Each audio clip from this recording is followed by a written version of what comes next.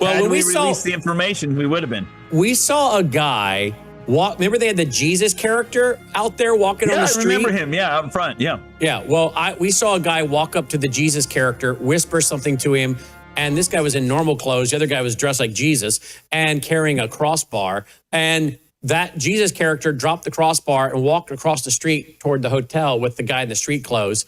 I think he was part of that whole group penetrating those protesters. Surveillance. 100%.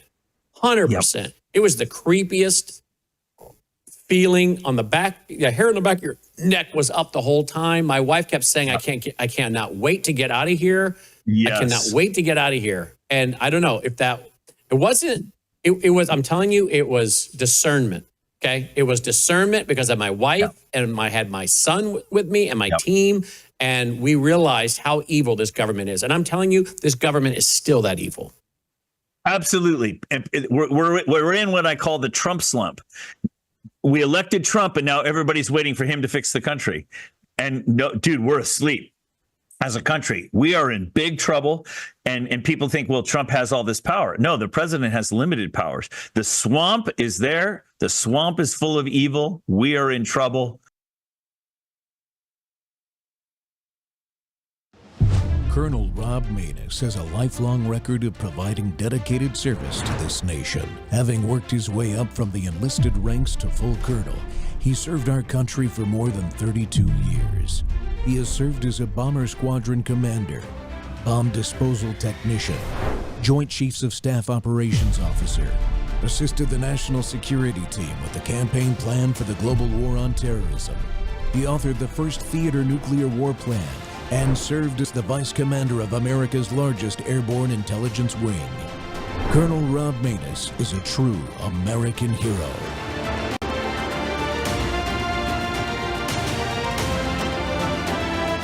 This is Rob Maness Live. Rejected a request by former President Joe Biden to block the release of audio recordings and transcripts of his interviews with a memoir ghostwriter before he was elected president. The National News Desk, Jeff Harris, joins us. We know Biden's team has launched several efforts, Jeff, to block the release of these tapes. But what comes next following the court's ruling? So in a 2-1 decision, a 3-judge panel from the U.S. Court of Appeals for D.C. ruling that public interest in these materials outweighs Biden's personal privacy concerns. But the court did put a temporary pause on the ruling until August 3rd, giving Biden time to appeal the to the D.C. Full Circuit or Supreme Court. Now, the materials at the center of this controversy include redacted transcripts and around 70 hours of audio recordings between Biden and his ghostwriter from 2016 and 2017 regarding his memoir titled Promise Me Dad. The tapes were originally obtained by special counsel Robert Hur during his 2023 investigation into Biden's handling of classified documents, where he ultimately declined to file charges. Following his decision, conservative think tank the Heritage Foundation filed a Freedom of Information Act request to obtain the recordings. Now, the Justice Department had released portions of the transcripts from these interviews, but they had not yet released the audio files themselves so that we, the American people, could listen for ourselves to see exactly what Joe Biden said, how he answered, how he delivered those answers. A spokesperson for Biden speaking out following the ruling, saying in part, quote, President Biden's conversations for a book a decade ago that discussed his late son are private and were provided to the Department of Justice on the express condition they stay that way, adding reversing course and making them public is just the latest example of this administration weaponizing the Justice Department for political retribution. Now, the spokesperson adding there that while Biden disagrees with the ruling, he does respect the courts and the role an independent judiciary plays in a healthy democracy.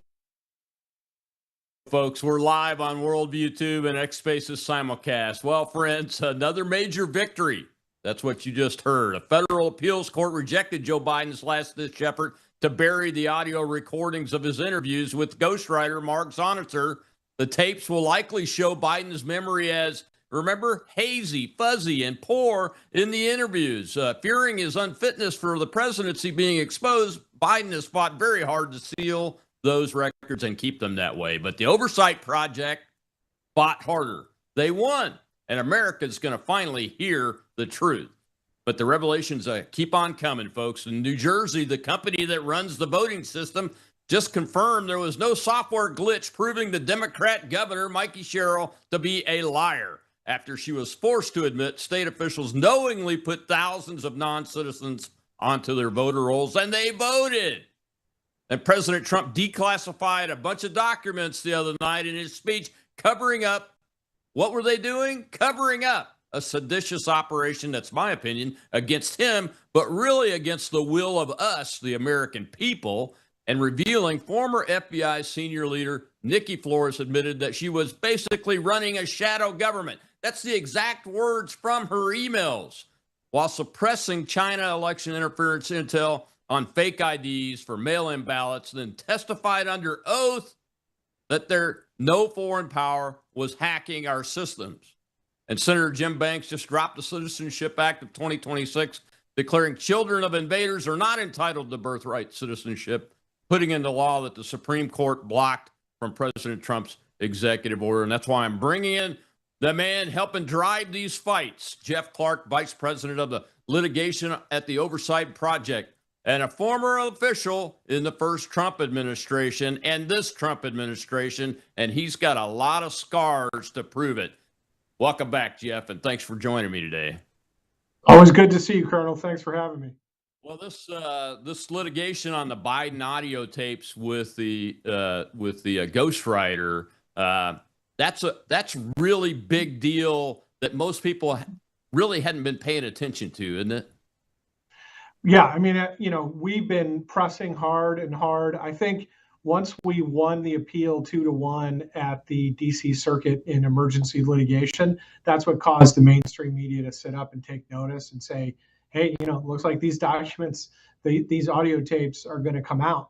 And, I think the American people are going to hear for themselves that Joe Biden, as of the time these interviews were occurring during 2016, 2017, he was already senile. He was already not, sufficiently mentally capable to be president. This is why we got the auto pen presidency from 2021 to early 2025.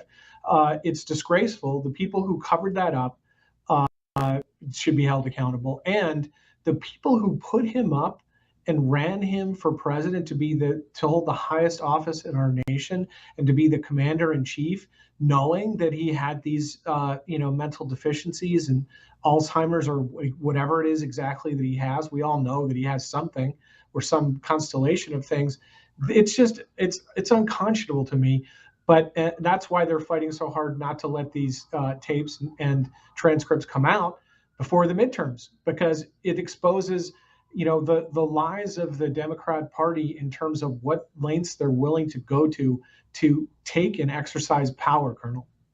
Yeah, you're absolutely right. Jeff, you've worked in 2 administrations now in the Trump years.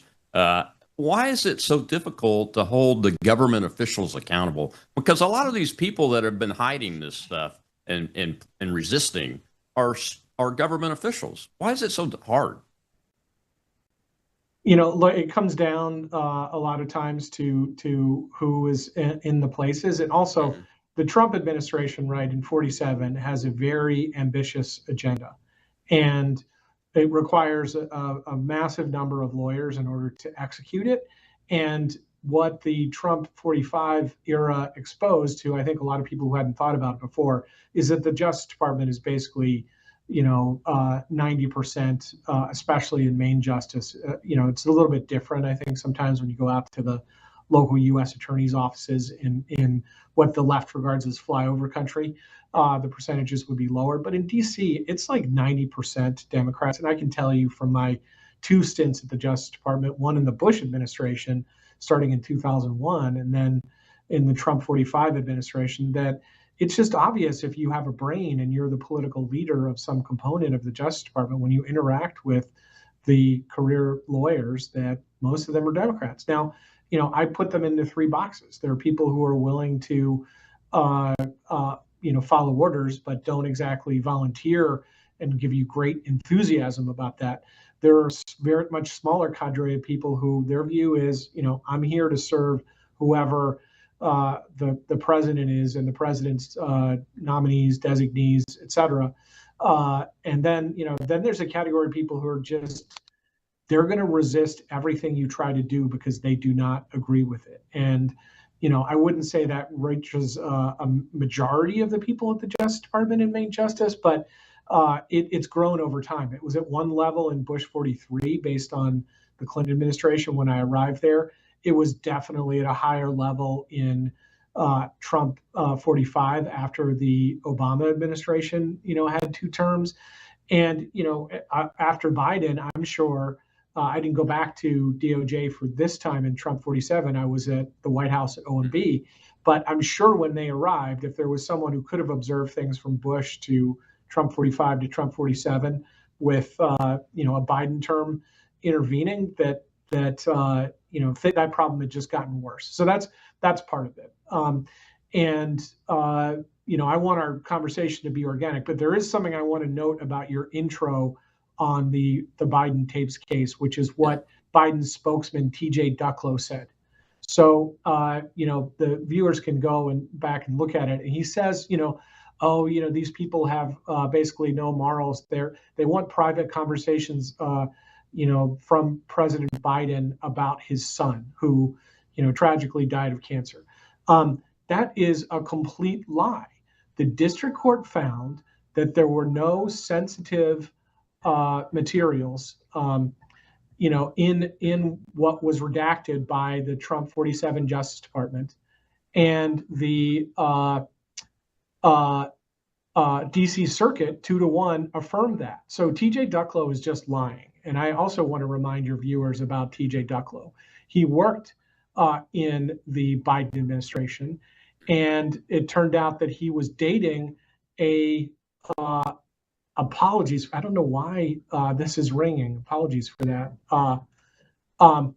Someone should get the message that I'm not going to be answering their call. Give me a second.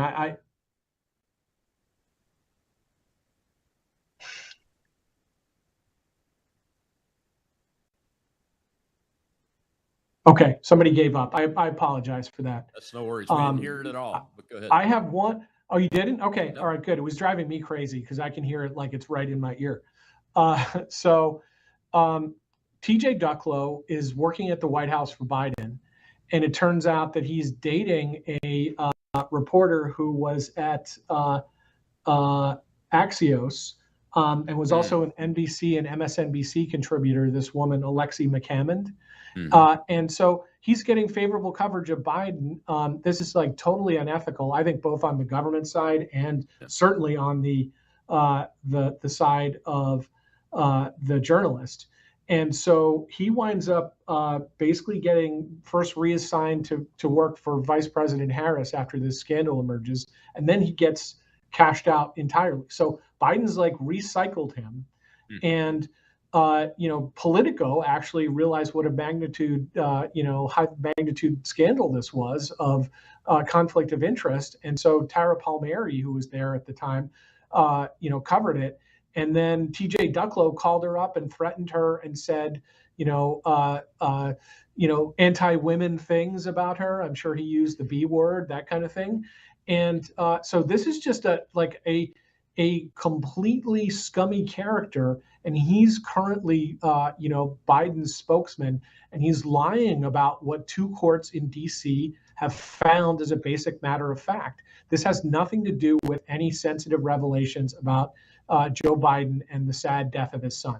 This is about his level of mental competence, and redactions have been applied to protect any privacy interest he has. And I'll just say, like at a super high level, Rob, that it's wacky that there's any notion of a privacy interest here. Joe Biden was doing these interviews in order to make $8 million on a book review and to decide whether to resurrect his flagging political career by running for president in 2016.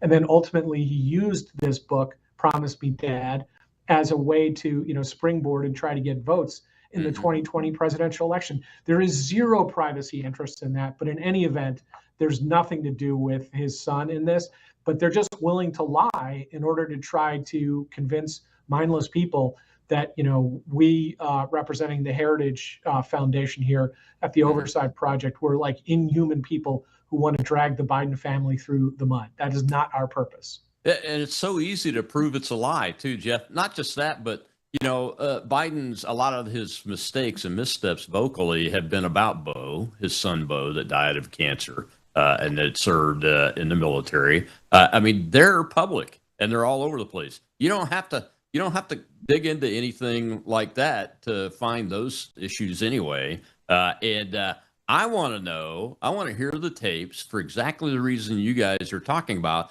is we deserve to know just how bad off this guy was and what the extent of it was and when it was. That's the American people's right to know that. Absolutely. We got to take a break. When we come back, I want to move into election integrity stuff. Man, a lot of breaking news about that, Jeff. And as I know, most people will probably remember, you've worked election stuff. And that's the memo that got you sideways with the entire weaponized Justice Department and a couple of state agencies, too. We'll be right back with Jeff Clark from the Oversight Project.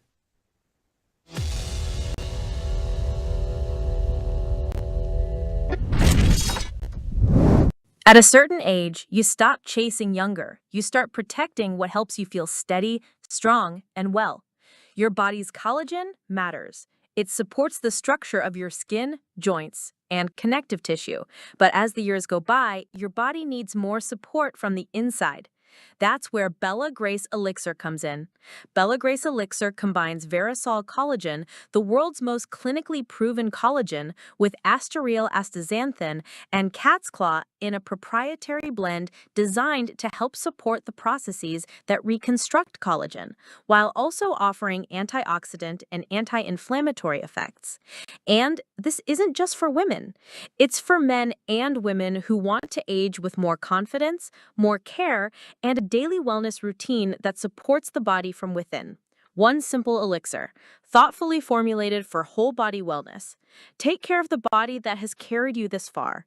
Order Bella Grace Elixir today at melissahousebg.com.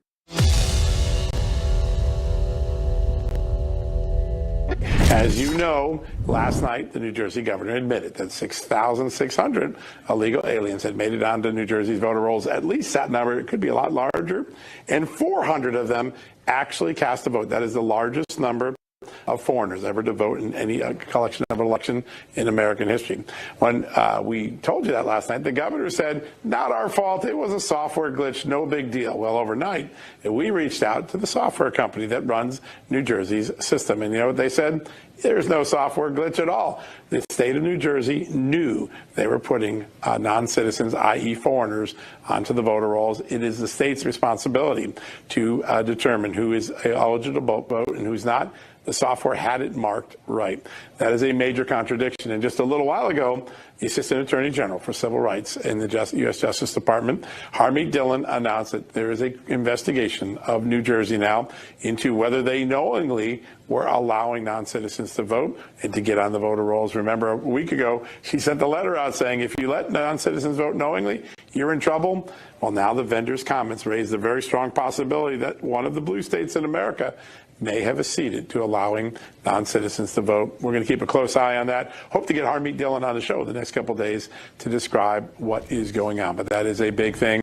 Welcome back to Truth Thursday here on the Rob Maness Show and the Worldview Tube Network. And we're live on our X Spaces simulcast, too. My guest today is Jeff Clark, Vice President of Litigation at the Oversight Project, former Trump appointed official, both in this administration and in the first Trump administration, and was in DOJ, and worked election issues, as a matter of fact. I'm sure y'all will remember that, Jeff. After all these years, and the next segment's dedicated to this stuff, too, so we could just go wherever we want. But after all these years of people denying, especially those on the left in these blue states, that they're registering both legal non-citizens and I'm sure illegal non-citizens too. A Democrat governor's finally had to come to the podium and make the announcement that it's actually true. And it's not like 100 people, it's over 6,000,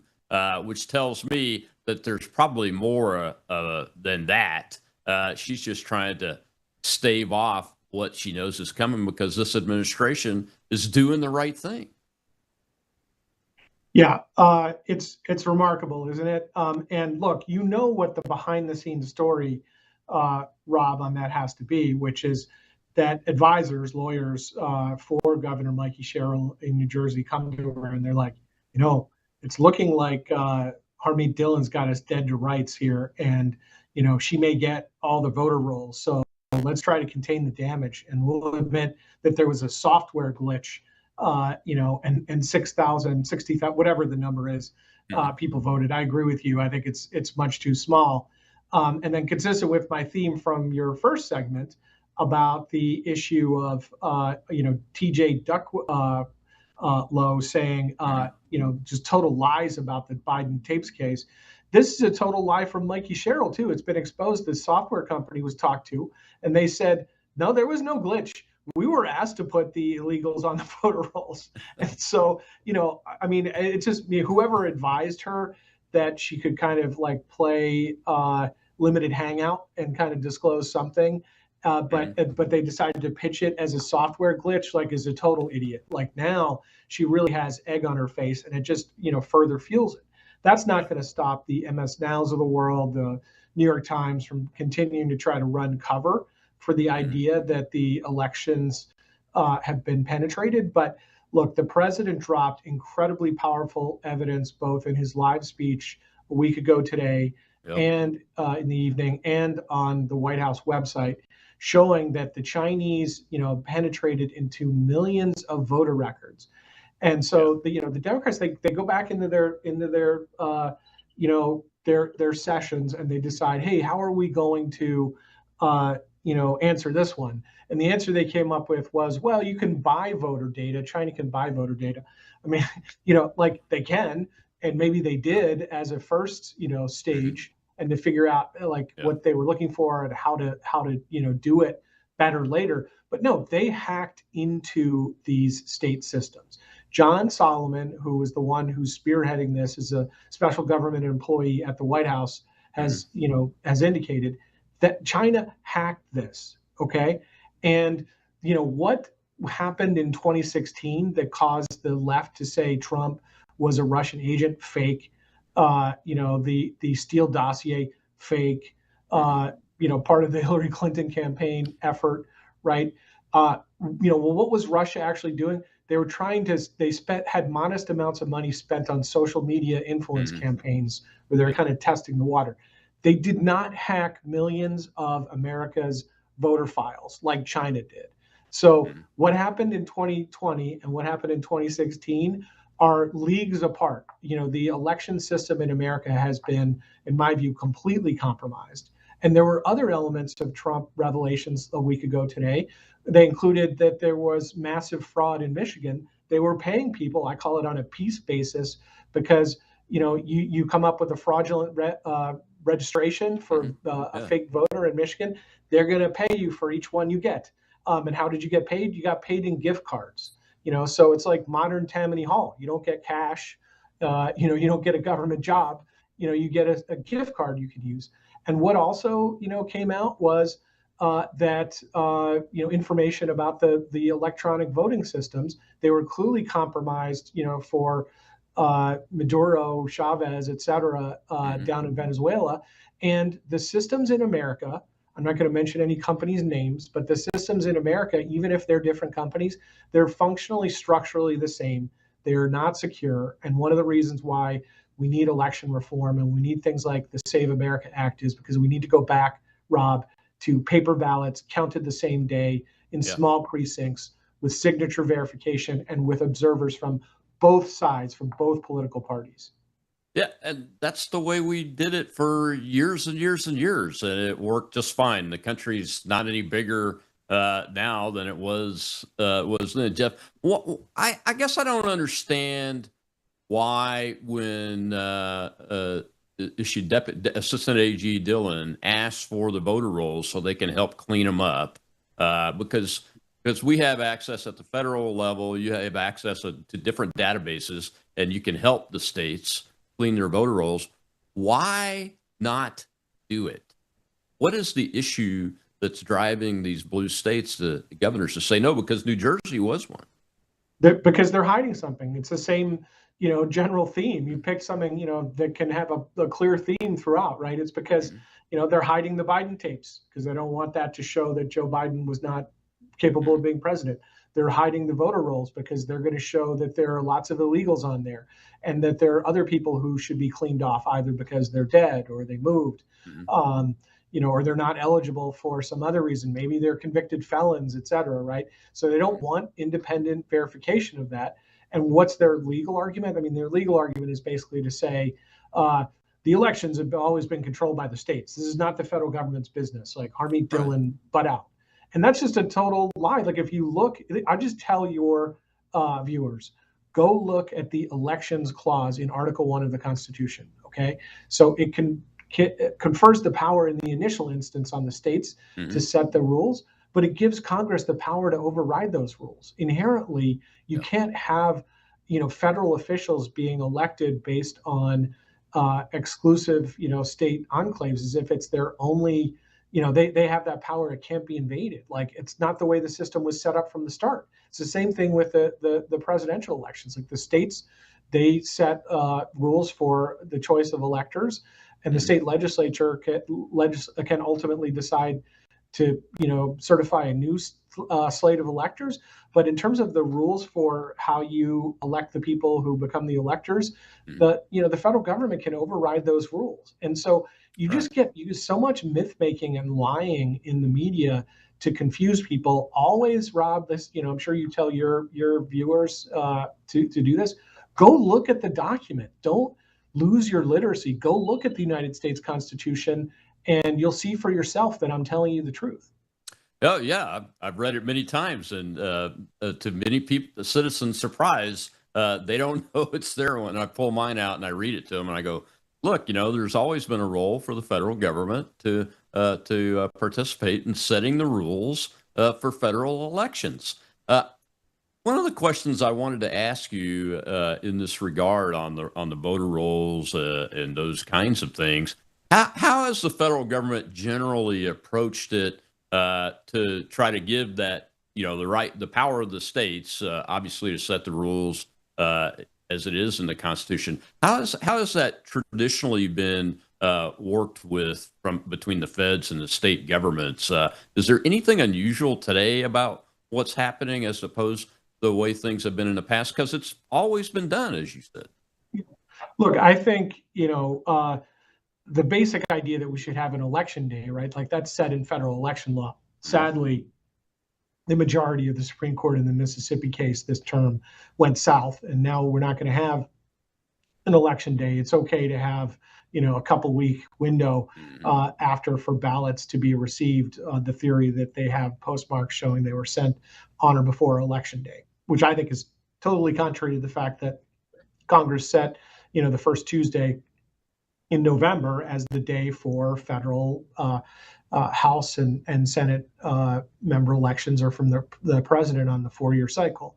But other than that, like the states have a lot of leeway on, the time and place and manner of elections, right? Like, the Constitution is not dictating to them where to have the polling places.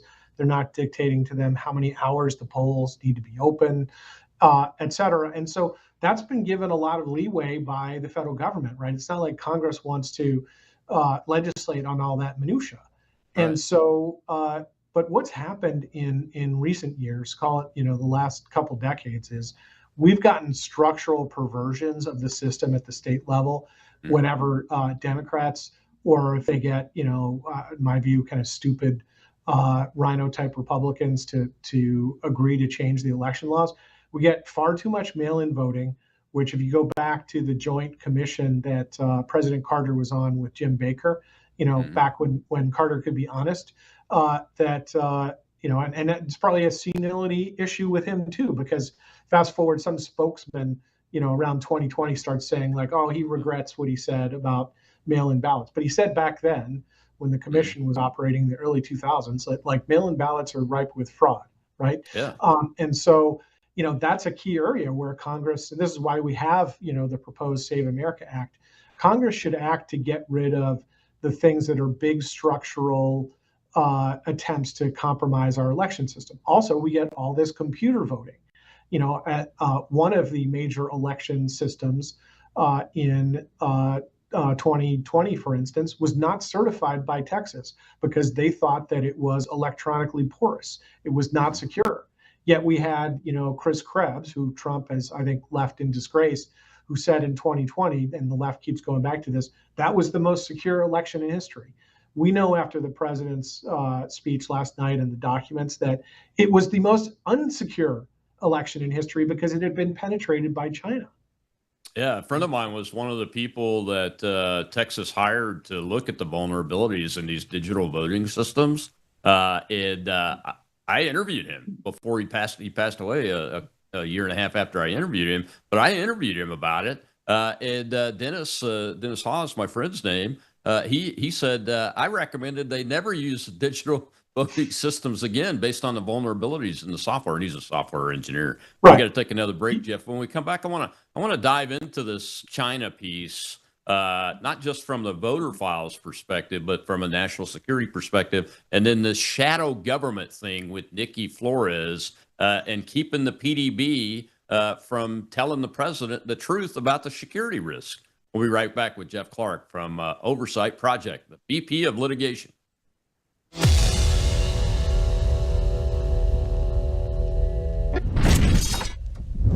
Take a look at the water you just poured. It looks clean. It tastes fine.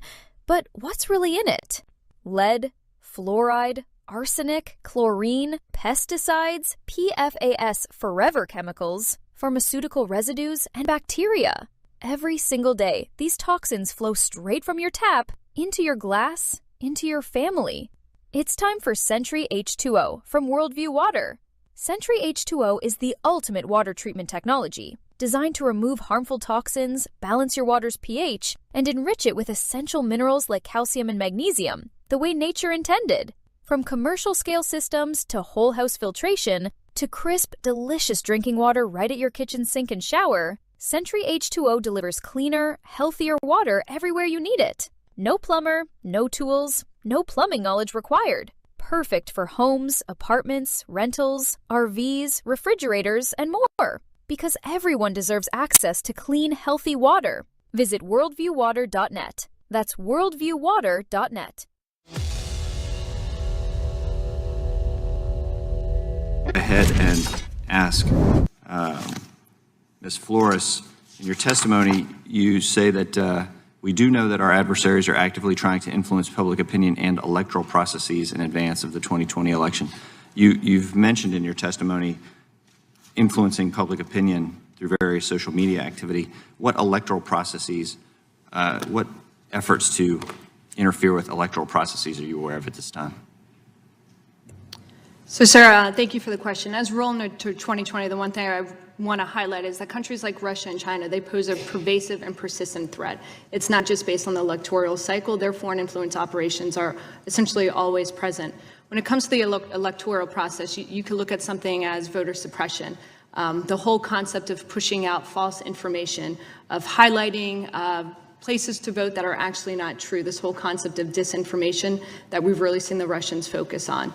Okay, that in and of itself can interfere with the electoral process. Okay, but nothing to the extent of actively trying to hack into or interfere with electoral systems. To date, sir, we have not seen anything specific regarding hacking into the electoral systems of the 2020 elections. Okay. Welcome back to the Rob Maness Show, and it's Truth Thursday, folks, and this is the day that I like to do a show that puts a lot of truth out there to contradict what people like that lady just said. And that lady's Nikki Flores, and that clip is from 2018, and so during the first Trump administration. And why is that important? And why is my guest today the VP of Litigation for the Oversight Project? Because it's Mr. Jeff Clark, who was in that administration in the DOJ. And Nikki Flores, I think Jeff was on, is she a seventh floor type in the FBI? Talked to Chris Wray all the time. And at the moment she was doing that, apparently the emails that President Trump declassified and released show that She was saying, I'm basically running a shadow government and we're keeping election material out of the presidential daily brief. And she's not only doing that internally in the FBI, but also working with people at the National Security Agency and other intelligence agencies as that PDB is constructed in order to do that. So it sounds like a conspiracy and sedition to me if she's attempting to prevent the president of the United States from doing his job and the will of the American people from being enacted through him to do his job by not telling him the Chinese have gotten 220 million voter files, which is almost all of them. I'll be honest with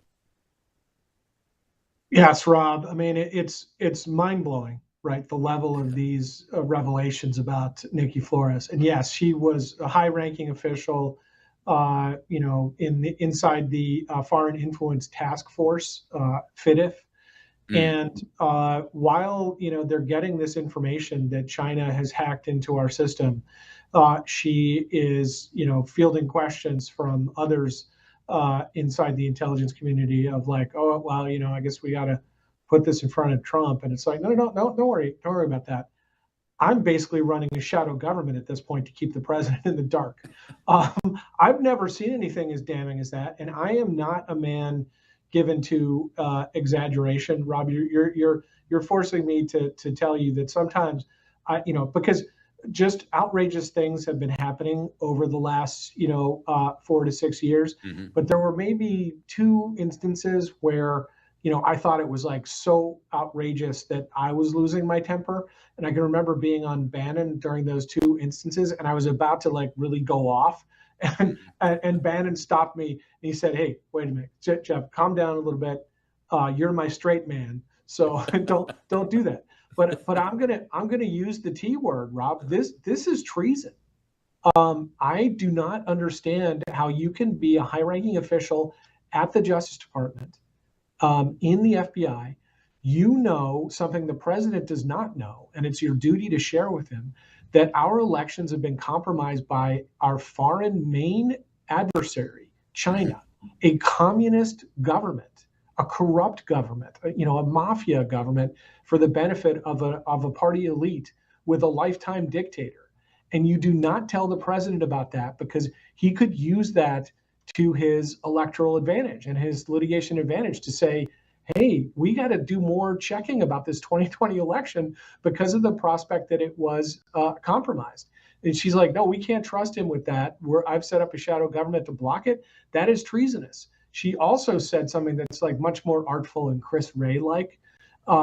She has an email where she says, I'm massaging the presidential daily briefings. Well, Right. Like whether you move the shoulder this way or that way, like that shouldn't be happening. The president should get the straight dope, Rob. This is what the military and intelligence agencies deserve. The president deserves from them. And if you compromise that, you are violating the constitutional chain of command. You are doing something that is treasonous and disloyal to the country. There's just no way around it. Oh, you're absolutely right. Look, I'm the Bannon. Unfortunately, I try to stay straight man type and only get angry at certain things. This is one of them. I'm just like shocked that when I read that email, somebody sent me a screenshot of it shortly after the president's speech, and I read it, and I'm like, this has got to be fake. You're kidding, right? And the person said, no, sir, this is really in there. You need to go look at the files and those kinds of things because I've been really livid to yell at about one other instance, and it has to do with the Obama administration and the intelligence capabilities assessment that set the stage for the Russia hoax. Because I deal in the military, in the Pentagon, I dealt in intelligence capability assessments and those kind of things. And as soon as I read the unclassified version of that, I was like, this has been faked. So this is the second time about this issue. The 2 things like you, I mean, I'm just absolutely livid. Now, you use the T word. You're the first former government attorney in this system of the Department of Justice that's worked in it that actually has used that word.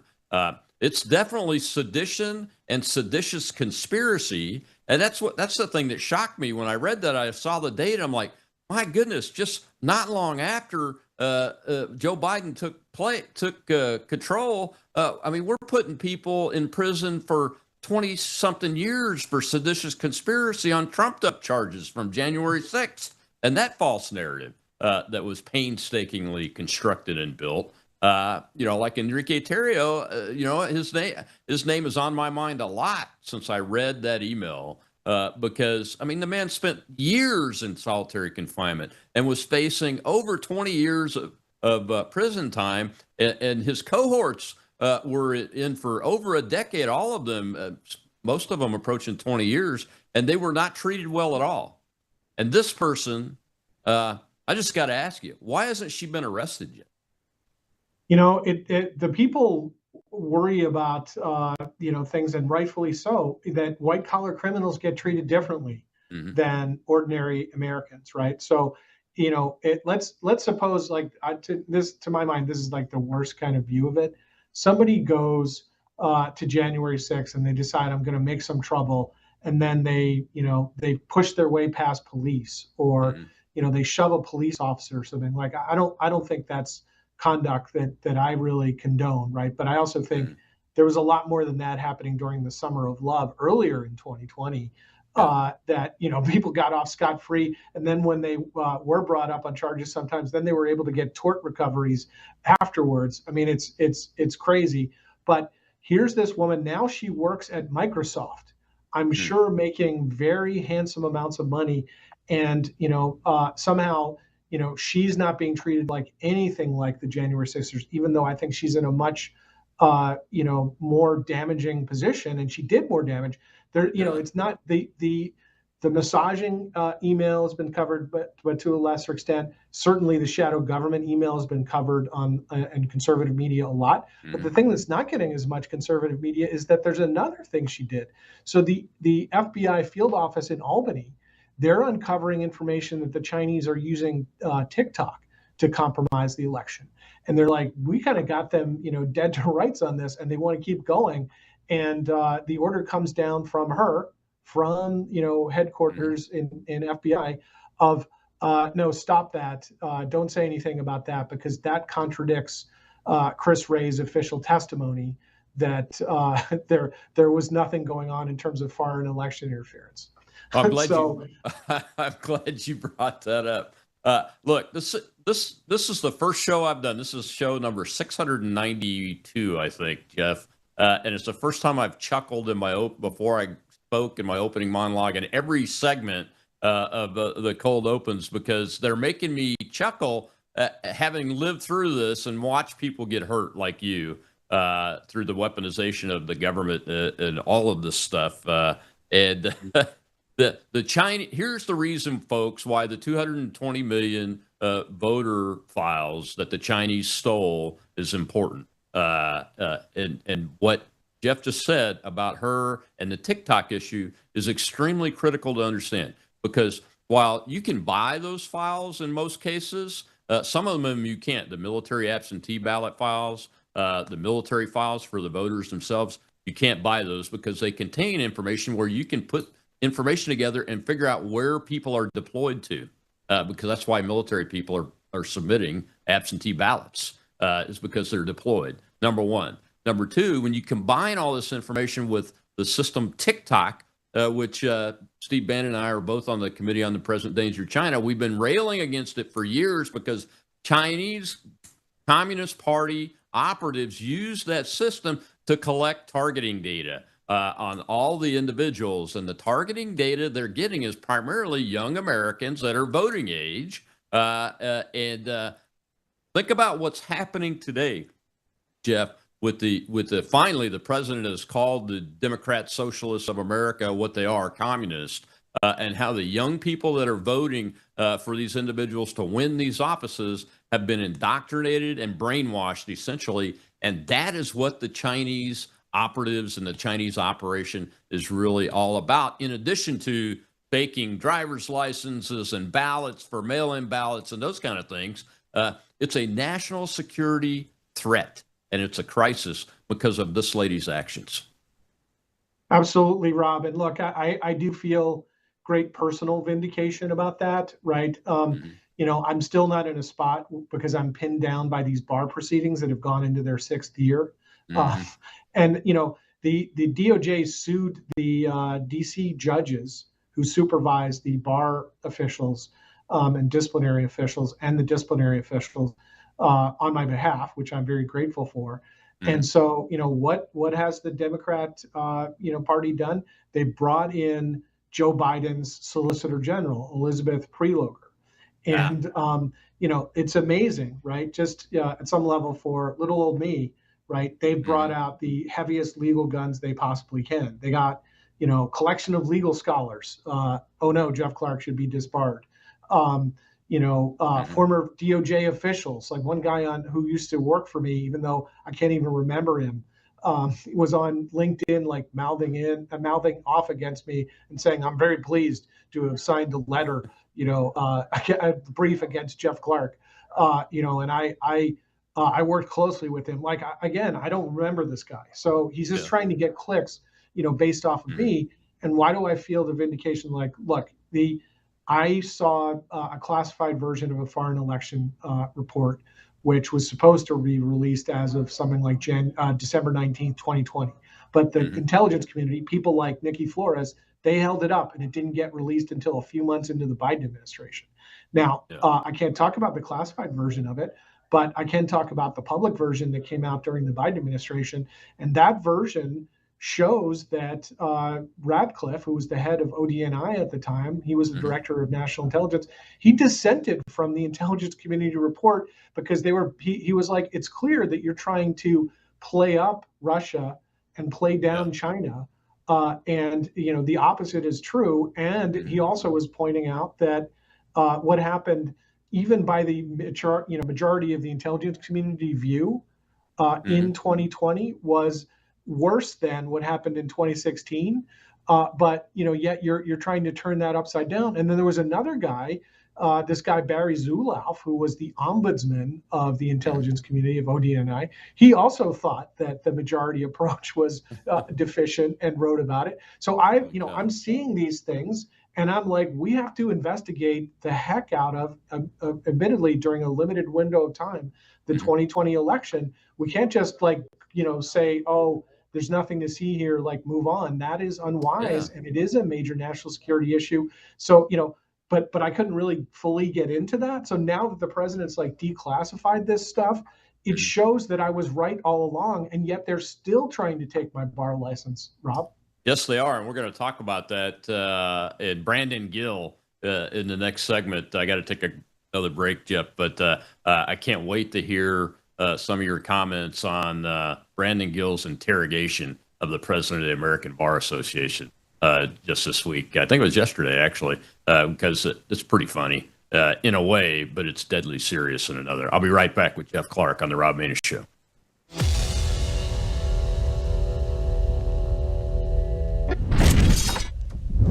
You woke up with a sore throat and a low-grade fever. You know you are getting sick, so here's your choices. You can get sicker and miss work. Try to see a doctor this week or sit hours in a crowded waiting room at urgent care. I have a smarter option for you. Open your medical emergency kit. Match your symptoms to doctor-recommended prescription in your booklet and take the right meds now and get well faster. This is not a first aid kit. It's like having an urgent care in your home. It includes doctor-prescribed medications to treat over 39 medical issues like respiratory infections, strep throat, pneumonia, UTIs, and more. No waiting to see the doctor and no standing in line at the pharmacy. It's right here. Every home should have at least one medical emergency kit, and here's how to order. Go to worldviewhealthcare.com. Your kit to treat dozens of common and serious illnesses is rushed to your door. worldviewhealthcare.com. That's worldviewhealthcare.com. The emergency kit available at worldviewhealthcare.com. Make sure you don't have to go to urgent care. I got pneumonia. I didn't have to go. I took this last year. Stayed at home, went to bed.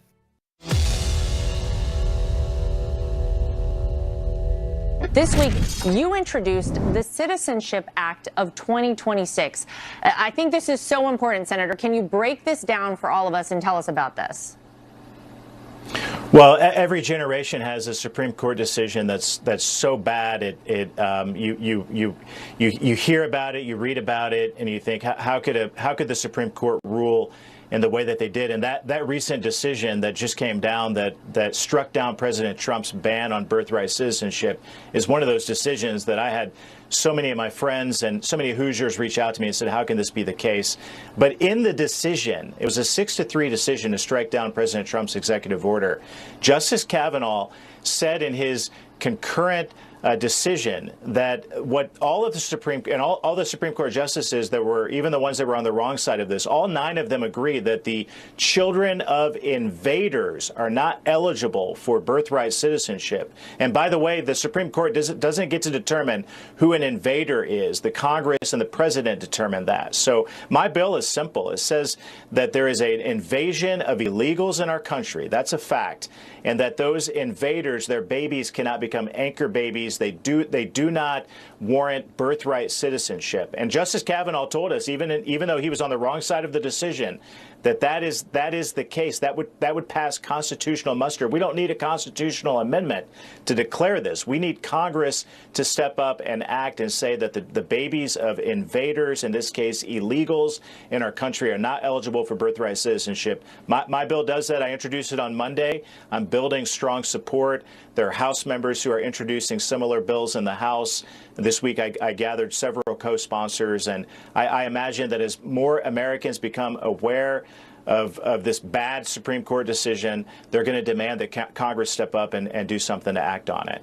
I mean, it's just common sense. I think you're right. Once people learn more about this and what's actually been going on, they're pretty outraged, especially when you see the billboards popping up at the southern border, Senator.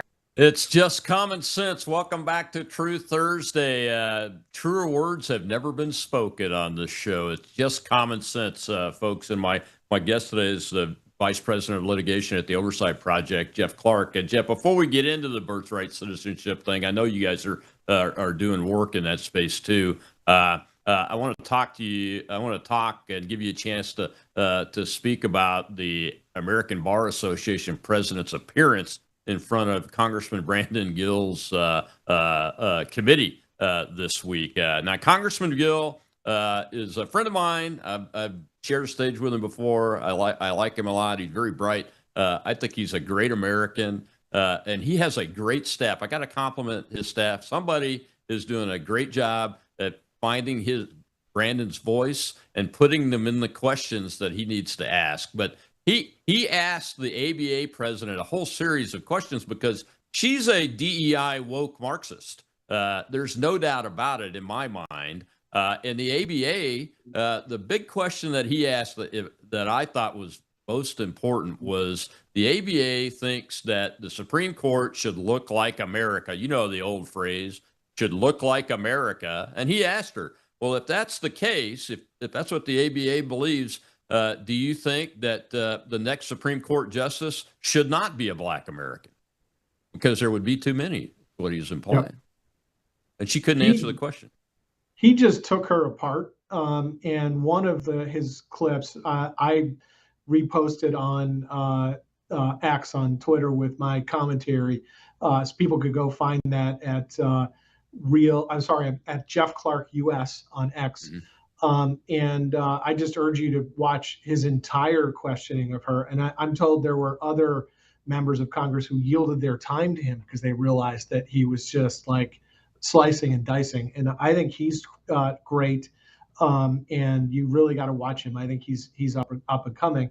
And look, I was a high-ranking official in the ABA, Rob. You probably don't know this. Like, this is the kind of thing that the mainstream media doesn't tell Americans because they decided to portray me as like, a nobody with no expertise in anything, who was just a Trump toady and would do whatever President Trump said. Not that I have like these massive mainstream legal credentials, from big law and from the ABA. The administrative law section, which I was on the governing council of the ABA about, is more moderate than other parts of the ABA, and certainly, of the people who occupied the presidency for many decades now.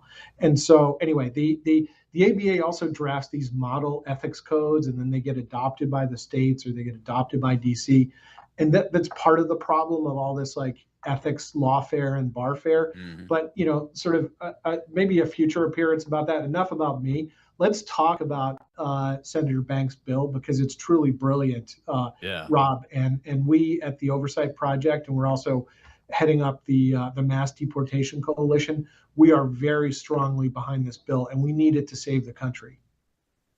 Yeah, so that's one of the things I wanted to ask you because I know that. I mean, look, Jeff, the Senate is just being intransigent over the Save America Act, but they'll do things like just before I came on, I saw a public announcement that they put the next Ukraine support bill, funding bill, on the schedule at the same time that they're saying that, well, they got to get the NDAA funding bill passed before they can do reconciliation, which has parts of the Save America Act on it, et cetera, et cetera, et cetera.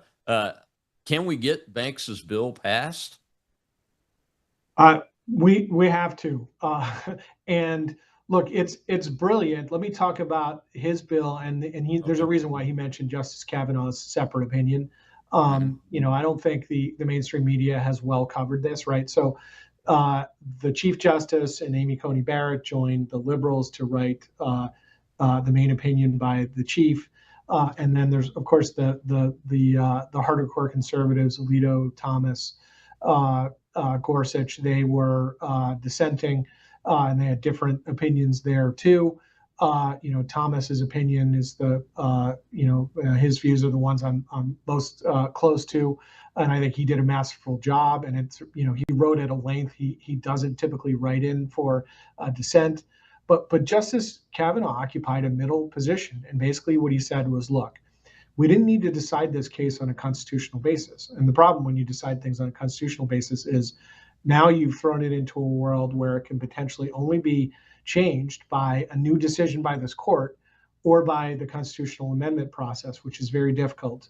Obviously it's only happened, a limited number of times in our history, especially if you kind of like take the first 10 amendments, the Bill of Rights, that followed quickly in the wake of the ratification of the Constitution, vindicating George Mason, his view that we needed a Bill of Rights, right? Like then you really get down to pretty limited number over our 250 years, less than that in terms of the ratification of the Constitution that have been passed.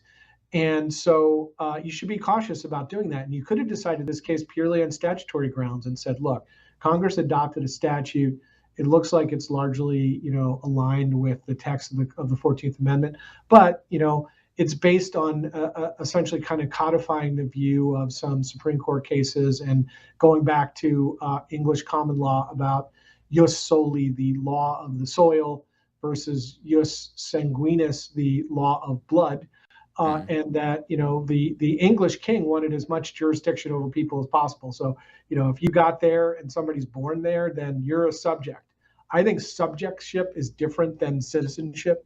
I think the atom of sovereignty, to repurpose a Justice Kennedy quotation, was split when the Declaration of Independence was announced, and then the Constitution followed in its wake after the bad experiment with the Articles of Confederacy being too weak. And that element of citizenship is what's being totally trampled by this idea that we can have birthright citizenship. I commend everybody to read Justice Thomas's masterful dissent about that. But the interesting thing about this idea of the statute and of the case law that the Chief Justice draws on is that there are common law exceptions that were created, like for children of ambassadors, like for invaders, children of invaders. And so these were not passed as the text in our Constitution in the 14th Amendment, right? Yet these exceptions are now recognized. Okay, well, if we're going to have these exceptions, one of them is for invaders. And so Senator Banks brilliantly is saying, okay, we're going to double down on that. That's what you say. Then here's an exception. We've defined people of illegal aliens, their children, as invaders. And so that means that they can't have birthright citizenship. Like that's a, game, set, match kind of move. You're right that we need to focus on the practicalities of getting it passed. But I think that, the chief and Justice Barrett, like that's really, if they see that as the expression of the will of the American people through Congress in a new law, especially given that there's Section 5 of the 14th Amendment that gives Congress the powers to enforce the 14th Amendment, I think they'd have to, put their hands up and say, all right, well, then, people who are the children of declared invaders under the law of Congress, they're not citizens. I think it's just great. And so we're totally behind it. We need to save the country, Rob. And, Senator Banks's bill, the Save America Act, we need them both. You're absolutely right, sir. That's why I wanted to get you to talk about it, because of the bill itself and the fact that Oversight Project is supporting it and everything. Tell folks real quick, I'm out of time, unfortunately. Tell folks where they can find Oversight Project so they can help. Sure. So yeah, please come help us. Please come follow us, even if you don't have the means to help. It's at itsyourgov.org. So itsyourgov.org. And then on, it's the same handle, with an @sign on X. And you can follow me on X. My primary account is Jeff at JEFFCLARK on X. US. I'm sorry, US. US at the end Jeff of it. Clark US. Yeah, at Jeff Clark US. So, all right, sir. Thank you very much. I appreciate all your time. I know you're a very busy guy. We try not to tap in too often, but I look forward to having you back soon. Excellent. Thank you, Rob. I always enjoy it. And, you know what you're talking about. And when I, throw out some of these constitutional points, like, I can tell you're nodding from understanding. Sometimes I appear, in more general sources and there's not the expertise. So kudos to you. Well, this is fantastic. Thanks a lot. We'll see you later. And Monday, folks, More War Monday. Todd Wood, CDM Press CEO, has been in Lebanon all week. So we're going to have some interesting discussion on More War Monday. I'll see you then.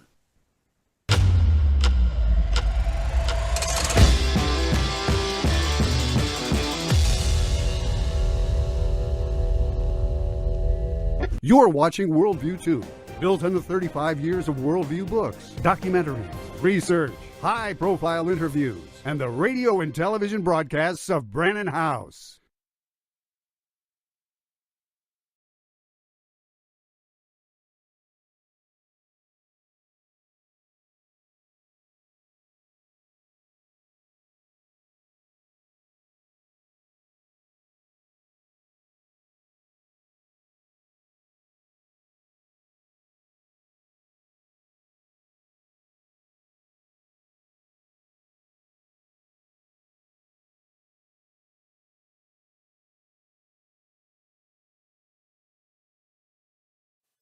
The dollar is dying. It's going down, and inflation is soaring. Are you prepared to lose through inflation your life saving, your purchasing power? I don't think you have to. I would urge you to go right now to worldviewgold.com. Worldviewgold.com. Get the free packet of information available, because you know what? I've been working with this company for about 17 years. And I trust them. Now, look, I don't give financial advice. I give financial opinion. And my opinion is you should do your own homework and your own due diligence. And I think that starts with getting the free, no obligation packet of information on how to put gold into your IRA, how to acquire physical gold or silver, or what is known as numismatic, 1933 and older. Education is crucial.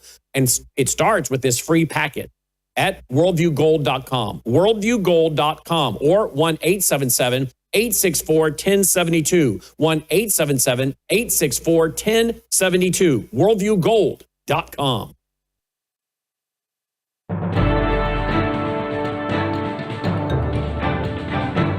Faith, spiritual values, moral issues, government, economy, education, work, responsibility.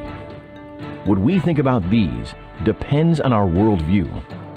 Now, VCY America presents Worldview Radio with Brannon House. And we're going to be joined today by Dr. Andy Woods. Normally he's with us on Fridays, but he will be gone on Friday. We don't want to miss a chance to chat with the good doctor, so he's going to join us here in just one moment. Tonight on Brannon House Live, I want to give you guys a little heads up here, because we are going to be having a conversation that, well, I think, again, we're going to be ahead of the trends. That's what we've done here consistently over and over again. I have an email I want to read to you here. I'll find it after we get going here, from a gentleman who has been in law enforcement for years. And he wanted to say that what I was talking about last week with the deficit of good police officers and recruits was so spot on. And he went on to add more to it. And as you know, that's something we were warning about probably 12, 15 years ago, a long time ago. Warning, don't respect someone just because they're wearing a uniform, military or police, because you're going to see a transformation in law enforcement. You're going to see a transformation in the U.S. military. How did I know that? Because I know what the ideas and agenda are, what those agendas are by the left, by the Marxists, by the Islamists, by the globalists. I know history. It doesn't repeat itself, as one man said, but it rhymes. So it wasn't hard to predict that trend. Go back to my book, third book in 1995, Reclaiming a Nation at Risk. I told you we would have vaccine tracking systems, that those systems would be used to penalize and to target conservatives, Christians.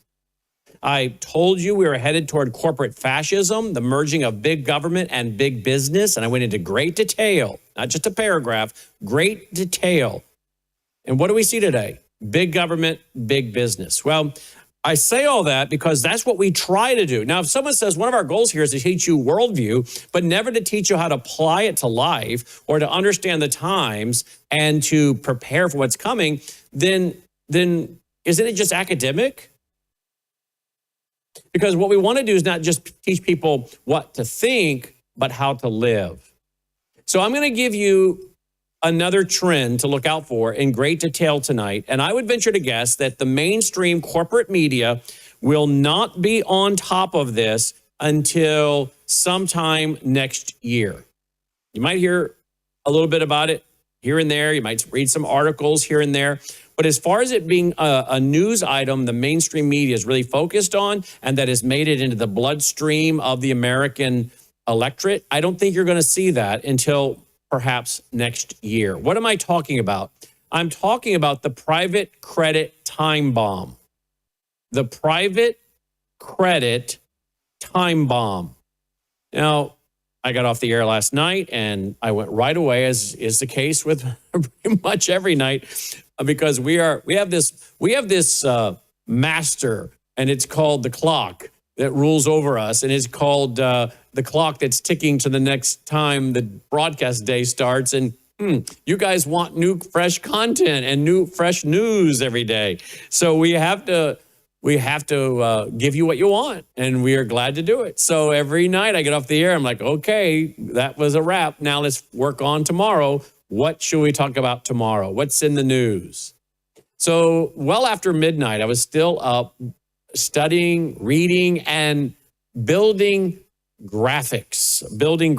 And I'm going to have several tonight, several graphics. And I think we already have Ed Dowd, who had been with BlackRock. He is one of the most prominent voices warning about this. And I'm going to do my Worldview Report commentary tonight on this. And I'm going to talk about it on my radio TV show tonight. And I'm going to bring it up again and again and again. Because I don't give financial advice. I give financial opinion.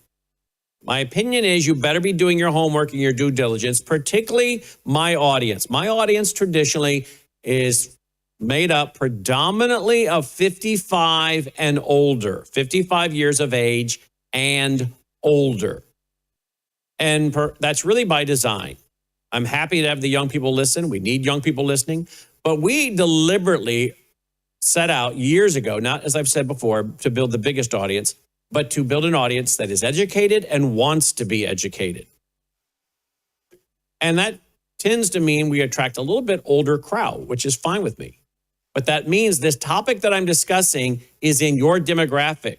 For the bulk of the audience, this is in your demographic. You, me, 55 and older. I'm 57 now. I think I am. I always have to ask the kids, the wife, how old am I now? 50. Can you imagine that when you're a kid? You never forgot how old you were. You know how old you are. I'm 10 3/4. I'm 10 1/2. You knew, right? Now I have to say to the wife and kids, I don't know, I think I'm 57. I was wrong last year. I kept saying I was 57 and I was really 56. So sometimes I need a little help here. But I'm in that demographic with you guys. And you need to hear this. And you need to do your own homework, because I do not want to see anyone in my audience damaged. We love our audience. I want to protect our audience. We want to serve our audience. I don't know if you guys are hearing that, but that's a nail gun going off. No one's firing shots in the studio. Just, you heard that in the background. I don't know. Maybe this mic is so good it won't come over, but that's a nail gun going on down the hall. Were they hearing that? A little bit, maybe. Yeah. Yeah. If you did hear it, you're probably thinking, oh my, he's got an active shooter situation. Dolly is now under my desk. All right, where was I? So you need to do your homework, folks, because I don't want to see any of you wiped out. I don't want to see any of you that are on a fixed income, any of you that are retired. I don't want to see that. And most of you probably, well, I don't know, I shouldn't say that because it's such a well-educated audience. So I'm sure maybe some of you and maybe a lot of you, I don't know. But the mainstream corporate media is not concentrating on this issue of private credit and the private credit time bomb. And it's not that hard. That's why I love to build graphics, to take things that are complex and break them down. You've got private credit firms. What they do is they raise capital from investors. A lot of times these are big money people. They take the money and then they make loans, high interest loans, to middle market companies, real estate, other assets. And then those assets are sold sometimes to, listen now, insurance companies and investment companies, which for some of you includes your pension. All right? Now, the issue becomes quickly that the loans are risky. They can be risky, and they're not easily made liquid. It's hard to cash out. There's little transparency or oversight. So how much gambling is going on here, folks? Valuations are based on models, not market prices.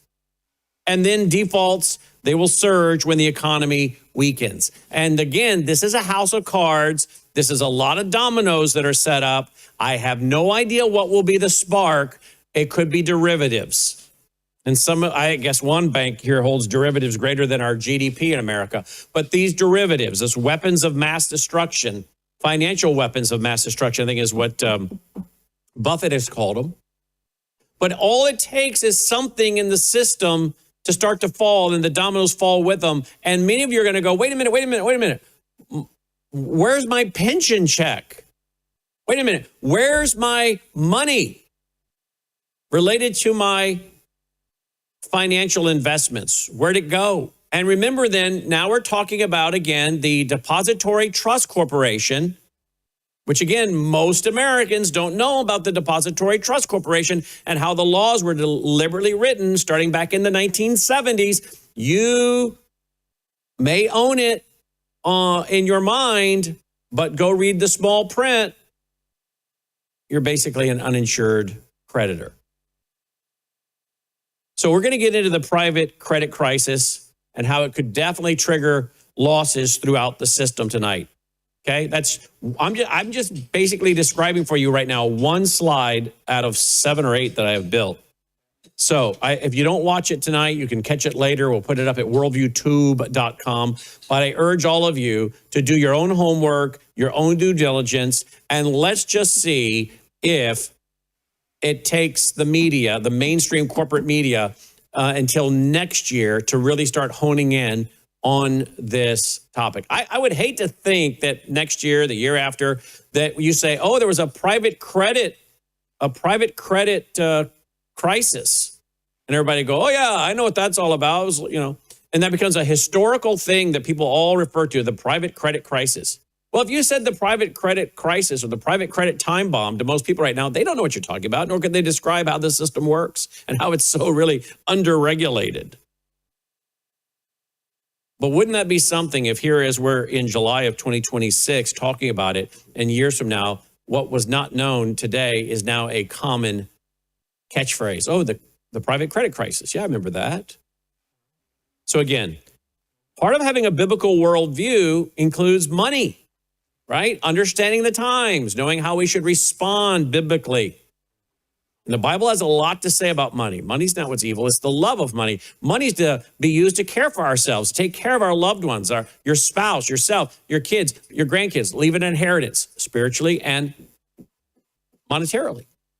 It's to provide for your family's needs, maybe provide for that of the needs of some others, to be a blessing to others, support ministry, the Great Commission, save for your older age, for your health care, so that your spouse, you and your spouse, are treated with the dignity and the sanctity of life that you deserve. And I don't want to see any of that wiped out because no one explained it to you. I wonder how many of you have financial planners that have ever said to you, hey, we need to schedule a phone call because I'm concerned about what looks like a coming private credit time bomb. And I think at your age, you guys have way too much in the market and we need to get a little more conservative because when there is a 30, 40% correction, if that happens, you don't have time on your side to come back even. I wonder how many of your financial planners have done that with you. If you have such, you're very blessed. I don't think most financial planners are saying, let's take money out of the system that pays a lot of them commissions every month, and let's diversify it into something like, I don't know, precious metals, something that doesn't have a liability against it, something that is out of the system you have control of because they don't get paid on that. So think for yourself, think what is right for you so you're not taken advantage of. All right, joining me now is Dr. Andy Woods, attorney, pastor, seminary president, father, husband, author, whole 9 yards. Dr. Woods, welcome back to the broadcast. Thanks for being with us on a Wednesday, not a Friday, because I know you'll be gone this Friday. Great to be here. Thanks for having me. Any thoughts on my opening monologue today? I know as a pastor, as a guy that watches the news and a lawyer, you might have some thoughts on what I just talked about. Well, just it's sort of shocking to realize that the Bible talks more about money than it does any other single subject. And, the Bible talks quite frequently about how, the foolish don't take precautions for the future and suffer for it. The biblically wise person, sees trouble coming and makes adjustments. So if people want a great book on money, read the Bible. You might start with the book of Proverbs, but the whole Bible is about money. Wow. All right, we'll be right back. Lots to talk about with Dr. Andy Woods. How does the Iran war ultimately end? We'll be right back. Take a look at the water you just poured. It looks clean. It tastes fine. But what's really in it? Lead, fluoride, arsenic, chlorine, pesticides, PFAS forever chemicals, pharmaceutical residues, and bacteria. Every single day, these toxins flow straight from your tap into your glass, into your family. It's time for Sentry H2O from Worldview Water. Sentry H2O is the ultimate water treatment technology, designed to remove harmful toxins, balance your water's pH, and enrich it with essential minerals like calcium and magnesium, the way nature intended.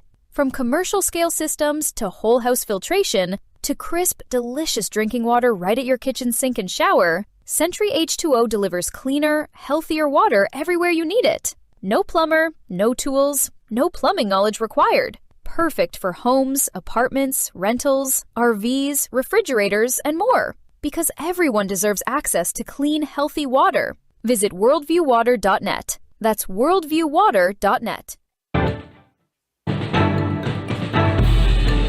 All right, welcome back. Glad you're with us. Worldview Radio, website worldviewradio.com. All right, Dr. Woods, let's talk a little bit about Iran, how Iran ultimately ends according to the Bible.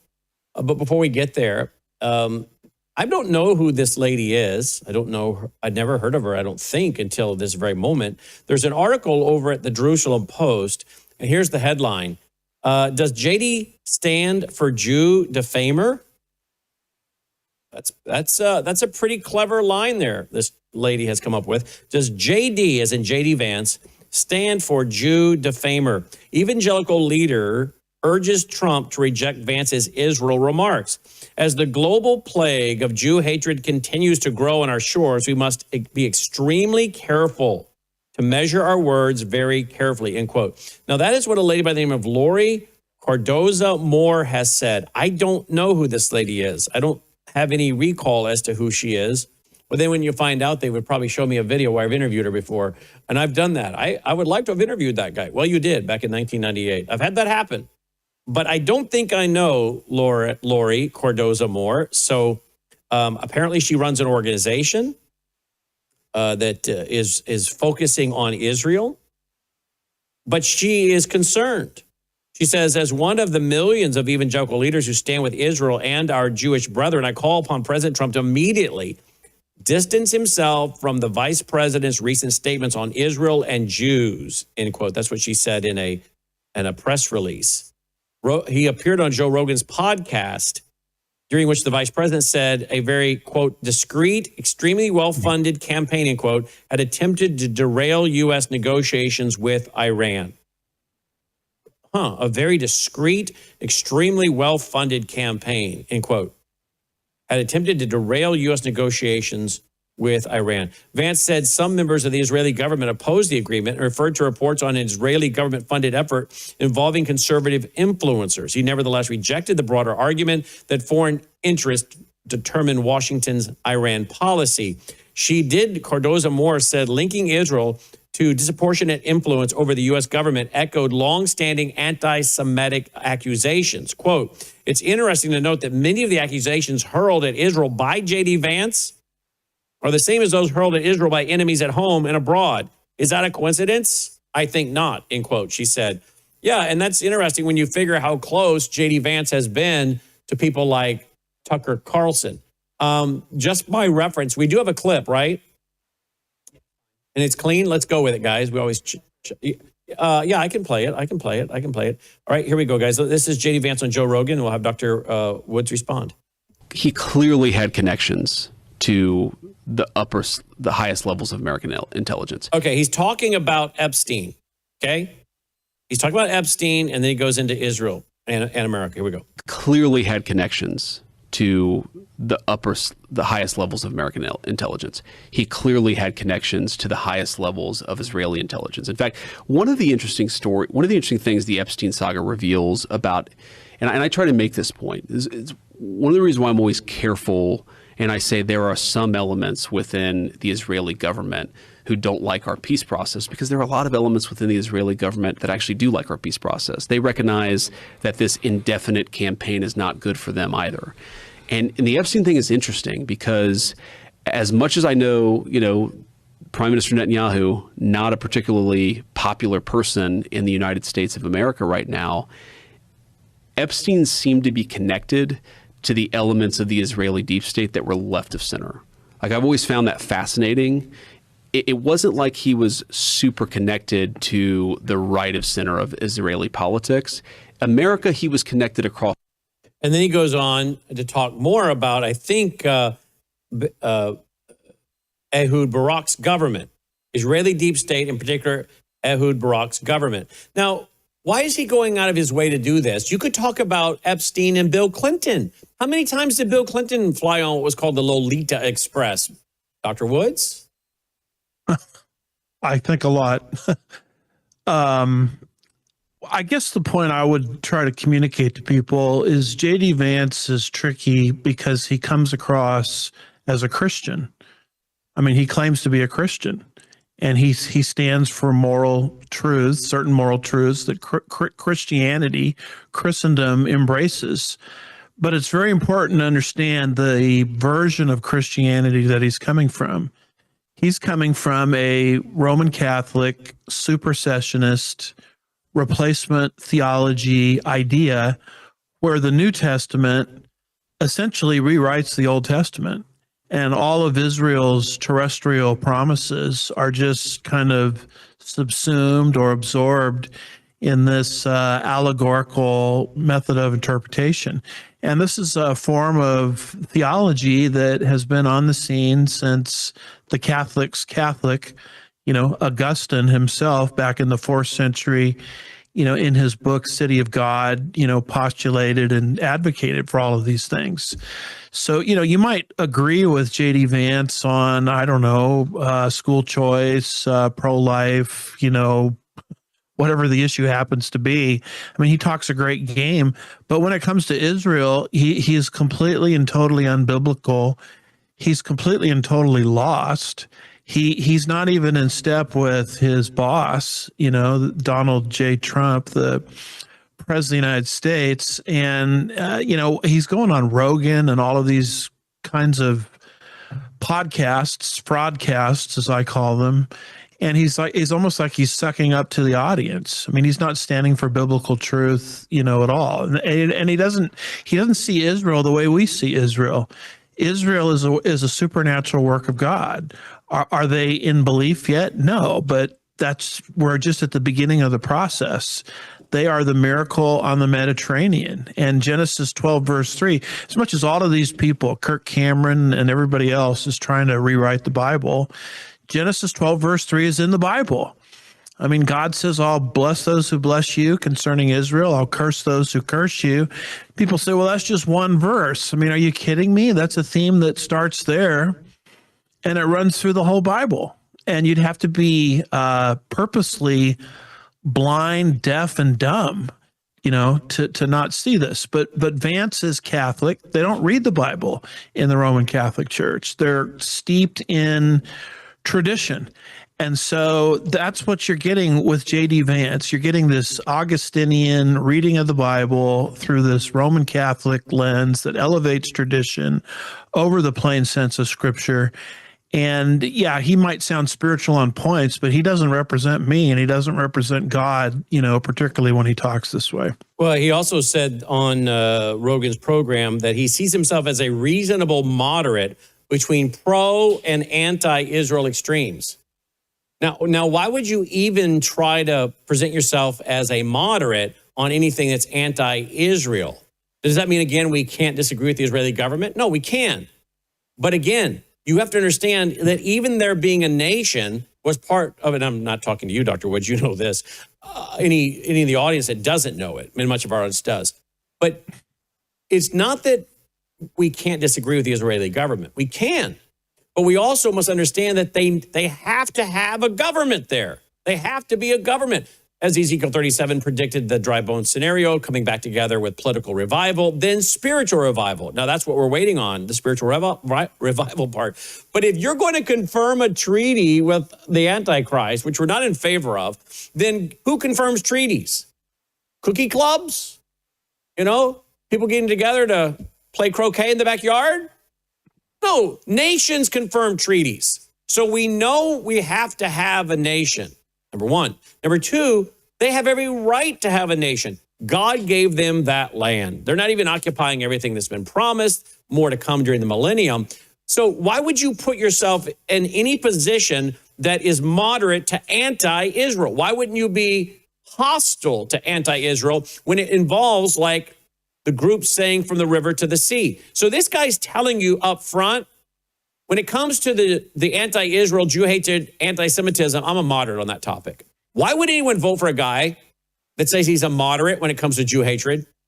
And I think that's what he's saying. He may disagree with my characterization, but I don't care. Well, first of all, this whole thing, you guys agree with Israel on everything. What a preposterous accusation to level against us when our Bible, I'm thinking of Revelation 11 around verse 8 and 9. It talks about Israel, the city of Jerusalem, being Sodom and Egypt in the last days.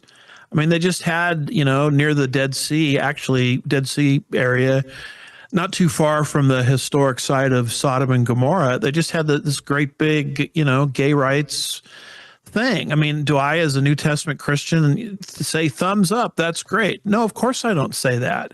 But I support Israel in the sense that I see God's hand at work in the life of the nation because God has a program for her in unbelief before she moves into belief. So Sodom and Egypt, unbelief. The treaty that you were talking about a little earlier, that's God's plan for her while she's in unbelief. In fact, Isaiah 28, I think it's around verse 15, I think it's repeated in verse 18, says that when Israel enters into that treaty, she's entering into a treaty with Sheol, or hell itself. So obviously, I don't think Israel is in faith when she's doing that. So I'm not sitting here a cheerleader for everything Israel does. But here's what the Apostle Paul says, and nobody talks about this verse for whatever reason. It's in Romans 11, verse 28. Paul says, currently, speaking to the church at Rome and all of the trouble the unbelieving Jews caused for the early Christians, they are your enemies, okay, currently. However, they are beloved on behalf of the fathers or the patriarchs. So can they be troublemakers? Of course they can be. We can all be troublemakers when you get right down to it.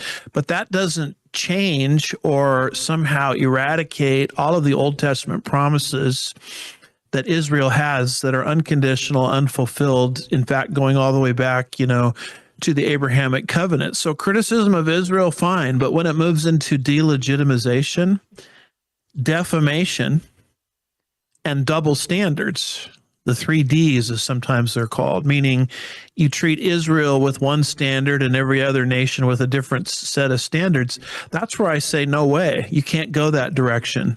Mm-hmm. And I am, from this standpoint, a Zionist, meaning I believe Israel has a theological and a legal right to be exactly where she is, geographically.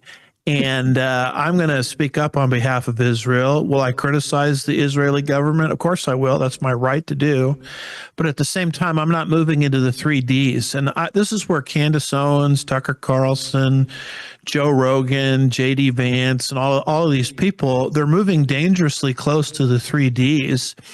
And they're going to discover pretty quick here, I think more sooner than later, that when no one is going to fight for Israel, God himself is going to go out on their behalf and fight for them. And I think a lot of these fraudcasters and politicians are on the wrong side of the ledger. Did you say fraudcasters? Broadcasters, yeah. Wow, that's a good one. Wow. All right, here's what J.D. Vance had to say about Israel on the Joe Rogan show. Talk about double standard. One standard for Israel, one for everybody else. Here we go. Do you think that Israel is affecting American political judgment? I mean, do you think? Okay. Well, what government isn't it? Isn't. Don't they have ambassadors? All these governments send ambassadors here. What are they doing? They're here trying to impact legislation, foreign policy, and politics in Washington. But only Israel's doing it. At a certain age, you stop chasing younger. You start protecting what helps you feel steady, the Epstein strong, saga reveals and well. about Your body's collagen matters. It supports the structure of your skin, joints, and connective tissue. But as the years go by, your body needs more support from the inside. That's where Bella Grace Elixir comes in. Bella Grace Elixir combines Verisol collagen, the world's most clinically proven collagen, with Asteryl astaxanthin and cat's claw in a proprietary blend designed to help support the processes that reconstruct collagen, while also offering antioxidant and anti-inflammatory effects. And this isn't just for women. It's for men and women who want to age with more confidence, more care, and a daily wellness routine that supports the body from within. One simple elixir, thoughtfully formulated for whole body wellness. Take care of the body that has carried you this far. Order Bella Grace Elixir today at melissahousebg.com. All right, welcome back. Worldview Radio, our website, worldviewradio.com. Dr. Woods is andywoodsministries.org, andywoodsministries.org. All right, Dr. Woods, how will Iran finally end? Because the Bible does tell us it's going to happen. This war is not going to go on forever. Now, this war might end at some point. We've had a couple wars now, and then they say the war's over, so they can restart that 60-day clock. for Congress have to approve the War Powers Act. So this war may end, but the overall history of the nation of Iran, as we know it, is going to end at some point. And the Bible tells us how that happens, does it not? Well, it does. I mean, Ezekiel 38, verse 5 mentions Persia, and aligned with Turkey and Russia invading the land of Israel in the last days. So Iran, the regime, will meet her end on the mountains of Israel when the Lord destroys that invading coalition, including Iran. And there's a parallel passage, I believe, over in Jeremiah 49, where it talks about God setting up his throne. And like John Walvard and others, Dr. Charlie Dyer, others, commentators that I follow on Jeremiah, that's a metaphorical throne where God is actually personally supervising the destruction of Persia or Iran. And I want to be clear here, God is not against the Persian people. They're beautiful people. I mean, it was Persia that released the nation of Israel from the 70-year captivity all the way back in the 6th century, BC. So God is not against the Persian people. God is against the regime, this diabolical regime that's probably slaughtered since Operation Midnight Hammer and Operation Epic Fury, probably slaughtered about 52,000, and that's a conservative estimate, of their own people. And keep in mind that there is a demonic presence over Persia. And I know that from Daniel chapter 10, verses 12 and 13, and verses 20 and 21, because it talks about an angel, who I think is Gabriel, who breaks through to try to answer Daniel's final prayer request, as recorded in the book of Daniel, when Daniel was seeking more information about the future of Israel now that the Babylonian captivity had ended.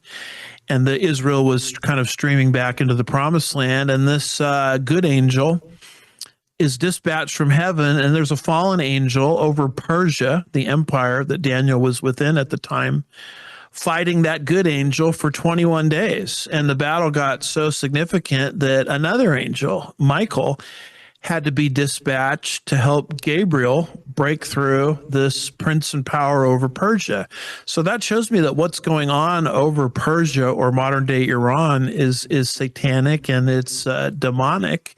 And I don't see a statute of limitations on that the prince of Persia, this fallen angel, suddenly disappeared into the night somewhere. I think that power is still there. And this is why Persia turns on Israel in the last days. And apparently it gets very severe. God doesn't like it. And Persia will meet her end on the mountains of Israel, and God will establish his metaphorical throne over her destruction because he's personally supervising her downfall. So that's the future of the regime in Iran, in my estimation. And the dead of Israel's enemies will be so great, it just takes, just to bury the dead of their enemies inside their border takes them, 6-7 months? Yeah, well, they've got to bury the dead, and then they've got to burn the weapons. And I think they're burying the dead for 7 months, if I remember right, burning the weapons for 7 years. And you're right, it's very severe because there's a 75, when you really get into the particulars of Daniel, Daniel 12 verses 11 and 12, right in there, it talks about an additional 75-day interval before the kingdom is set up. And there's a lot of things happening during that 75-day interval. And one of the things is this burning and burying. In fact, the burning of the weapons continues on into the millennial kingdom, just like Babylon is going to burn, Revelation 19, verses 2 and 3, throughout the 1,000-year kingdom. So this war that we're talking about here is very severe, and it's going to, even for God, it's going to cause sort of a delay of 75 days, before the manifestation of the kingdom to, sort of get rid of all of the aftermath and debris. And by the way, when the global attack against Israel happens at the end of the kingdom, that's called Gog Magog also. People will find that in Revelation 20, verses 8 and 9. Why is that called Gog Magog? Is that the same war? No, that's a different war. But it's called the same name because that has now become the standard by which all future wars are gauged or judged. So it's like using the word Waterloo. You know, we use as a figure of speech when we're having a difficult time. I met my Waterloo today. I mean, we're not saying that the Battle of Waterloo literally is being refought. It's just we recognize in history how severe Waterloo was, and so that becomes the standard by which all future struggles, you know, are measured. So that's how severe this Gog-Magog war is, and that's how Persia will end. And for those wondering now, why would God allow the smoke of Babylon to continue rising through the 1,000-year millennial reign? And I can only surmise it's a testament to God's glory and greatness and his holiness that he judges the wicked. That this is, remember, this is the city of Antichrist, of Satan. It was a dwelling place for demons. God destroys it. And if you want to follow Satan, we got a time coming here at the end of this millennium, and you're going to have the choice to follow God or follow Satan. So you've got 1,000 years to look at this smoke rising and make a decision. What will it be? And isn't that, again, the opportunities over and over for those who are born during the millennium, and again, for the new people, there folks who survive the tribulation, who are believers, go into that millennium with their physical body and continue to procreate. And many of those offspring will come to believe in Yeshua, Messiah, follow him. Others won't. And at the end of that 1,000 years, there's another great battle. And hard to believe after watching what goes on for 1,000 years and literally being able to go up and talk to Christ, they choose to follow Satan. But they've had 1,000 years to ask, Mommy, Daddy, why is the smoke rising over there? And they would hear the story of God judging the city of Satan, the city of Antichrist, Babylon. I mean, it's just remarkable when the measures of which people will go to deny following Christ. Here's an article. You and I have been watching this for so long. Mm-hmm. We're one of the few people that have been the Babylon watchers that we are. And wasn't we could start a new ministry called Babylon Watchers. Babylon, yeah. Wasn't it focus on Babylon? Wasn't it fun though to watch the Prime Minister of Iraq sitting there in the Oval Office, 41 years old, banker, master's degree in finance, basically a mini Donald Trump of Iraq with his business biography, which is pretty immense. And then he signs a deal worth $60 billion with Chevron and all kinds of other companies.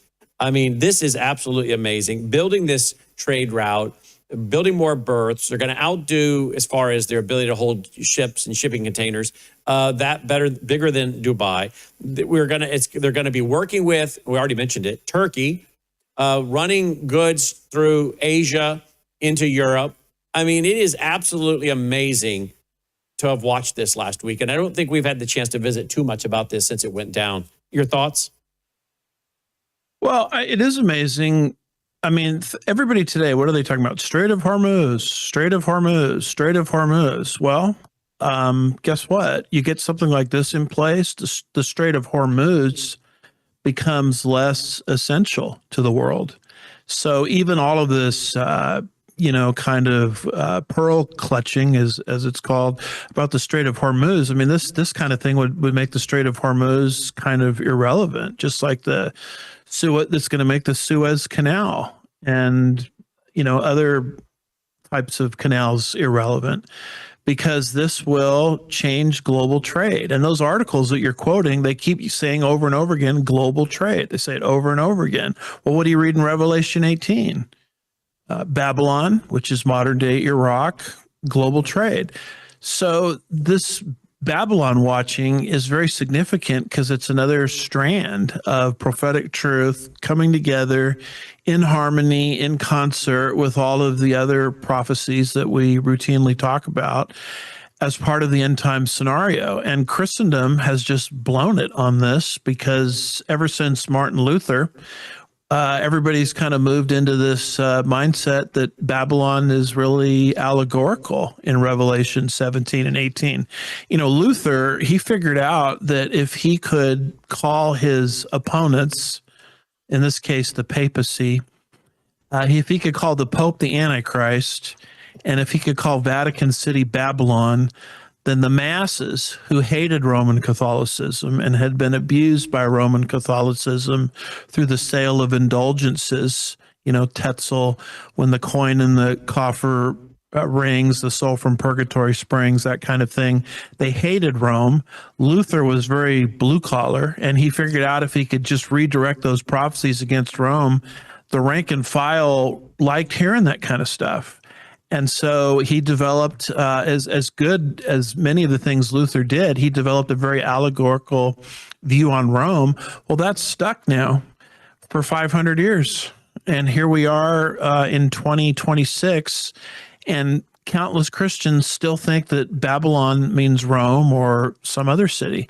So the truth of the matter is that's not how you interpret prophecy. You don't just grab something and redirect it against people you don't like. You interpret it with the same consistent, literal, grammatical, contextual, exegetically based hermeneutic that Luther did in Galatians and Romans. And if you do that, you'll see Babylon means Babylon. And it's just a matter of time for God to sort of redirect history through some of these articles you're talking about to see Babylon restored to life and become the seat of the Antichrist in the last days. Mm. And now, speaking of the Antichrist, he's going to confirm a peace treaty with all these nations so they don't come against Israel.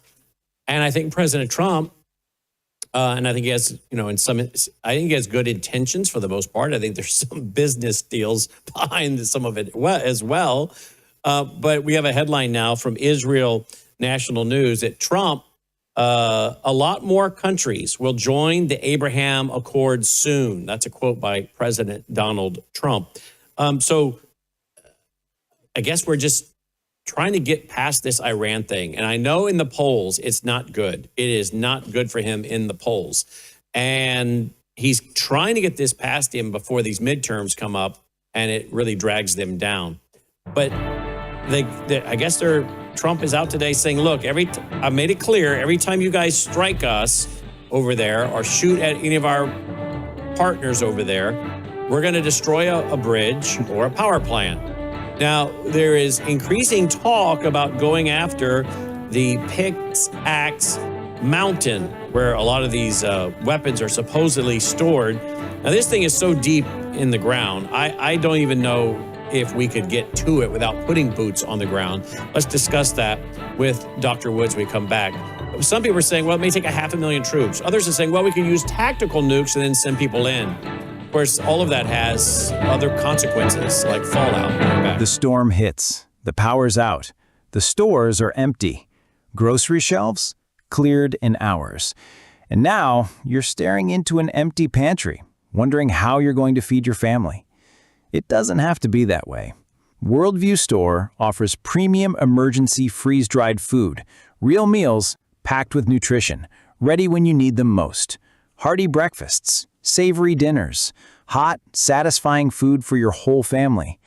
With a shelf life of up to 25 years, you store it once and forget about it until the day you need it. Just add water. In minutes, you've got a hot, delicious meal.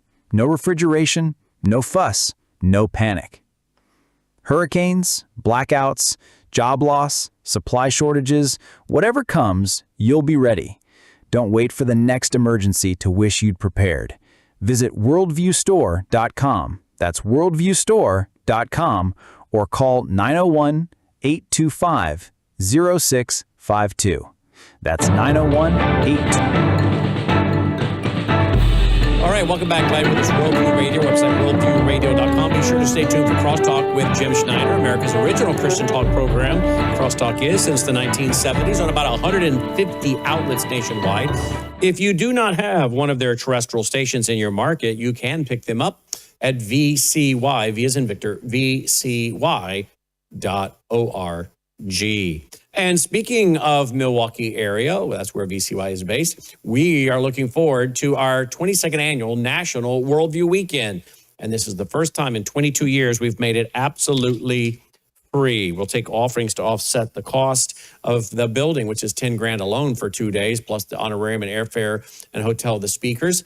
But you must have a ticket. And if you'd like to secure that seat at the conference, the Waukesha Expo Center, you can do so now. worldviewtube.com/events, worldviewtube.com/events. Friday night, October 23rd, Saturday, October 24th. We'll also be bringing our baby grand piano with us. We'll pack it up, take the legs off, pack it up in a custom-made case with foam and everything so it doesn't get scratched.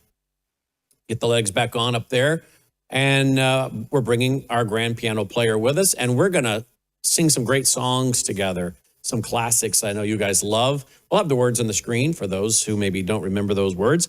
And we're going to have a great time together, some special music that my piano player and I will bring to you as you also participate in the singing. So it's going to be a great weekend of Bible teaching, biblical worldview training, Bible prophecy, and singing together.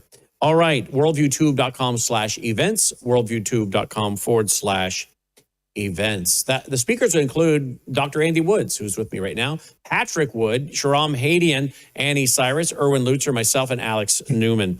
All right, Dr. Woods, there has been talk about going after Pickaxe Mountain. The issue, though, is can we get to it? It's holding this nuclear material, a part of their nuclear program. It's at least 80-meter deep facility. And it may be immune to even the most powerful bunker-busting bombs. Say that 10 times in a row.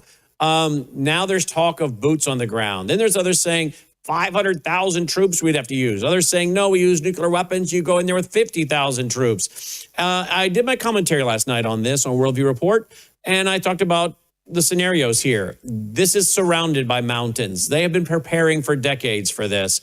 The casualties would be extremely high from everything I'm reading, not to mention the mines, the waterways have been mined. And then you add in the rockets, you add in potential biological issues, biological warfare. But if we use things like nuclear, tactical nukes even, then you have the issue of, well, what are we doing with fallout? Even though it's tactical, smaller, you're still going to have some problems here. And not to mention the wind is going to run likely in a direction that could then impact some of the allies. So people who have quick responses like, oh, we just need to go in there and use nuclear attacks and get this over with, I don't think they understand all of the scenarios. If it was that easy, it would be done. Now, President Trump told, I don't know who it was, Israel or somebody. Oh, Europe, NATO, Europe. We've done the hard part. Just go in there and take it. Just go in there and take it. Remember that about 2 months ago? Well, it's not that easy. And maybe people thought that he made it sound easy. That's why we haven't done anything. This is a much bigger problem than people realize. And I don't know if we have a solution because, again, do we want to see more flag-draped coffins? As I watched at Dover Air Base today, those soldiers, 4 of them coming off in their flag-draped coffins, a solemn moment. And so this is a big, big issue here. What are your thoughts on it? Well, I guess my general thoughts are it shows me that the damage to Iran is not as great as we've been led to believe.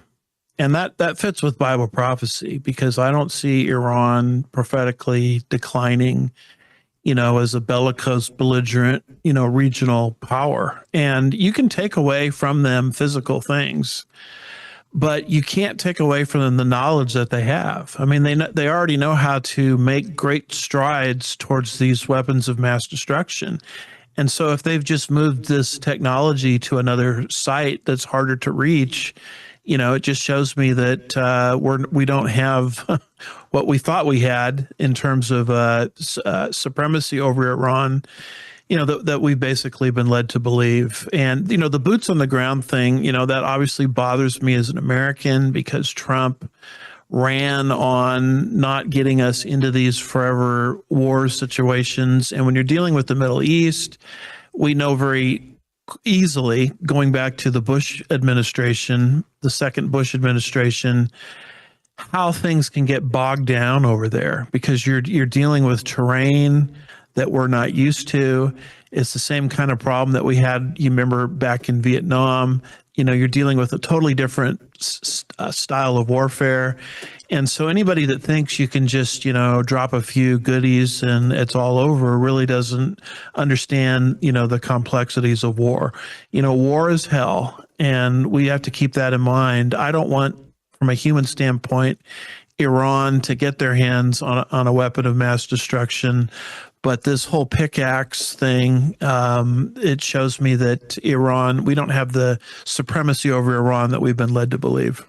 Yeah, absolutely. They've now put up comments. So people are making comments.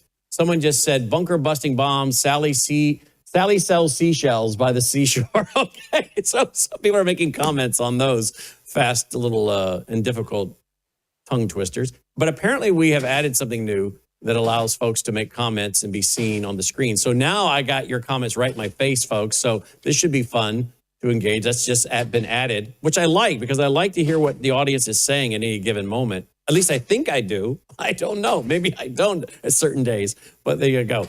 All right, Dr. Woods, anything else in the news that you were watching well, I'll tell you what, Dr. Woods, I mentioned yesterday that why didn't someone ask the museum director, what is a woman? Because she was making so many dumb comments yesterday. I said, someone should ask her what is a woman.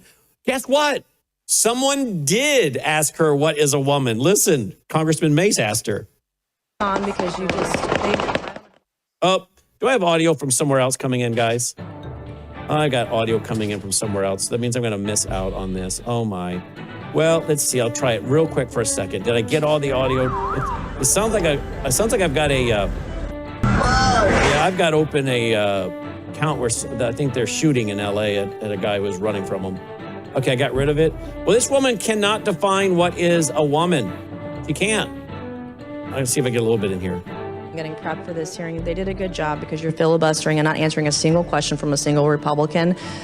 Today, do you believe that men can become women? She won't answer that either. And then she won't answer how many genders there are. Oh, my. All right, stay tuned for Crosstalk. Take care. All right, let's go back to the full clip now that we got it. Here we go. I'm moving on because I don't know how much money you spent on getting prepped for this hearing. They did a good job because you're filibustering and not answering a single question from a single Republican. Today, do you believe that men can become women? Ma'am, as the director of the museum, that's not relevant in this case. It's very relevant. You've got men dressed up as women, and you have them on displays in front of kids. Do you think men can become women, yes or no? So RuPaul's Drag Race, which is the upper... It's a man. RuPaul is a man who dresses like a woman, literally. Correct. What is a woman, Dr. Hartig? As a director and as a historian, it's not my opportunity. You sexualize the American History Museum. So this is a fair question. What is a woman? So at the museum... What is a woman? We strive to represent and not categorize all Americans. Okay, I have another question for you. There's a glossary at the museum that informs visitors that while American culture traditionally recognizes 2 genders, other countries recognize 3 or more. So enlighten me this morning. How many genders are there? Ma'am, which glossary? This is a display, and that has a glossary that says other countries recognize 3 or more genders. So I would like you to enlighten me today. You're the director of the American History Museum who's sexualized things in front of kids. I want to ask you, how many genders are there? So first of all, I'm happy to get How back many? to you about the glossary. How many genders are there? Sure. And what are they? I'm not sure which glossary you're speaking of. Of course, I know that you don't. You know exactly what this hearing was about today. One of your exhibits at the American History Museum says sometimes gender isn't revealed at birth. So when is gender revealed? So when was your gender revealed to you, Dr. Hartig? So I don't really think that's relevant to the It is relevant. You have a display at the American History Museum talking about gender isn't always revealed at birth. So when was your gender revealed? So since I am a PhD and I wasn't done yet, but I'll yield back, Mr. Chairman. Thank you. Thank you, Wow. Ms. Mace. Wow. Dr. Woods, this woman's the director of the National American Museum in D.C. that I started going to when I was 4 years old in 1973. My mom texted me yesterday during the show and said, when we went, there was a display of a classroom from the 1800s. It was a chalkboard. It said, God is love, and had the Bible verse to back it up. Now you go, and it's queers and fags. You want to respond? Well, I guess my response is he or she who controls history controls the future. So this historical revisionism, is there by design. Number two, it's taxpayer money, hard at work. She is teaching a religion. This is the religion of humanism, which claims that all values are relative. So there's nothing fixed right down to gender. And then the third thing I would say is, all these people, they're singing off the exact same song sheet. Remember, it was Ketanji Brown Jackson that said the exact same thing during her Supreme Court confirmation hearing. Tallarico in my state, who's running for Senate, he's got 5 or 6 genders. And so it's interesting to me how these people across the spectrum, are all saying the same thing. And I'm wondering what common source, they're getting this from. Is this some kind of George Soros, funded group email that goes out to everybody at the same time? So that similarity is interesting to me also. Well, there you go. All right. What's really interesting too is I remember Dr. Noble talking about queers and the queers this, the queers that. I'm like, I think that's considered derogatory. Not that I really cared, but I'm like, isn't that derogatory? And he said, oh no, they like it. I remember this was back in like the late 90s. He's like, no, they like it. That's now what they want to be called, LGBTQ. And I remember when that Q part came on the scene, because when we were kids, we would play Smear the Queer. And that was considered, a derogatory term. And your parents probably said, you probably shouldn't use that term. I'm telling you, folks, they don't care when you use these terms. They celebrate these terms. Dr. Woods? Well, I remember Tim LaHaye giving his testimony. He says he threw a faggot into the fire and gave his life to Jesus. And I'm saying, Tim, you can't say that kind of stuff today. And he was referring to a pile of sticks, I'm guessing, right? That's right. Because that's what the word means. I said, don't say that kind of stuff today. You get thrown in jail. Yeah, Tim LaHaye, you can't say that. Well, there you go. All right. Dr. Andy Woods, andywoodsministries.org, andywoodsministries.org. All right. Thank you, Dr. Woods. Have a great trip. All right. Thank you. Thank you. All right, guys, that's our broadcast. Don't forget tonight's special report on the private credit time bomb. Many of you, your pensions, your investments are involved. Do you know about it? We'll tell you about it tonight. Take care.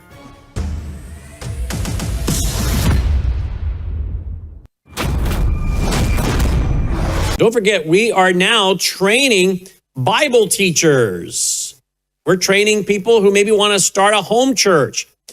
But we're doing more than training people. And you can find out all about it at worldviewtube.com/leadership. worldviewtube.com/leadership. But you know what also we're doing besides training people? We're transforming lives. Because you know what happens when you intently study the Word of God for 2 years?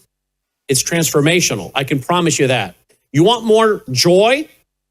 You want more hope, more happiness, more peace, more understanding, more wisdom, more knowledge? Study the Word of God. And that's what we do with our Leadership Institute. So don't think about it as just a course to take to become a teacher. Think about it as training that will do all of those things I mentioned, bring you hope and peace and understanding. And it'll bring you accountability because you got this course, you start taking it, it's 2 years, it's in-depth, it's for lay people, but it's going to keep you on course to keep going. You know what keeps me studying as many hours a week as I do?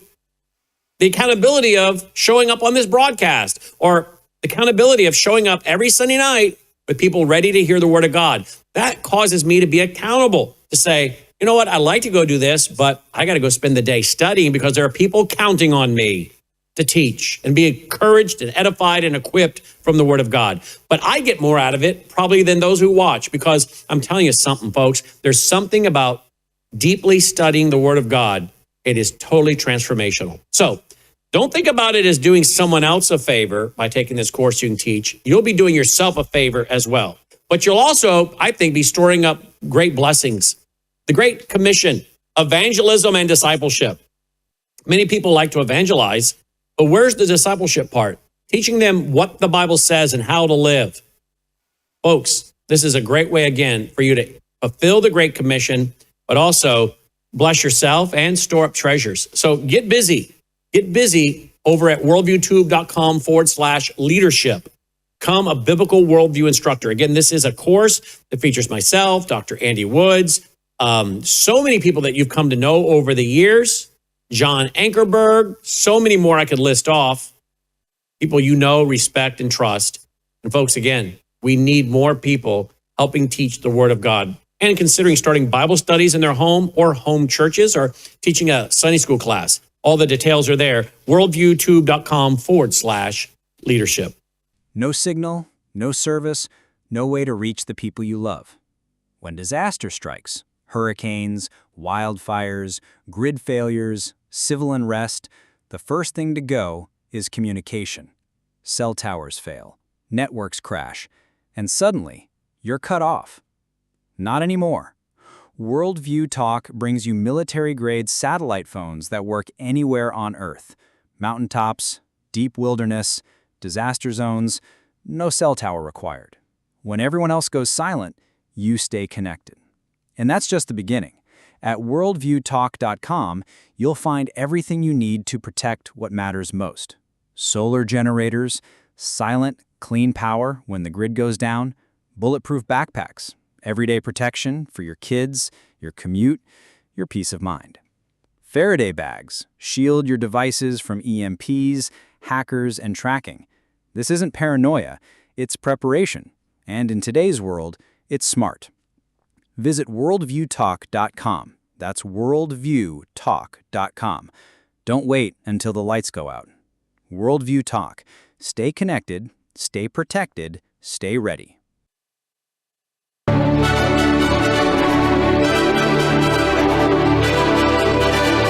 This is Brannon House Live. Whether the issue is law, science, economics, history, family, social issues, education, religion, government, or national security, Brannon brings the issues of the day into clear focus through the lens of a Judeo-Christian worldview. And now, here is your host, Brannon House.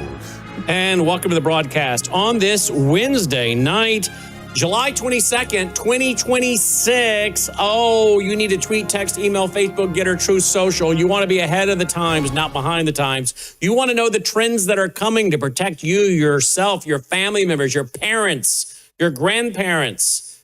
Because I believe there is a private credit time bomb coming. I've made about 8 or 9 slides for you last night, friends. I want to share with you tonight. I did share a little bit today on radio, predicting and telling you that I'd be talking about it tonight. I'm going to talk with Courtney Turner here in a moment about America 250. Remember Dukakis, who ran for president? Apparently he's still around and doing things. There's something called the AI World Society. We're going to talk about really the push for stable coins, cryptocurrency, and how might a private credit time bomb cause people to be willing to accept that. Oh, you lost so much money. I'm sorry. Flip over to this new system, and we'll give you some money to help make you whole. How many people do you think would get in line to go to the new system? So let's talk about this $2 trillion private credit time bomb, what it's all about. I've got a lot of graphics to show you tonight. And so some folks, maybe in this audience, you are over leveraged. You have way too much money in the stock market at your age. Some of you have no idea what is in your pension plan. Where has the leadership of those various pensions placed your money. Are you at risk? Let's talk about this tonight with Courtney Turner and then Michael Weiner. I'm going to go through all of these slides with Michael Weiner and play some clips for you as well to try to help you understand what may be coming. Again, I say it a million times. I'll say it again. I don't give financial advice. I give financial opinion. But I do try to help people understand the times so they can make their own mind up about what to do for themselves. And not everybody is the same. There is no cookie cutter answer. Everybody is not the same. We're all in different situations. Our age, how much we have in this market, that market, how much it costs to live, our monthly cash flow that's needed. Nobody's the same. And so I can't give you a cookie cutter financial answer, and I'm not going to do that. But I will tell you about what I think's coming and the trends, and you can then plan accordingly. Many people lost a lot in 2008. I think a lot of people are going to lose in this coming crisis, whether it's the private credit time bomb, the derivatives, whatever it is. Are your parents at risk? Are you at risk? My audience is largely made up of people that are in my age bracket, 55 and older. So I hope this helps you tonight. It's a very important topic. Stayed up till well after midnight making some of these graphics last night to try to help you understand what's going on. Apollo's $25 billion private credit BDC caps, withdrawals at 45 cents on the dollar, what it means for the $1.8 trillion market. Reuters, BlackRock fund limits withdrawals as redemptions rattle private credit. Now, again, this is not made the mainstream of the American conscience. It's being reported on. I don't want to imply that it's not. But most Americans, if you went out on the street and asked them about private credit or a private credit time bomb, they had no idea what you're talking about. But I think the day is coming where they will know exactly what it's about. But like 2008, it'll be too late. That rhymes. Like 2008, it'll be too late. So we don't want that happening tonight. So tweet, text, email, Facebook, Getter, Truth Social. Let everybody know to get over here because we have some very important news. Now, before we get going, I want to remind you, looky here, folks. Looky. We have, of course, Worldview Report. Worldview Report is your daily aggregated news site. There's a lot of stories over there. We can't get to all of them because there are so many. But every day at worldviewreport.com, I'm putting up stories early in the morning, and there they are for you. So I hope you'll check that out, worldviewreport.com. My Worldview Report newscast every night. The other day we did show broadcast number 1,100. Do I have that right, Logan? Yep. Tonight was 1,102. Was that tonight? Yep. 1,102. Look at that. Wow. 1,102 shows, Worldview Report newscast. Well, there's, of course, lots of ways that we can keep this network going. You can do business with Numi, Gatatana, Bella Grace, Worldview Talk.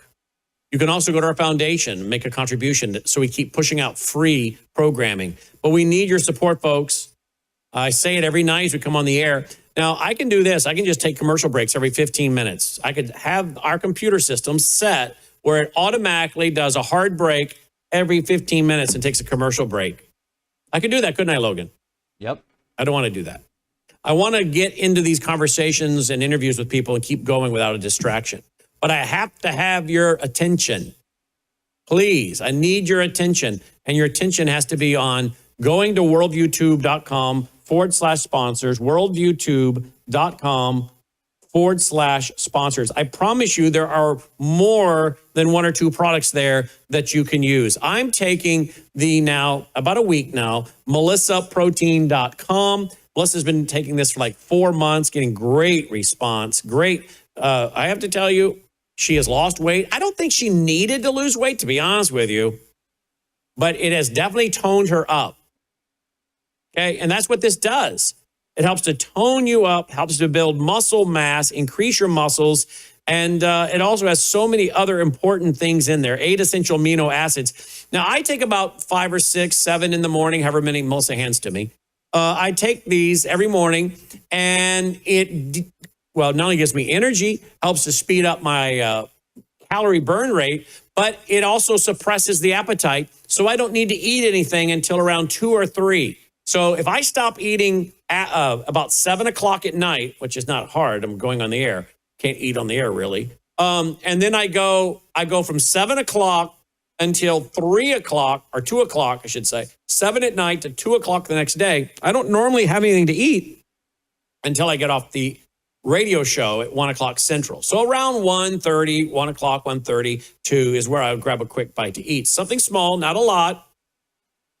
And then my normal small portion dinner at night. So I'm trying to drop a few pounds. I don't need to drop a lot, but if I could drop another, 5 pounds, I'd be happy. So this is really helping me because the protein is helping build muscle mass, and it's also helping to curb my appetite. So again, I'm using them now. Melissa's been on it for 4 months with great results. Melissa House, GPA, we talked about it with Dr. Lana. Right now, between tonight and August 11th, if you are a first-time buyer, you can get 30% off. There are clinical trials behind this.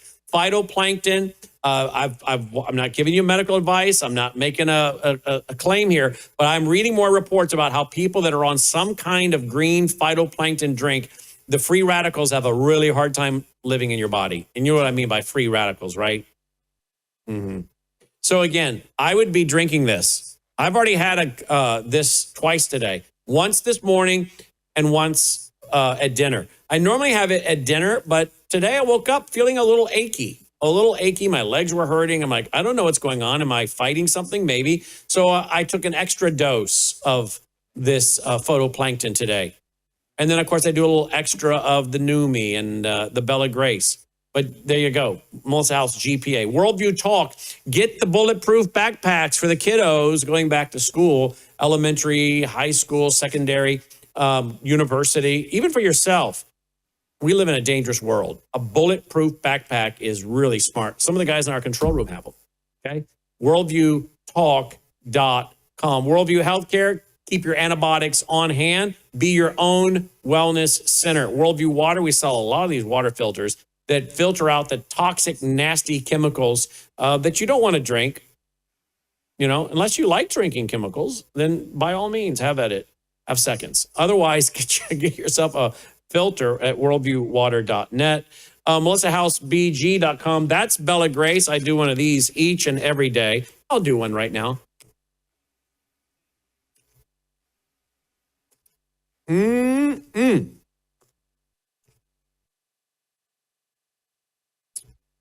That's it. Now, I got collagen in a matter of minutes running through my bloodstream. Look at the hair growth. That came back when I got on Bella Grace, December 2023. My hands aren't cracked and bleeding like they did for years and years and years. I don't have acid reflux, I haven't taken Pepsid since December 2023. There's a lot of things I can say about this. And that's got collagen in it, where the peptides cut short, so your body actually absorbs it. It's got cat's claw that helps with anti-inflammatory. That's an anti-inflammatory. A lot of the problems are inflammation related. And it has something called astaxanthin that crosses the brain-blood barrier that takes on the free radicals. So there you go. Numi, swishforlife.com or at worldviewtube.com/sponsors. That's loaded with what's called glutathione. 165,000 studies on that. So that helps to remove mercury and lead from your brain as well. It detoxes your system. And of course, I don't want mercury or lead in my brain for many reasons. And studies have shown that this can remove mercury and lead from your brain. Glutathione can, helping prevent Alzheimer's, dementia, and Parkinson's. So check it all out. Now, I will tell you this real quick, kiddos. We need you to go over to worldviewtube.com/vault, worldviewtube.com/vault. Last night, we showed you our Worldviewpedia. Worldviewpedia is part of the vault. And you can, now we're launching it. The date we got now is August 1st. That's my date. I said I want August 1st, not before August 1st, because I want to keep putting in questions and making sure the answers are the way I want them to be. And it is now taken us over a year and right at around $100,000 to build this proprietary software that will search our entire 36-year database. We had to spend about $25,000 having all of that 36 years of radio shows, TV shows, ebooks, audiobooks, etc., articles, transcribed and transcoded into the system so that when you search our Bible software, biblical worldview and Bible prophecy software known as worldviewpedia.com, you can ask a question and it will give you back the answer. And it'll tell you where it came from, and then you can go there and watch the entire program, listen to more. But it not only will give you a chat answer back, Worldviewpedia, it'll also give you video. So if you say, I want to know about Gog-Magog war, it's going to bring up all the videos where we discussed it, and it's going to bring you to the minute mark. You don't have to go searching through the video. It's going to bring you to the minute mark that we began talking about that, whether it's myself, Dr. Andy Woods, Jimmy D. Young, whoever. So you get text response, you get a video response, and if it's radio, it's going to queue up where I was talking about that on my radio show. So again, this is a very powerful biblical worldview software program that helps you study the Bible. You can pop in Bible verses, biblical references, and ask, what does this verse mean? If we've talked about it, boom. Wrote the book Twisted Scripture, Twisted Theology. You ask, what the verse, judge not lest you be judged. What does that verse really mean in context? Are we never to judge anything? No, that's not what it means. You'll be able to ask it. It'll give you the answer and the link back to where I talked about that to watch the full program or watch the video. So, worldviewtube.com/vault. Brainwashed America Part 3 is now in the vault. So if you're a vault member, you get to watch Part 3. We hope to have Part 4 out by sometime in September, and that'll be the final part of that book or of that documentary, which I will turn into a book, okay? So again, when you're a Vault member, you get access to my books as PDFs. When you're also a Vault member and you ask a Bible question, guess what? Worldviewpedia, if you ask it a Bible prophecy question, my 2,100 pages of my commentary on Revelation is going to be placed in there so that it is searching that when you ask it Bible worldview and Bible prophecy questions, okay? So again, there's so much in there, 36 years, radio shows, TV shows, ebooks, audiobooks, and now if you're a Vault member, we let you have access coming August 1st to our Worldviewpedia Bible prophecy worldview software to help you understand the times, do Bible research, have your questions answered, answer the questions of your kids, your grandkids, anyone that asks of you. You can search our massive database. We built this because I couldn't find things I wanted to find. You've heard me a million times on here say, I wish we could find the clip where we talked about this so many years ago, or where we interviewed Jimmy D. Young and he said this and talked about that. Well, now we can. Now we have the ability to do that because we have transcribed every word that's ever been spoken and search it and find it, and you get access to it. So please consider joining now. Worldviewtube.com/vault. You can join for as little as $7.99 a month. Okay? So get started. We'd love to have you be a member. We need you to be a member. So thank you for doing that. Let's get going. Joining me now is Courtney Turner. Courtney, welcome back.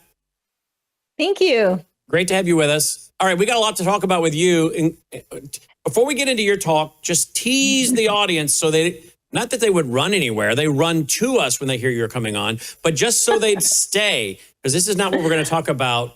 I'm going to talk about the private credit time bomb for a minute and get your response to that, because I think it fits with what you're talking about and the coming CBDCs and stablecoins and all that. What is it you're going to talk about with us tonight?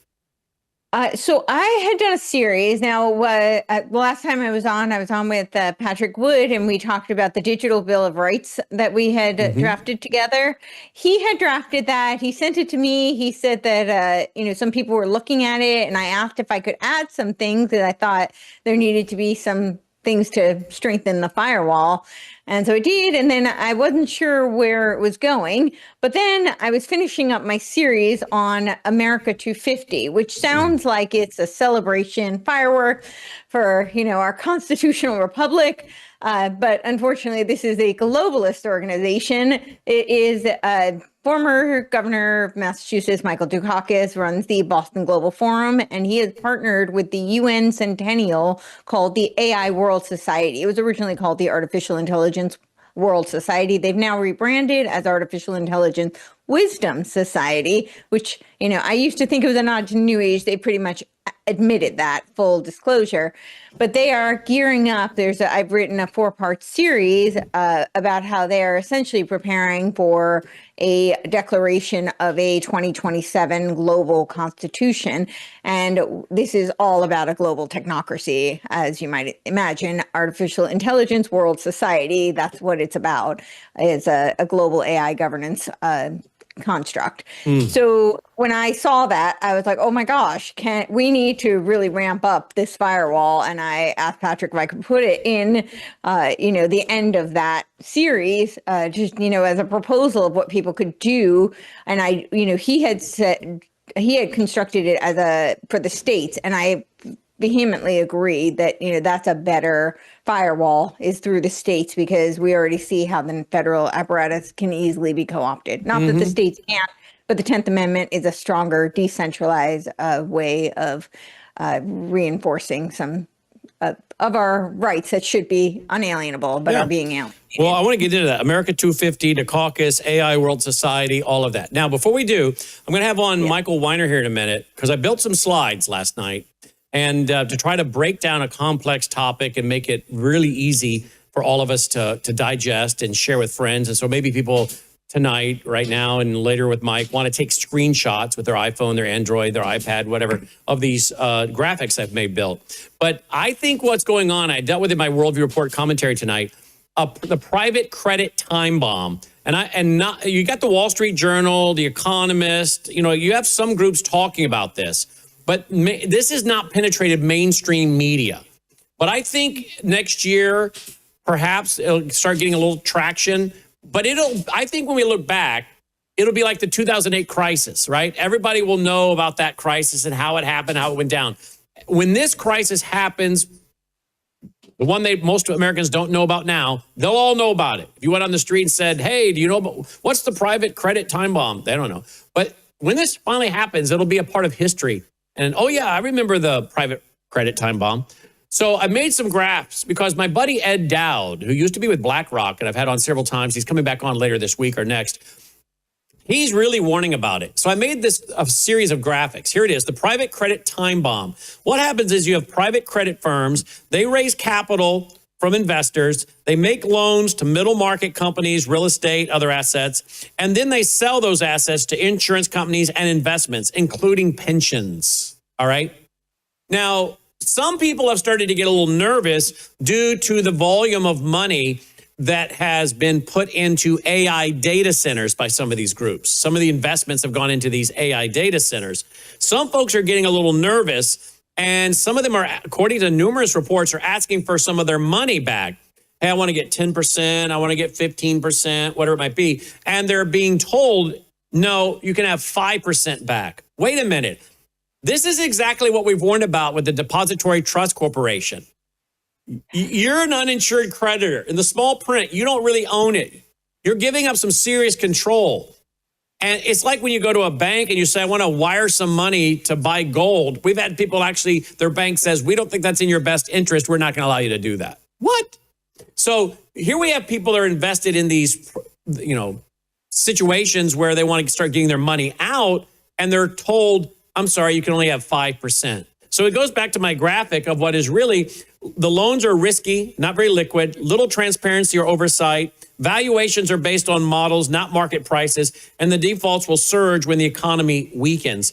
And again, another graph that explains how it goes. Now, a lot of this is in the pension funds. Some of it's in the 401ks, these investment funds. And if you have an issue with the liquidity, and that's a lot of times where the problem starts showing up is in liquidity issues with banks or bigger banks or these investment firms. And it starts to become a problem because they're all intertied with each other with pensions and with 401ks. And so all it takes is one domino to fall and other things start to fall with it, right? So I don't know what will be the spark, what derivatives, who knows what it'll be. But when it happens, you're going to have a lot of older people who are going to potentially, and I don't give financial advice, I give financial opinion analysis, they're going to potentially lose a lot of money in their 401ks and their pensions that have been invested in some of this stuff. Now, some of them have their main home and they worked really, really hard and they now have a vacation home. Maybe they have a vacation home on a lake in Wisconsin or Minnesota or Michigan. Maybe they have a vacation home or condo in Florida, wherever it might be. Some of them are going to, and they're paid for, a lot of them, they're going to be forced to sell one of those homes to come up with money to live on because they've just lost a lot of money and they don't have the years to wait around for the market to come back and those funds to come back. And Ed Dowd's really warning about this. I'll get into more of this with Michael Weiner here in a minute. But Ed Dowd is really warning that this is going to be a major crisis. It'll make 2008 look like a walk through the park. And I wonder if it's something like that, Courtney, that is how we end up seeing more banks fail, more institutions fail, and move more and more to a stable coin or what, you know, these big government, big business stable coins with the Clarity Act, the Genius Act, etc. Okay, so this is a new topic to you. Now that you've heard the Cliff Note version, how do you think it fits with what you're warning about? Well, I can see how it would push people towards tokenization. I obviously I don't know. This is pure speculation on my behalf, but I do think the Clarity Act will pass. It's being pushed back by people on all sides, and even the banks. I mean, even the big banks, like Jamie Dimon, has been very vocally against the Clarity Act. And just so for people to understand, give them a kind of cliff notes on it, originally the Clarity Act was inside the Genius Act. The banks pushed back so hard that they knew they couldn't pass the Genius Act, which President Trump has signed, that is passed. They couldn't pass it unless they took the Clarity Act out. So they first went ahead with the Genius Act, which gives a regulatory legitimacy to stablecoin. So it's now a legitimate, recognized, currency, and that is backed. They tether it to the dollar, right? The USD1, it's the 1-to-1 backed. So essentially, it's a fiat backed by a fiat, but that's another separate conversation. But it gives it legitimacy and a regulatory infrastructure. Now, with the Clarity Act, what that does is it allows the issuers to be able to make monetize the transaction fees. And so this creates a whole nother industry, which is, you could see how a lot of the banks would be against this because that's where they make their money. They have now created this, I wrote an article about the two-rail system with this is what you're talking about with the DTCC and the stock market, where they're essentially creating two paths where you have the traditional stocks, but then you'll also have the tokenized, the stable coin. They're not exactly the same, but you'll have the stable coin and the digital products that will also be, but they both have legitimacy, and now they'll end up in the same place essentially. And so what I foresee is that tokenization is going to be promoted to people as one, being a fractionalized asset, and two, something that is much more easy to liquidize. So they will have access to liquidation much more quickly. And so if they're in kind of an emergency crisis situation, they could do a tokenized loan, and they could do it could be fractionalized. So I don't know exactly how that will all play out, but I do know that it will be a similar kind of situation where you were talking about the DTCC, where they essentially hand over their ownership. And I think that the package will still be there, but it will be hollowed out by the token. But a lot of people will feel desperate, and they'll think they're getting essentially free money.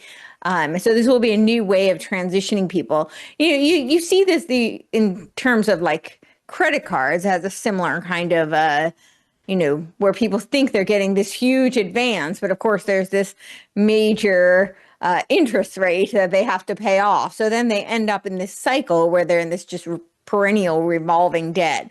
Well, now they're going to be offered this, but with their assets. So whether it be their stock assets, which is part of how they're going to be doing this tokenization. Right now, it's only, I think as of November 26th, it's a certain portion of the stock market that will be enabled to be tokenized.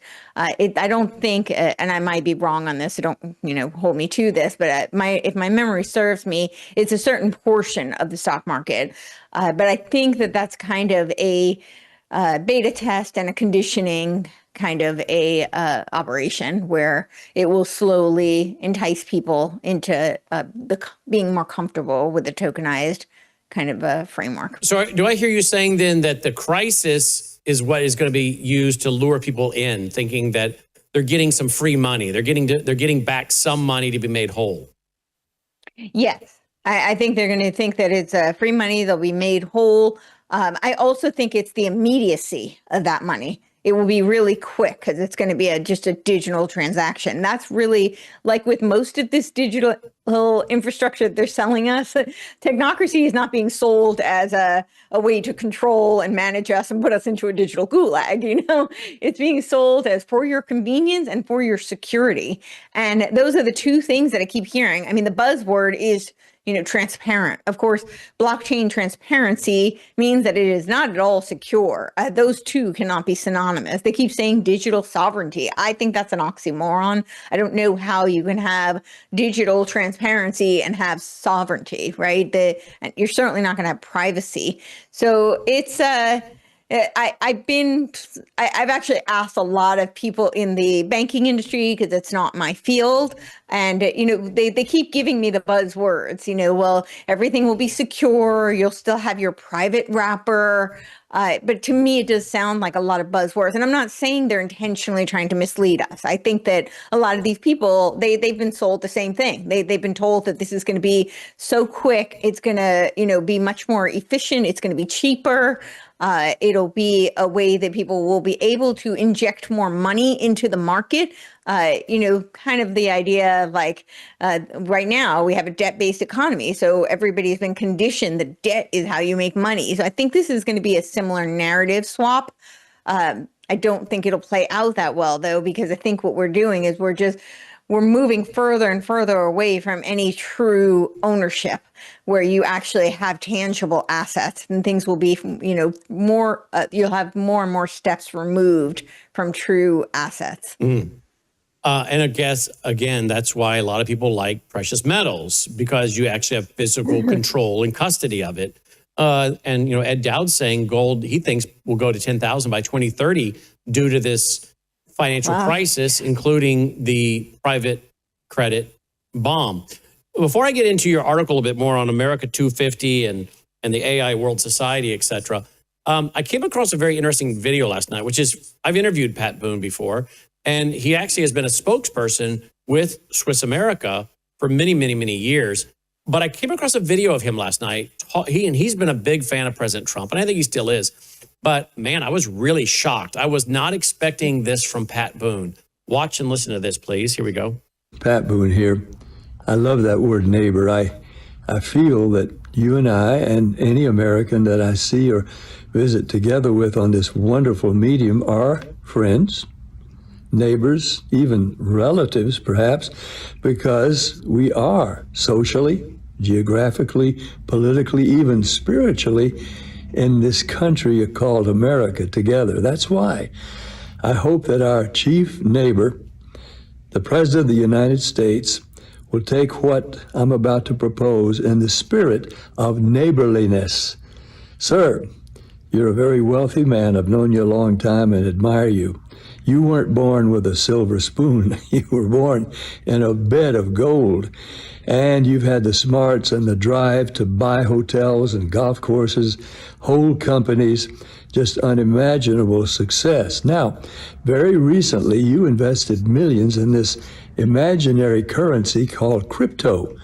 Not only did you invest millions and millions for yourself and your family, but you created a company in which you encouraged others to invest as well. And they followed your advice and your worldly influence and invested heavily. Millions and millions, believing that they could share in your wealth and your example.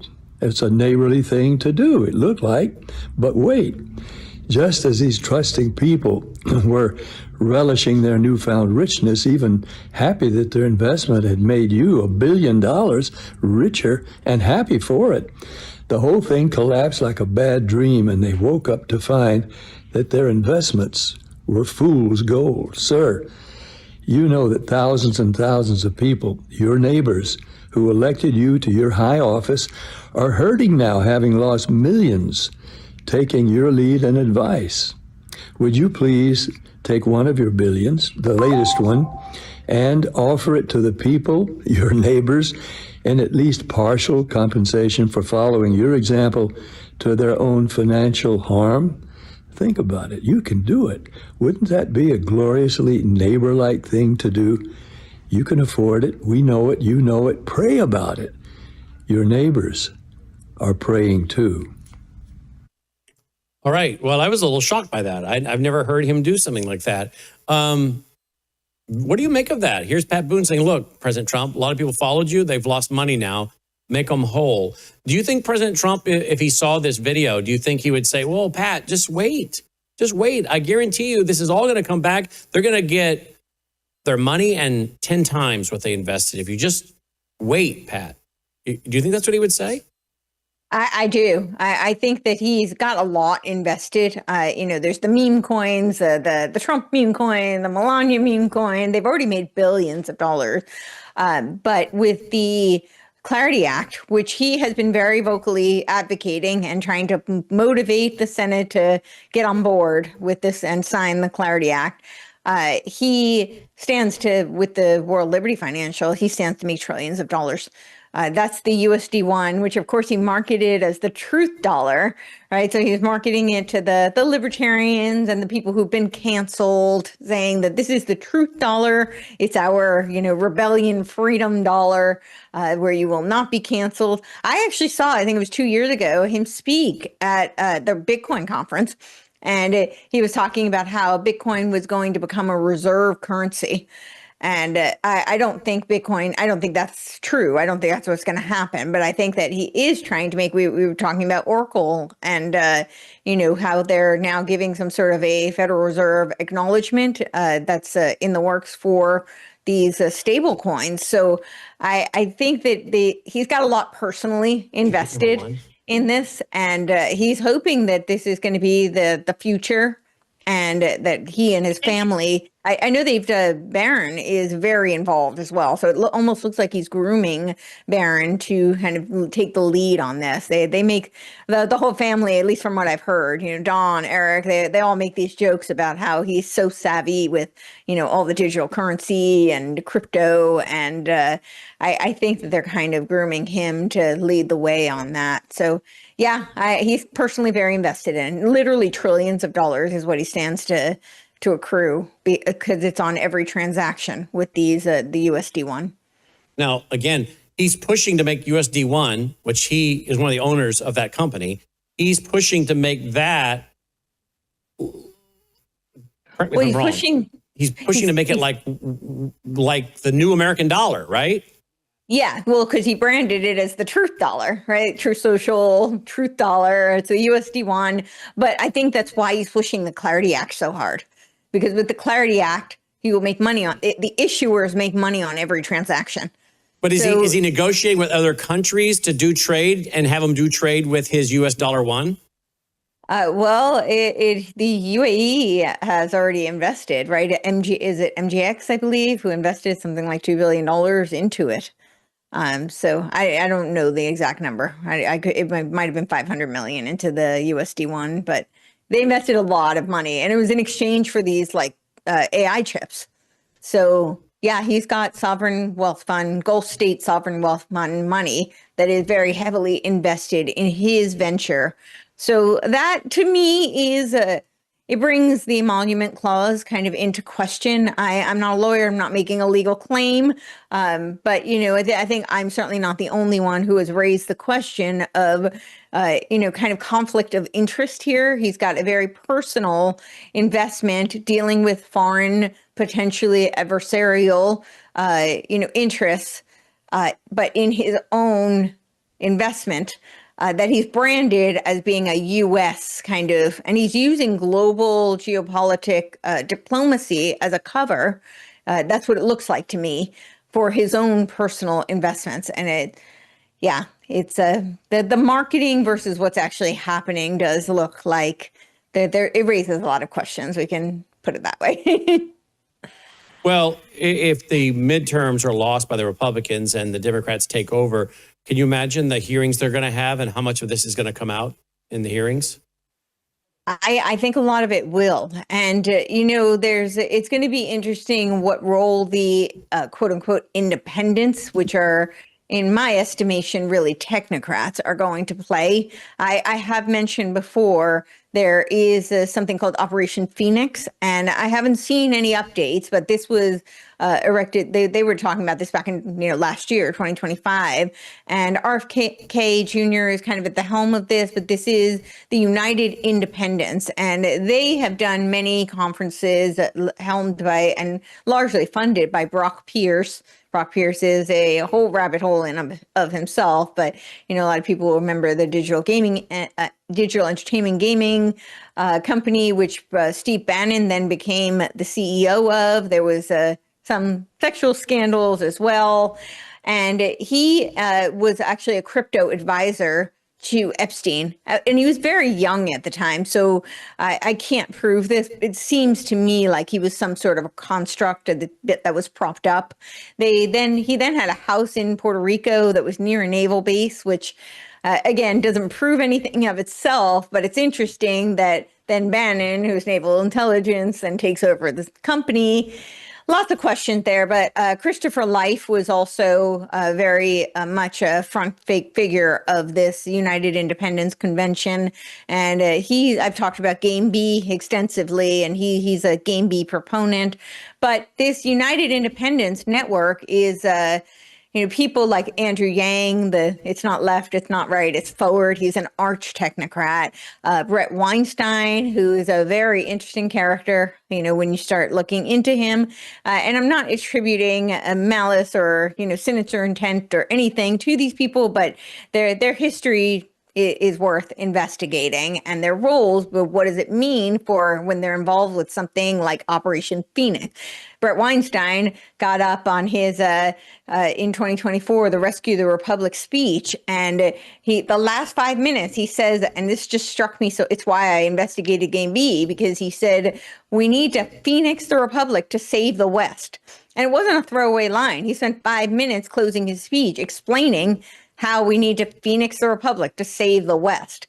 And this really just seems so bizarre to me. Why on earth would we Phoenix the Republic? I mean, those who understand the imagery of phoenixing, right? This is up from the ashes, but it's the emolument. You have to kill it, right? You have to burn it down in order to resurrect it. Why are we burning down the Republic? Why on earth would we ever recommend that?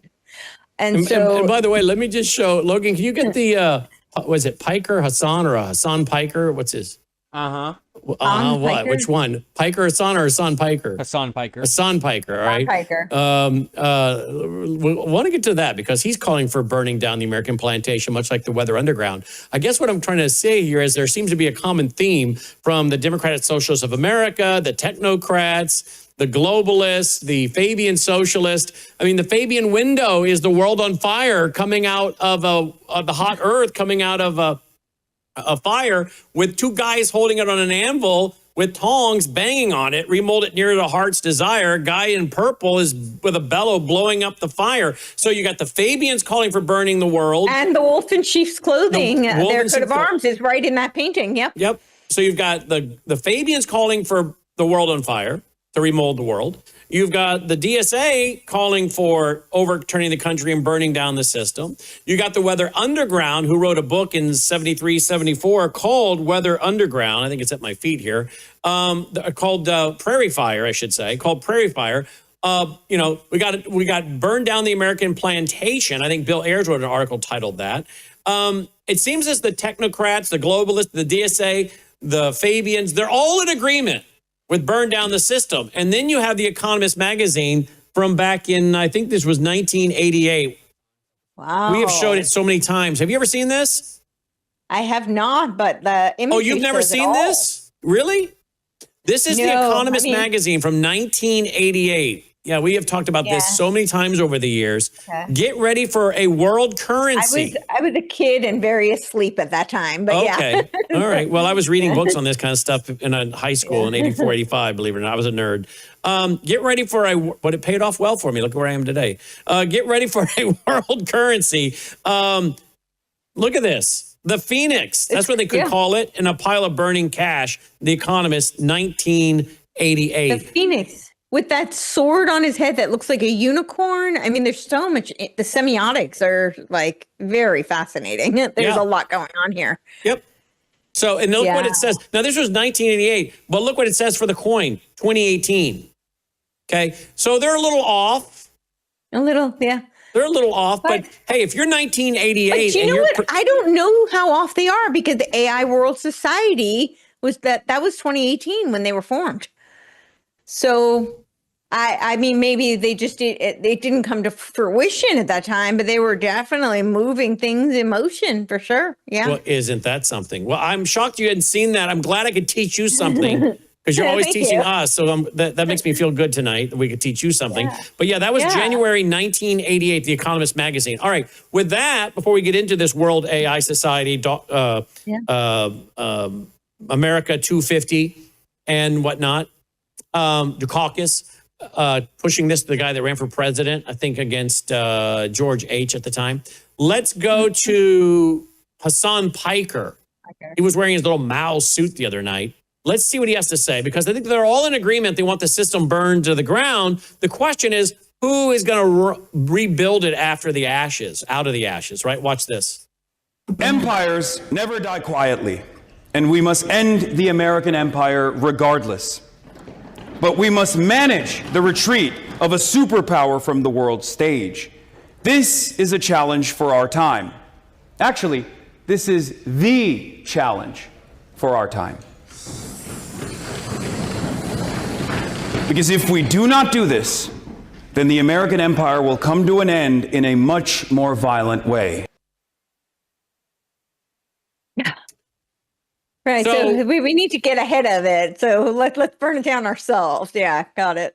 And if we don't burn it down and have this done, then it's going to be more violent. So you know, we can either burn it down, let it collapse, or we can get really violent in how we do it. I mean, wow. And they're talking about blood in the streets. Many of these people, we've got all that going on now for the last few years.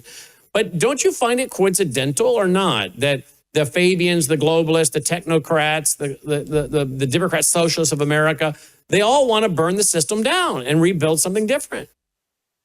Yeah, well, I don't think it's coincidental. I'm not saying that they're all coordinating together, but they all operate from a very shared kind of metaphysics and a shared worldview.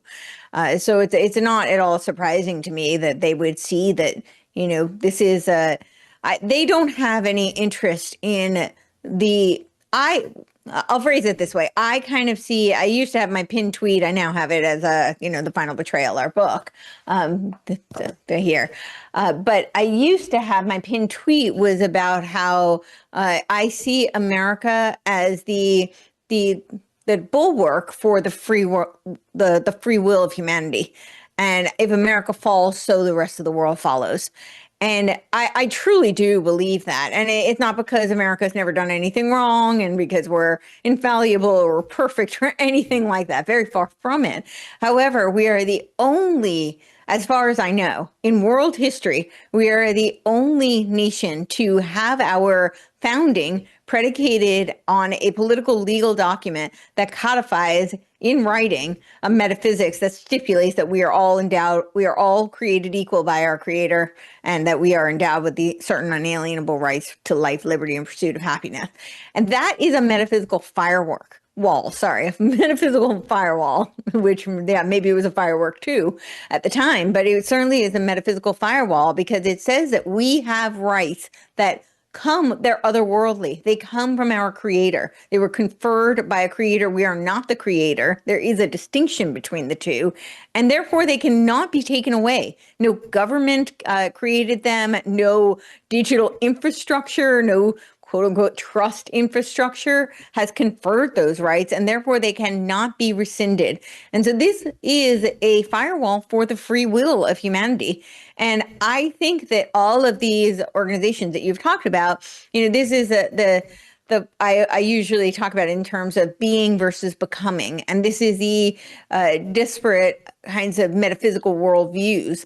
And I think that all of those organizations that you've mentioned, the Fabian Society, it makes it so explicit, their permeation and the tortoise as their mascot for the slow revolution, right? We're constantly evolving is their entire worldview. And so therefore, human beings are seen as raw material to be upgraded and optimized and molded like clay, or to be managed nodes on a global grid, versus the document that we have codified stipulates that we have a fixed nature and that we have inherent rights and dignity, and that the government they didn't grant it and they cannot take it away from us.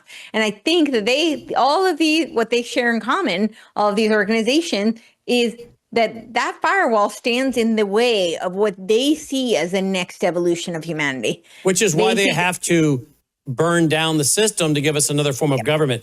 Logan, would you mind handing me that book? I've done this a million times before, but I'll do it again. By John Stormer over there, please. None Dare Call It Treason. You've read that book, I'm sure, right, Courtney? None Dare Call It Treason by John Stormer? It should be right there. It's a fat little book. It's not tall, but it's fat. It's a short, fat little book. None Dare Call It Treason. It sounds familiar, but I'm pretty sure I've not read it. Maybe I've moved it, Logan. Maybe it's not right there. Maybe I took it to my office and left it down there. Oh, you found it. Good deal. All right. Thank you, Logan. The reason I wanted to bring this up is this was written by my friend John Stormer. He passed away. 7 million copies sold. If I can find it. Reagan used to order it by the case and give it away. And he met Reagan when they were at a event for the U.S. Senator from Arizona that was running for president, Goldwater. And they met and they started trading Reagan would send him a check and he'd send him books, cases of books. And I think it's his attorney general, Ed Meese, had said that Reagan used to quote from this book in some of the cabinet meetings. But the reason I want to bring this up is because in this book, he talks about the fact that one of the things that the globalists want to do is get rid of the system we have now and go to a parliamentary system. The Republicans. And it was the Bush Republicans that were pushing, the George H. Bush Republicans that were pushing with going to a parliamentary system because they don't like the way our system is now. And he talks about the dangers of a constitutional convention in here and why they have to get rid of this system as it is now. Here it is. This is page 521. In addition to Bush cabinet members Thornburg and Brady, the Constitutional Convention Society group includes U.S. Senators Ernest Hollings, Daniel Patrick Moynihan, and he goes on to list the others. The group wants constitutional restructuring to adopt a more efficient parliamentary system by eliminating the checks and balances and separation powers in the present Constitution. Change the terms of office of all elected federal officials so the president, senators, and congressmen will be elected at the same time for concurrent terms of 4 years each. Adopt taxpayer financing of congressional campaigns. Repeal two-term constitutional limitations for presidents. Limit Congress to 5 terms and abolish the Electoral College. Include procedures for forcing a president to resign and Congress to dissolve when there is a loss of political confidence. Eliminate the 2/3 vote required in the Senate for ratification of treaties to make it easier for future presidents to make agreements with foreign powers. To the extreme danger in this proposal, reread the treatise versus the Constitution section of this, end quote. So again, I bring that up because of the fact you've got this push going back so many years ago, and Phyllis Schlafly, John Stormer were all warning about it, to do away with the system. So between the globalists, the neocons, the Republican establishment, the Fabians, the Democrat Socialists of America, the globalists, the technocrats, they're all working to destroy the system. Yeah. Well, and speaking of the Fabians, so there's Tony Blair, the Tony Blair Institute, one of the single most investors in the Tony Blair Institute is Larry Ellison. And of course, Tony Blair is the one that unveiled the Fabian window after it showed back up and it was stolen.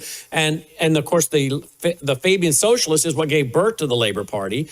Tony Blair is the one working behind the scenes in the Middle East between the Israelis and the Islamist over there. He is the one that has the Tony Blair Faith Foundation, trying to bring the religions of the world together as one. I mean, there's a lot to say about Tony. He's the one pushing the idea of a digital dollars, digital tracking, Well, and I think that's coming from Larry Ellison, who is like his single-handedly donor? funding him. Yeah. All right. So how does all this fit in with America 250, the caucus, and the AI World Society?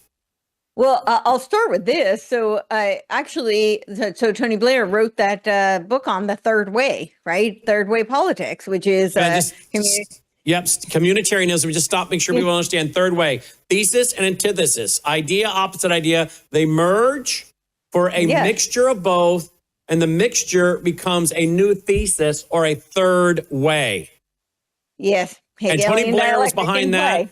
You've got many people over the years that have been a part of the third way. I think I saw Samuel Rodriguez, who works with the Hispanics groups and the Republican side. Many of the people you think are conservative, some of them were a part of that third way. Remember that third way committee that was created like 10 plus years ago to do this? Well, there was compassionate conservatism, which was Bush. George W. So, yeah. So, yeah, absolutely. But that's essentially what this Operation Phoenix is doing. It's third way politics. And they are, and people like Andrew Yang, most of them are technocrats. But what the plan is for the midterm to essentially flood Congress. They don't use the term flood Congress, but they're to flood Congress with independence, quote unquote, independence. And most of them are talking about AI governance. They're talking about things like liquid democracy or quadratic voting or conviction voting, or ranked choice voting is one that's very popular, that's already being widely used in many states.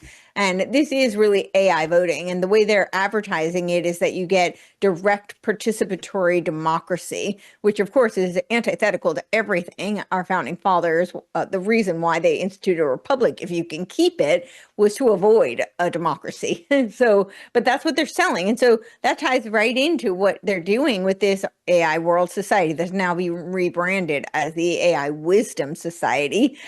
Is they're trying to use the marketing of democracy, which again, we are not a democracy, we are a constitutional republic, but they're using the marketing of democracy in order to target the United States to subvert the constitutional republic, to have us get on board with this AI world governance. And they talk about essentially AI voting is one of the main ways that they are targeting us. But Michael Dukakis wrote a book. It was I believe it was in 2018, maybe, I don't know. It was a few years ago, maybe 2022, he wrote the book. But the AI World Society, I think, was launched in 2018. But in 2022, I believe it was, he wrote this book called Remaking the World Towards the Age of Global Enlightenment. And I used to make the joke that it seemed like it was a total nod to the New Age. When you go and look at their website, it's all very New Agey type of semiotics. You've got what looks like a phoenix, and which for the capital city. And they talk about things like they've done several symposiums on how we have to rebuild Ukraine because it's been decimated by the war. So that's why we need to funnel all this money into Ukraine. But they say that Ukraine will be like a central node in this AI world society where you have all of these various, different whether they be smart cities, C40 cities.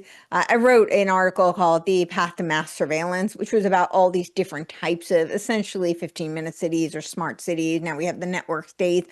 They're different names, but essentially they're the same thing because they become nodes on this global grid. And they talked about Ukraine being the central locus of all of this. So they did their Boston Declaration. They did a compact in Tokyo. The partner, I'll butcher names. I'm going to look him up. It's Nigel Tuan, I believe. He's Vietnamese, but he's partners on the Michael Dukakis Institute. So it's Boston Global Forum, which is Michael Dukakis's organization, in partners with the AI World Society.net, which is the vision. It's a vision for the centennial of the UN. Yeah, UN 100, Remaking the World in the Age of Global Enlightenment.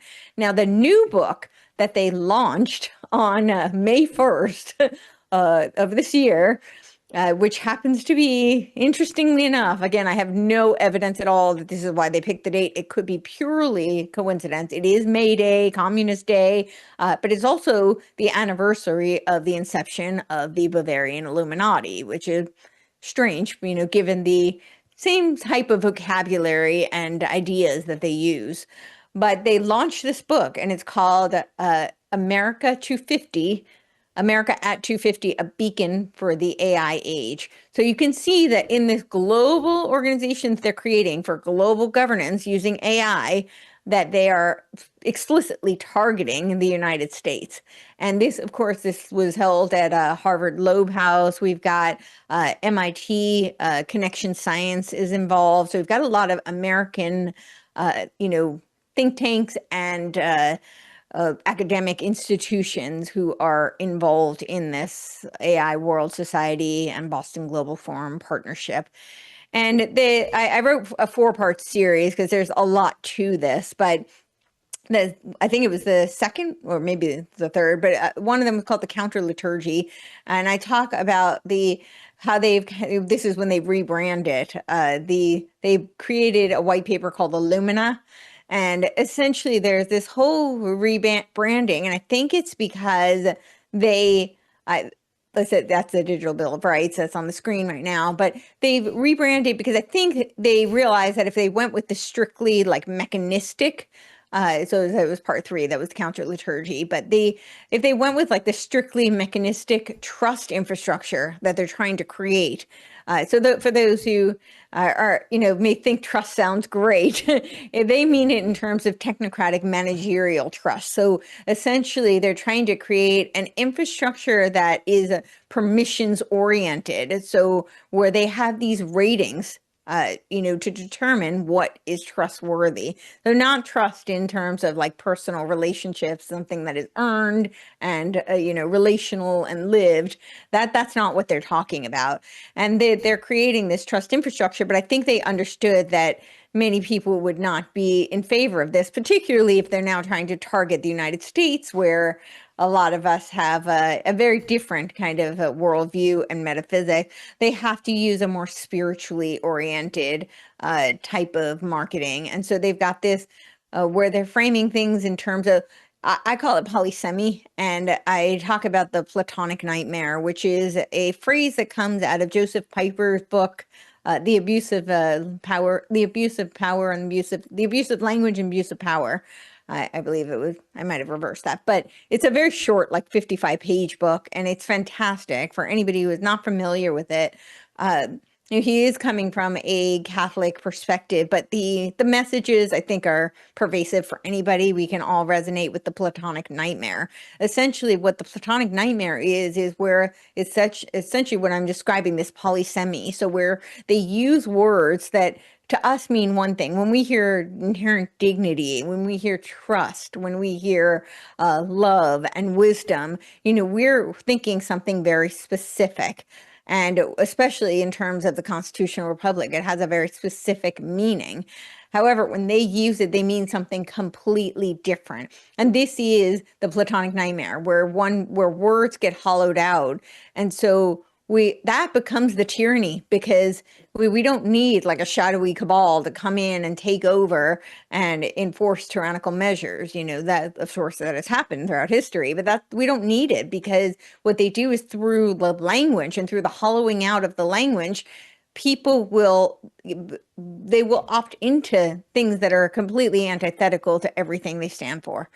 And I think that's what we're seeing here. They appointed this Gavi robot to be a monk, and they put like a lotus flower sticker on him. So he didn't even go through the official Mahayana I never know how you pronounce it, but Buddhist kind of initiation because he couldn't. And so what he vowed was instead of, to be peaceful, it was that he will be peaceful to the other robots and he will save energy. Because, of course, Gaia religion is very intrinsic to all of this. It's all centered around the 17 Sustainable Development Goals and, to protect the environment. And so that's where we're at. And the UN is involved with these folks. Obviously, we saw that on the screen. So, how is this going to fit with President Trump's peace board? You see that as a flash in the pan? Is that going to go away? I don't know. I see a lot of this as converging. I think a lot of what Trump is doing with his World Liberty Financial, with his peace board, with the Board of Trade, I think that there will be some sort of convergence because there's a lot of mutually invested interest. They're not the same. I don't want people to mistake me and hear like, oh, they're all working together. That's not what I'm seeing. These are actually, you've got a lot of organizations doing very separate things. This AI World Society has now presented that in 2027, I did try and do some investigating. They have not drafted anything formal. If they have, they've not presented it to the public. But they say it will be based on this essentially the social contract that they're erecting now with this quote unquote trust infrastructure. But essentially what it is a global AGI contract. It's a global constitution that they're trying to present for 2027. Now, back in 2024, we already had a global AGI constitution that was presented, and this was it was called the Participatory Framework for a Global AGI Constitution. And the people involved in it were Laura George from the Oracle Institute. We've got Ben Goertzel, who I'm sure is no stranger to this audience. He was working with the UN, the World Economic Forum, on AI for Good. Now, I don't know if his ethics, AI ethics, are aligned with mine or yours, but that's what he's presenting, and that's what they're presenting for the world. And he was also partners with Handsome Robotics for the Sophia robot.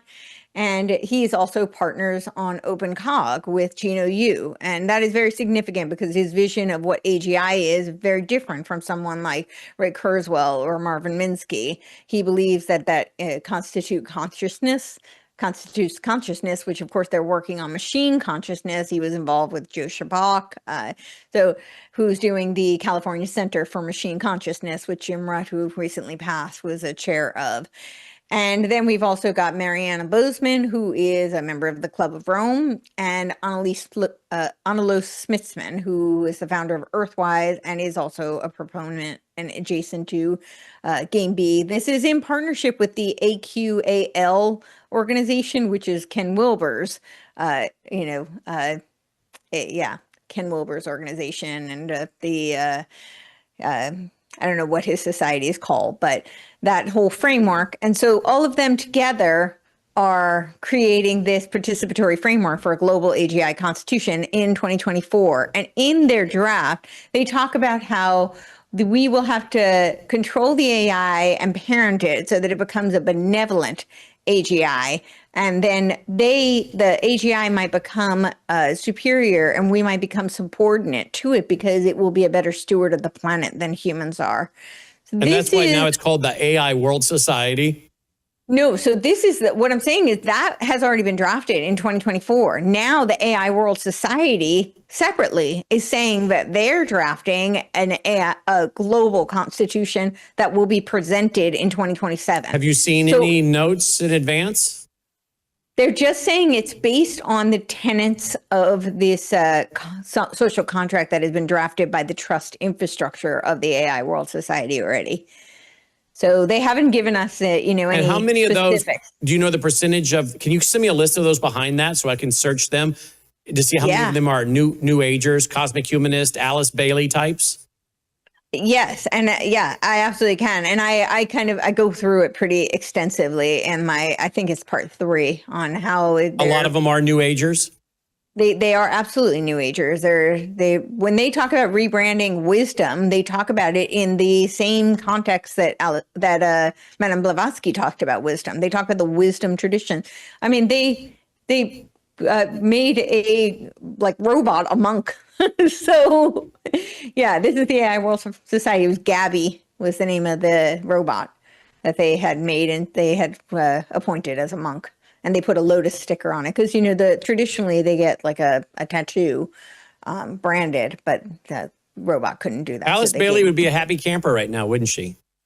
Well, I think we're seeing the externalization of the hierarchy, which, right, that was 2025 that she predicted. That and she wrote that. I think she died in 49. 49 is what I was going to say, yeah. And she wrote that, I think, in 1933. Somewhere around there. I think that's right. Somewhere around there. And there it is. Right. That's it right there, right? That's the robot. Yep, Gabi. And that's tied back to this group of New Agers that are writing these standards for really global governance, global AI governance. Yes. And so everything will have to meet these trusted, networks that they've created. Yeah, the robot Gabby becomes a Buddhist monk. And what's really interesting is that, of course, I think this is all setting the stage, of course, for the mark of the beast, right? And the social credit scores and everything is under his control. But Daniel chapter 7 seems to make it quite clear that when those 10 world assistants are there with this world government, then it says, then the 11th horn, the Antichrist arises. So you have to have this system in some form on the scene when the Antichrist arises. So all of this is just setting the stage for the Antichrist, the one world religion, the social credit scores, the mark of the beast. Everything is getting set into place for Satan's man to show up. I mean, I don't think most people think that way, but they should. What they need to see is, in my theological biblical worldview analysis and my eschatology, Satan is moving everything into place to get ready for the time his man is introduced to the world. And this is all the building of that system. It seems that way. It very much seems that way. And I think what's so interesting is that it's like I said, we've got two global constitutions from completely different people. There is some overlap, right? There's obviously Ben Goertzel is working with the World Economic Forum and the UN, and we've got Mariana Bozeman, who's a Club of Rome member. I mean, there's overlap between these institutions. There's a really interesting concept, and I may have brought this up before, but I think it's worth repeating and impressing upon people, because not a lot of people are familiar with it, but it's a concept called spin. You might call it spear as well, because they sometimes, instead of calling it networks, they call it reticulates. And reticulates is an interesting term because I've screenshot this in many of my articles, but it's probably still on there. But Tavistock actually has in their Between Worlds lecture series, they talk about the Gnostic reticulus.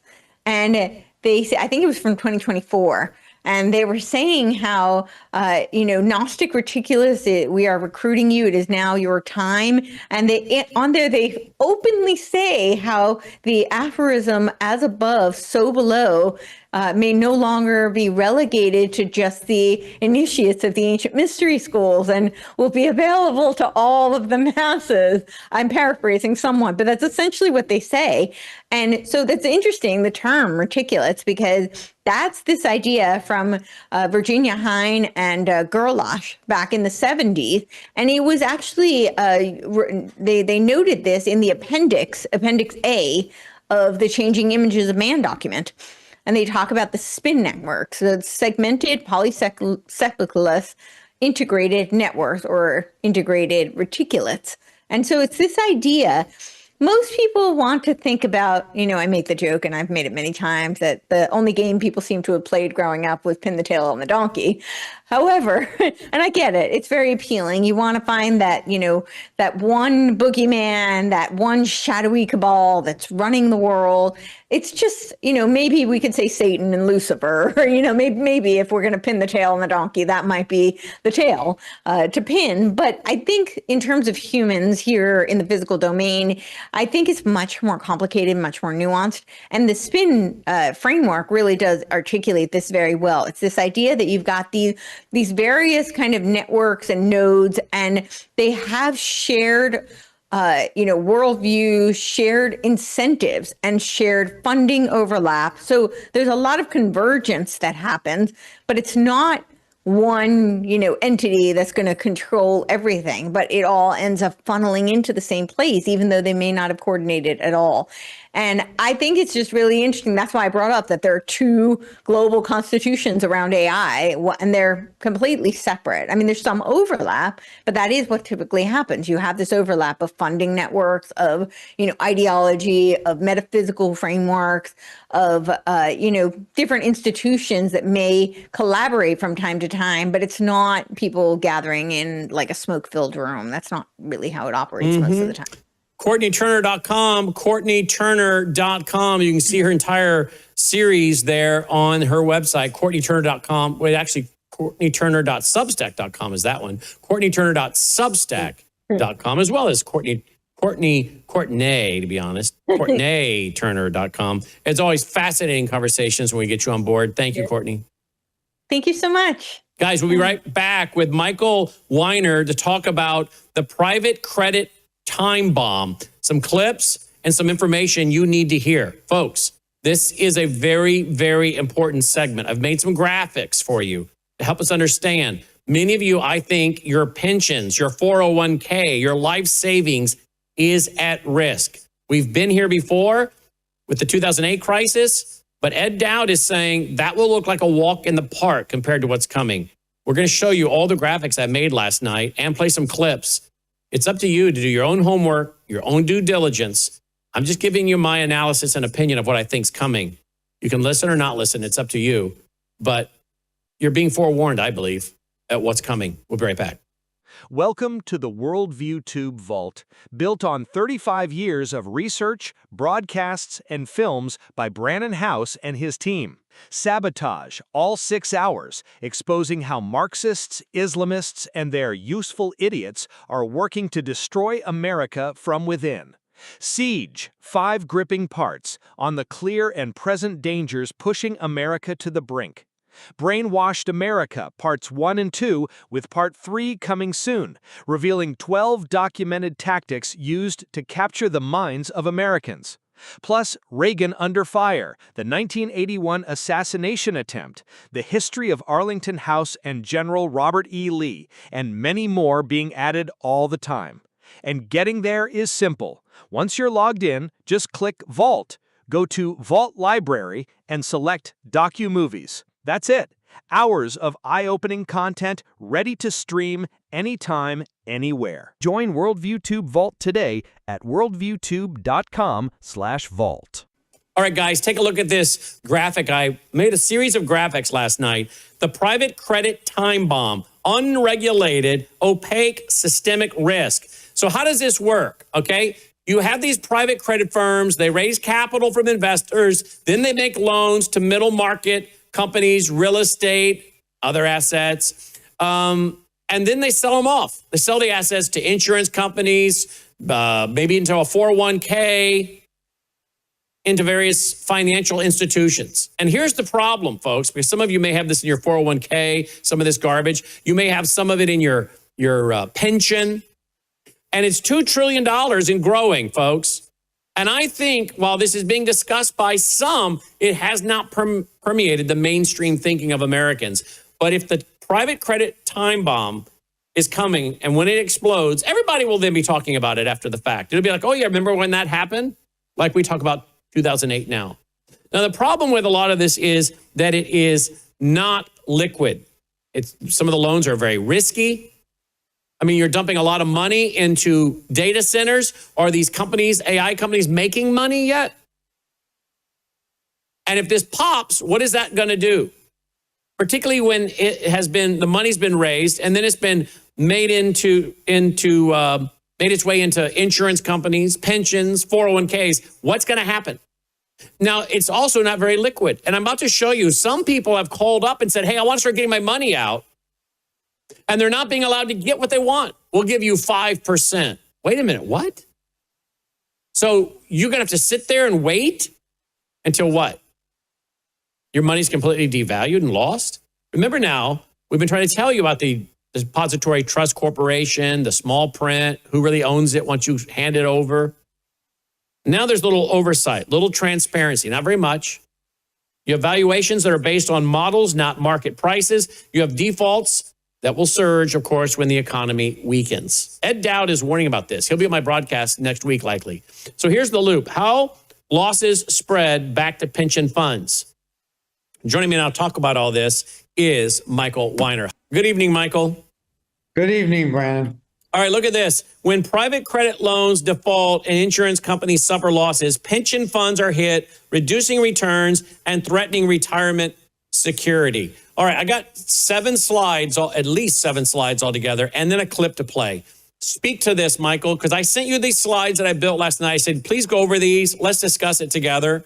Now it's your turn. Well, it's really interesting. We're creating our own subprime world in credit. It's exactly, these guys are the same crew, the same group of people who bestowed actually trillions in the subprime market. And then when it bailed and we almost lost our banking and housing industry, and everybody remembers the foreclosure world and people moving home, and everywhere around the city, there were foreclosures everywhere. This will happen to companies, but also hit individuals at this time, because what they have done is created a black market credit entity. You see some of these things being sold on television with these promises of great returns, and they bring on that former great football or basketball or golf stars, and they're selling these things, telling you that you're guaranteed this amount of return for X amount of period of time. It's sort of a annuity on steroids, but the reality is that it's backed by very weak criteria to lend money. It's sort of like during the situation with the subprime markets. They were loaning 120% on a house. You could buy a house and get an extra money to just furnish it or put in a swimming pool. It was nuts. Well, this is just as crazy. The problem is when it does explode and it flows back. Literally, it goes down, the money comes out, they make lending loans to companies not based on strong criteria, then they sell it off. So they're creating a double-edged sword. They're raising money from us, they're lending money to garbage, and then they're selling it off to entities like insurance companies who are buying it. And by the way, for those people who don't understand, insurance companies also sell you annuities. And these annuities buy these things because they figure, well, they're going to pay this great return and we can be able to substantiate what we got to pay you in 5 years if you're lucky. So when this all starts crumbling down, it'll be like the subprime market was. It's going to flow all the way down through the system, and it'll get back to us as far as the bad debt. And the bad debt will be done by the insurance companies, which they'll try to throw back on us. And then there'll be the people who lose money, who invested in it. So just like in the subprime market, you had people that invested with Bear Stearns. You have people that invested with Shearson, the old Merrill Lynch, and other companies, billions of dollars that lost it during the subprime crash because they invested in it. Logan, can you grab the clip of that congressman again? We played a couple weeks ago from Pennsylvania talking about the digital bank runs and how they had to shut everything down in 2008. Remember that? Let's grab that, play that real quick because it's going to be a repeat of that. That's what I believe is coming. Ed Dowd, I think, does as well. He's talking about $10,000 an ounce gold by 2030, maybe sooner, who knows, but that's what he's talking about. Now, I want to play a little clip here, Michael, because I think you are the one that has talked about the movie. There was a movie, I can't remember the name of the movie now, Shorts. Margin Call. Margin Calls. All right, let me play a little clip because I think this fits right into what we're kind of talking about, selling this garbage into these in investments and pensions and 401ks and whatnot. Watch this, guys, and listen, please. Okay. So let me get this straight. The bank calls you up. They give you the bonds they want to sell. They give you clients. They give you money to run your business. Give you fat fees for doing so. But you represent the investors? Is that right? Yeah. But we're not in the Merrill Lynch building. Okay. We're in New Jersey. You're 20 minutes away. Oh, X-5 Visa helicopter. Okay, it's funny, huh? That's hilarious. Oh boy, your boss is about to explode. No, he's too curious to explode. Hold on. Say that again. CDO A has parts of CDO B, and CDO B has parts of CDO A, but then they both get put inside CDO C. Yeah, that one's called CDO squared. CDO of a CDO. All right? And then there's CDOs made up of the opposite side of the bet you made with your swaps. We call them synthetic CDOs. What did you synthetic CDOs? Synthetic CDOs. That is crazy. It's not. It's awesome. His face is starting to boil. He looks like the bad guy from Doom. All right, let's stop there. So is that the movie you're talking about, Michael? Well, that's The Big Short. That's the other one. What Margin Call talks about, and what this movie is demonstrating, The Big Short's a great movie. And what it's showing you is these people in New York and other places around the world, in the financial world, they don't care about you. These financial people, and they're the same people that your financial planners work with. It's one big incestuous cesspool. And what they do is, like that guy is smiling because they don't care. They really don't care. It's all about what generates income to them. So they create one false marketplace after the other false marketplace, after the other false marketplace, after the other false marketplace. And in Margin Call, what that movie shows is when Shearson was going out of business, going down, and they had to get rid of all their bad paper, the management people got up in front of all their brokers and offered them millions of dollars and said, sell it to whoever you have to. Your mother, your brother, your clients, your friends, get rid of it. They did not care about the public. They only cared about existing themselves. So now when we're looking at all this trash, and I say the word trash, that's exactly, there's a bigger credit crunch, false credit market coming up. And it's called digital money, digital financial world. They are going to sit back and create it in a big league. It's going to be part of our complete financial system. And what's going to land up happening, and none of you, all of you think you have a control. Did you know the day before something happened in 2008? Only a few people did. I did. Let me tell you why. Because all you have to do is look at the numbers. They've got this. We've warned you about this digital thing a year ago. That's the same thing with this private credit. It's creating a false narrative. First of all, we've got these great loans, creating a credit bubble. By the way, we're going to get to that, which Ed Dowd is pointing out brilliantly.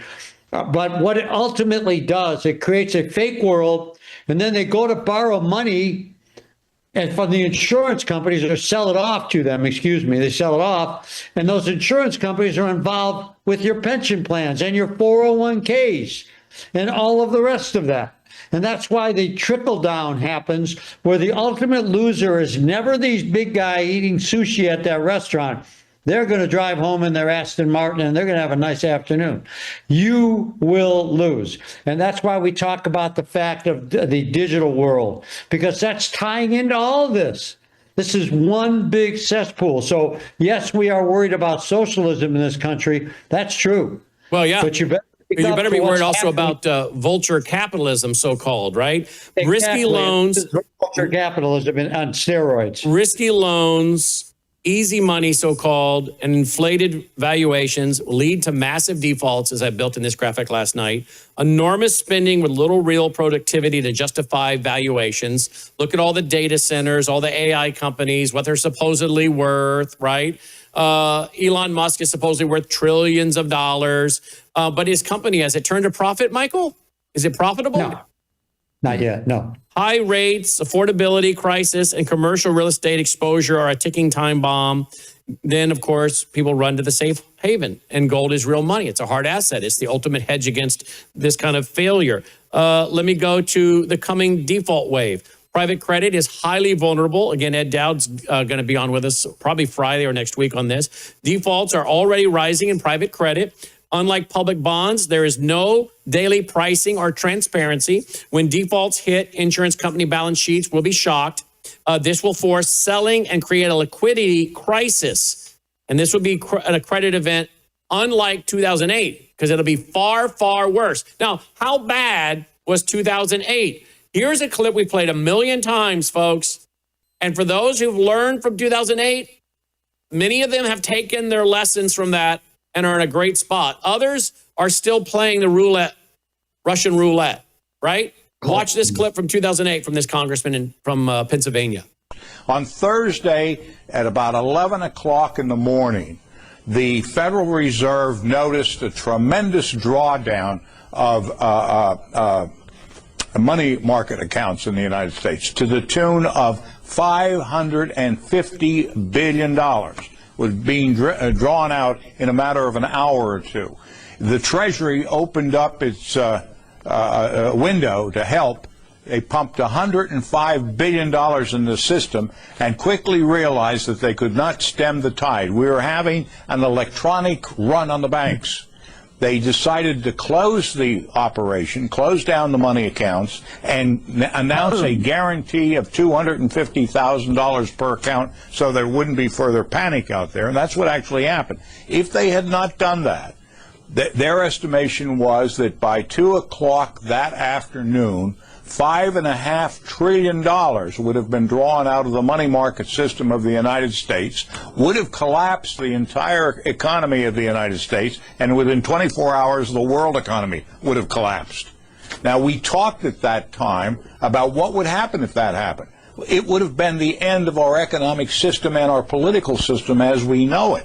And that's why, when they made the point, we've got to act and do things quickly, we did. Now they're ready. Now they're ready to go to a new system. They're very close to going to this new system. Now, the question is, Michael, before I go to another slide, will this private credit time bomb or the derivatives time bomb, there's so many that are buried in the system right now, folks. When this happens, will it be this crisis that is used to get people to surrender their liberties and freedoms in order to get some of their money back? Absolutely. What's leading to this, and more, I'd say, out of 100% of people who learned from 2008, I would venture to say less than 3 to 4% have really gained any knowledge because of one little magic word. It's called greed. The stock market has just thrown all this greed out there. It keeps going up and going up and going up and going up. And you just figure, well, my genius I have handling my money is doing a great job or whatever else.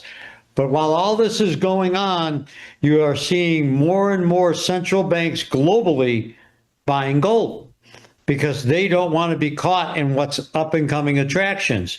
The other thing that the government is building itself for in this entire disaster is a situation with the digital financial system, that they will be able to make everything literally with smoke and mirrors every single day. And the only people that will pay out of it is you and I, and eventually you will. When this all happens, when you're talking about what we would be willing to do, the thing that motivates the stock market right now is greed. Nobody has really learned from 2008. Probably less than 3% of those people have learned a thing from what's going on, because they have this false market that just keeps going up. But it's all a setup. It's all part of this whole program of a complete changeover of our financial system. And that's why this private credit, and which Ed's going to get deeper into, is so important, because of the fact that it's based on garbage. And they're selling it to us. You're seeing these ads on TV to get people to put money into it based on the fact of one little word, greed. You're going to get paid all this money for a certain period of years until you don't. Okay.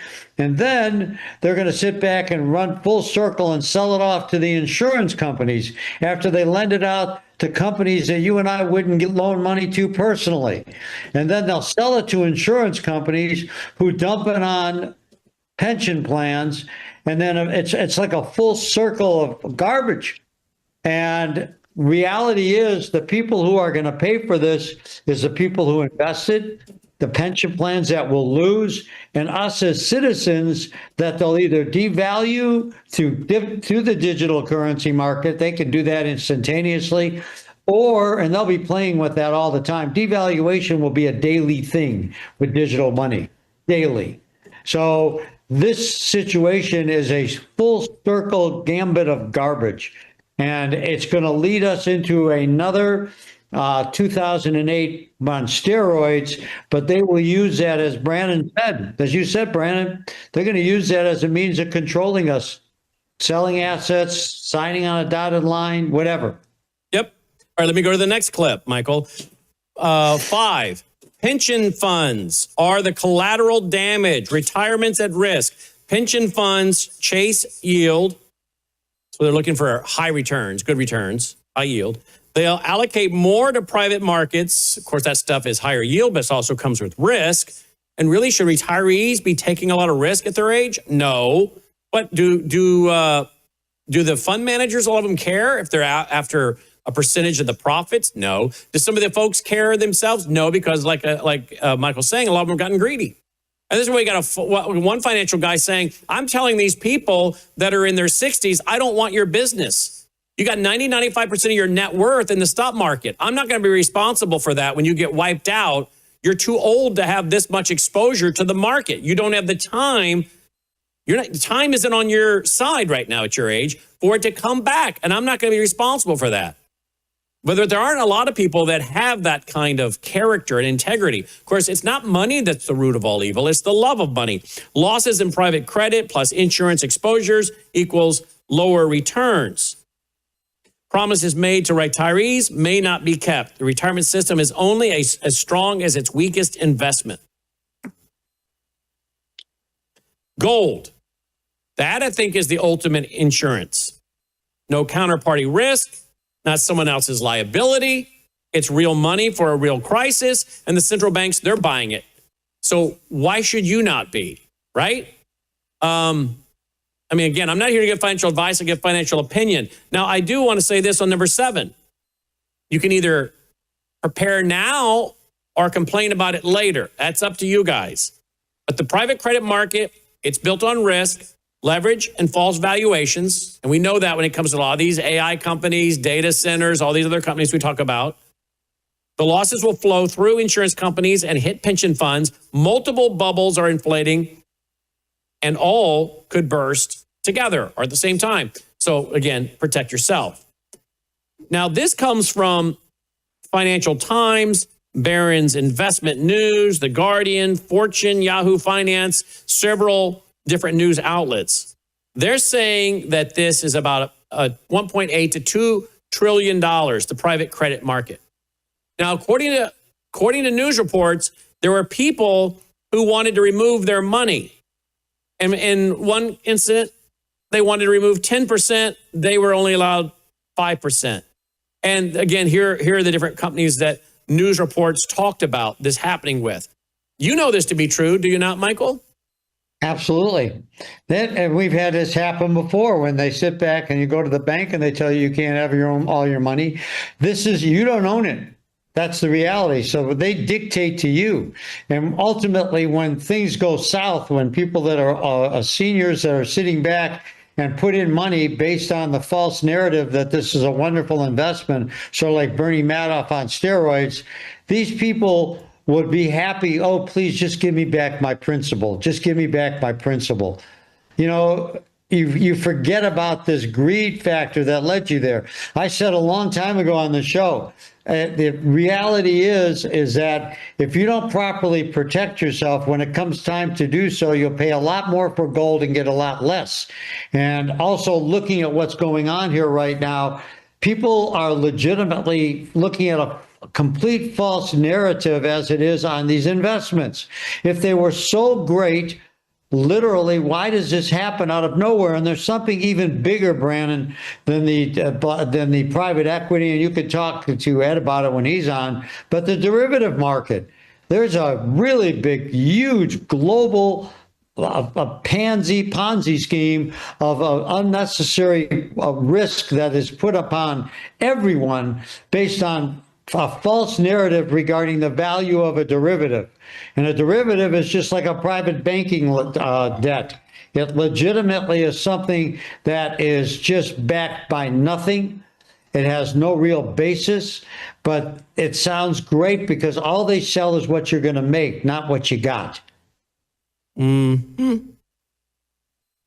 I'm going to try to find you another real quick article on this. Here we go. Yeah. Here we go.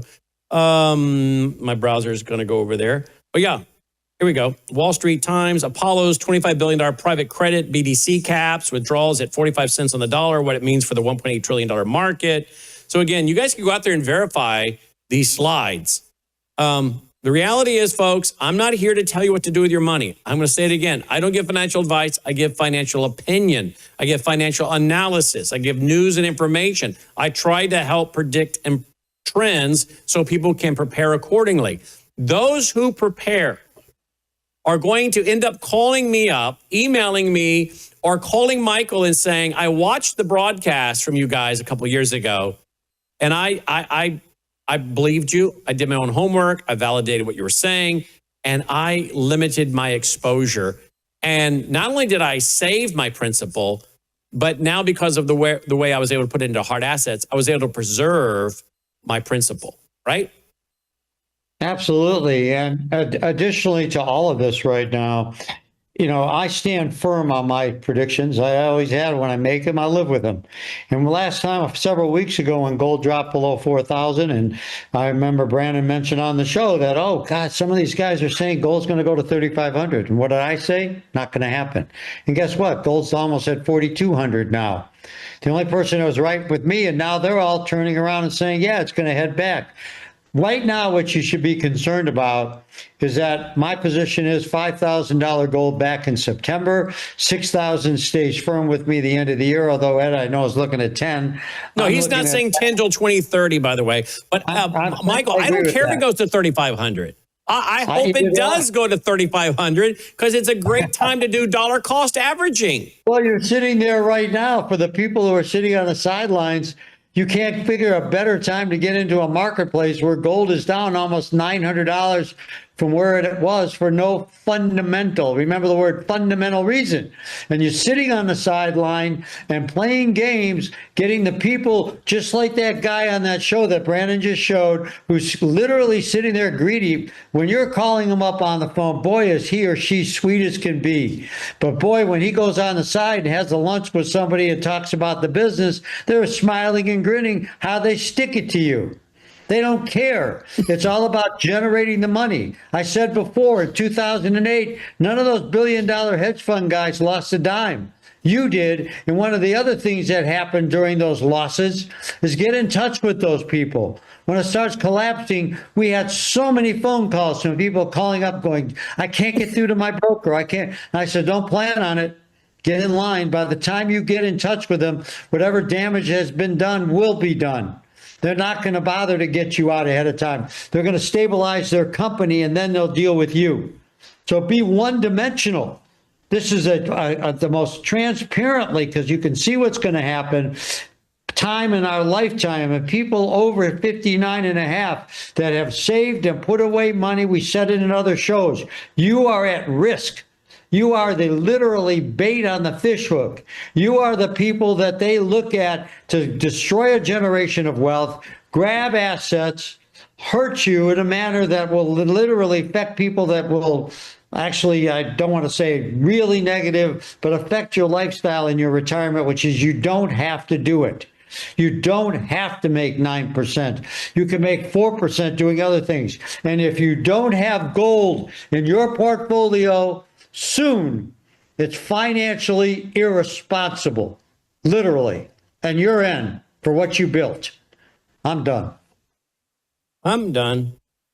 So before we close here, Michael, let me just say, folks, if you want to get the free packet, no obligation, 1-877-864-1072, 1-877-864-1072, or worldviewgold.com, worldviewgold.com.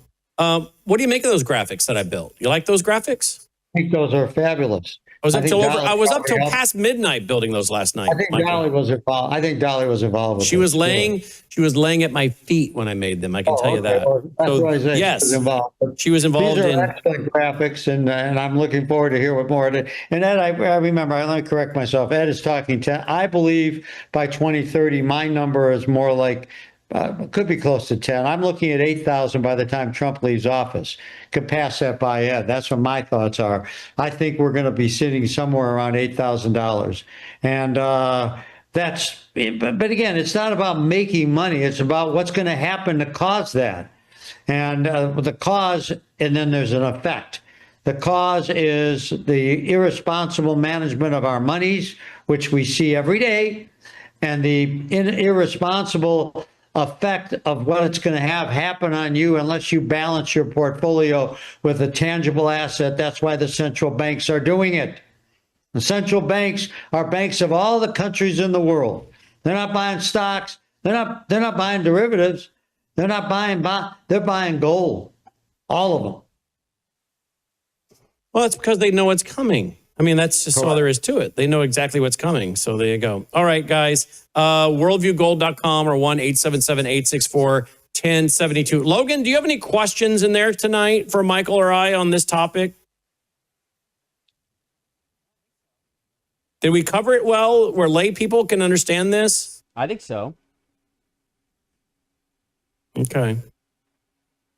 Worldviewgold.com or 1-877-864-1072. By the way, got a big announcement. We have a 24/7 financial channel coming, Michael. We're going to take all these great interviews that are really evergreen. I mean, you could watch this over and over, share it with people, which you can do tomorrow when we post it online, and I hope you will. But we've got all kinds of great programs that we've done like this. And so we're about to launch a 24/7 financial channel. Worldviewtube.com. You go down the page a little bit at worldviewtube.com. You'll see our hymn channel, our Bible channel, our news channel. We have a prophecy channel, right? I think we do. Yeah. And we're about to have a financial channel. And I think we're also going to add an Israel channel. We're going to take a lot of the interviews from Aaron. I have an interesting story about a Worldview World Weekend member referred me a friend. You know, we talk about credibility and who you do business with and metals. I've been in this 46 years, not 4,600, though Brandon thinks that. The reality being that it is, this this gentleman put his IRA with us. If he needs money, I've gotten it in 2 days immediately. When we liquidate you same day in your retirement plan. Funds are sent to the trust company to distribute with you. This woman put in $700,000 with some company that sounded good. You know, you could check companies out on Better Business Bureau. I hope you all realize you can open up a company tomorrow yourself, and if you sign up with the Better Business Bureau, you're A+ rated because you got no history. So you're A+ rated for nothing. We've been around 44 years, okay? Not 44 months. So what ended up happening is this lady tried to liquidate and get out of her IRA. I had to help her. I'm literally helping her frantically because her husband is trying to retire. They're not rich people. They put everything in there. And now they've lost a third of that money, not because the market went down, because the company put them in irresponsible types of gold. And then ultimately they're waiting 3 weeks to get liquid. There's no reason to wait 3 weeks other than the company who's buying it back's got to raise the money to put it there. Absolutely. Sometimes, ladies and gentlemen, look more beyond just a little bit peripheral information. There's a reason why Brandon chose us as a firm, and that goes back 20 years ago. We're still here. Yeah. That's one of my favorite country songs, by the way, Michael. My IRA. I love that. My IRA. My heart's on fire for my IRA. That's what people are going to be singing when this all falls. They're going to be singing about my IRAs. Not instead of Elvira, it'll be about my IRA. They'll be, singing blues about that. But hey, we've been trying to tell them. They're going to be wishing they had put gold into their IRA. Others are going to be celebrating their IRA. This is true. This is absolutely true if they protect themselves properly, and we'd be more than happy to help or at least listen to you or give you a review. But you cannot be lethargic right now. You have to be involved. And a lot of people sit back and say this, I'm 68 years old, I'm 72 years old. I don't want to be bothered with this. I did everything right in my life. And that's exactly true. But unfortunately, somebody's trying to take your money. It's your own government. And these companies out there look at you as a target, not as a friend. True Period. that. True that. All right. Mike Weiner checking in. We've been working with Mike for 18 years, and there's a reason for that. This company's been around since, 1988? Is that when you were started?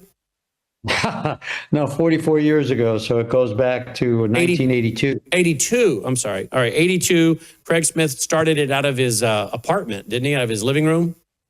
Correct. Yes. And you guys are a debt-free company, and you've never missed a buyback in those years. Never. And we've made big moves, never had a problem. I've been in this industry for 46 years. I owned my own gold company for 23. I've known Craig for 46 years. I would not involve myself with any other company than this. I don't need to worry about I'm worried about people when I do business with them. My clients know it. I want to make sure that they have a gateway to get assets liquid when they need to, not be told, I'll get back to you tomorrow. And that's if you can get someone on the phone, by the way. That's another issue. True. All right, Michael Weiner, thank you, my friend.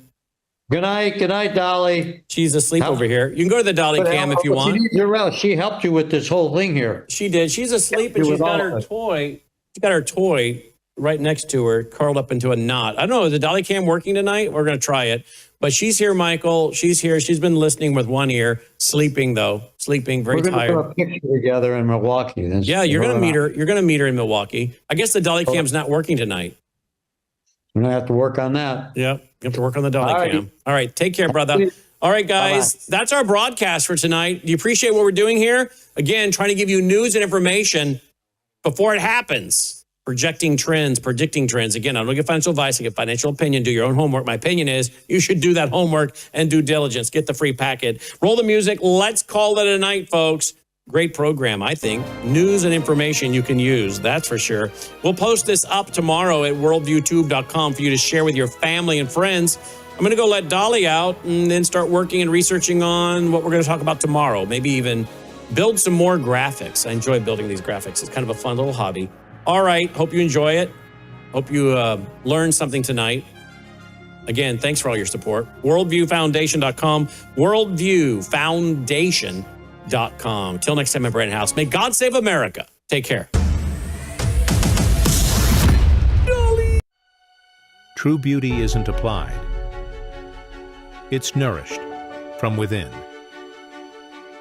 Bella Grace Elixir, a luxurious, scientifically crafted blend designed to restore radiance, vitality, and strength at a cellular level. At the heart of Bella Grace Elixir lies cat's claw, a powerful herb from the Amazon known for its ability to control inflammation and protect collagen. With Verisaw collagen peptides, it goes beyond the surface, stimulating your body's natural collagen production to reduce fine lines, improve skin elasticity, and promote real, visible change. Bella Grace Elixir doesn't stop at collagen. It includes astaxanthin, one of nature's most powerful antioxidants. 6,000 times stronger than vitamin C, astaxanthin protects your skin from harmful UV rays and environmental stress, while locking in hydration and promoting a radiant, youthful glow. Experience the power of nature with Bella Grace Elixir at melissahousebg.com. Discover the science behind Bella Grace Elixir at melissahousebg.com. Read powerful testimonials from doctors and real customers who've experienced life-changing results, and explore other wellness products from Bella Grace. Bella Grace Elixir is more than just a product. It's a solution. Visit melissahousebg.com today.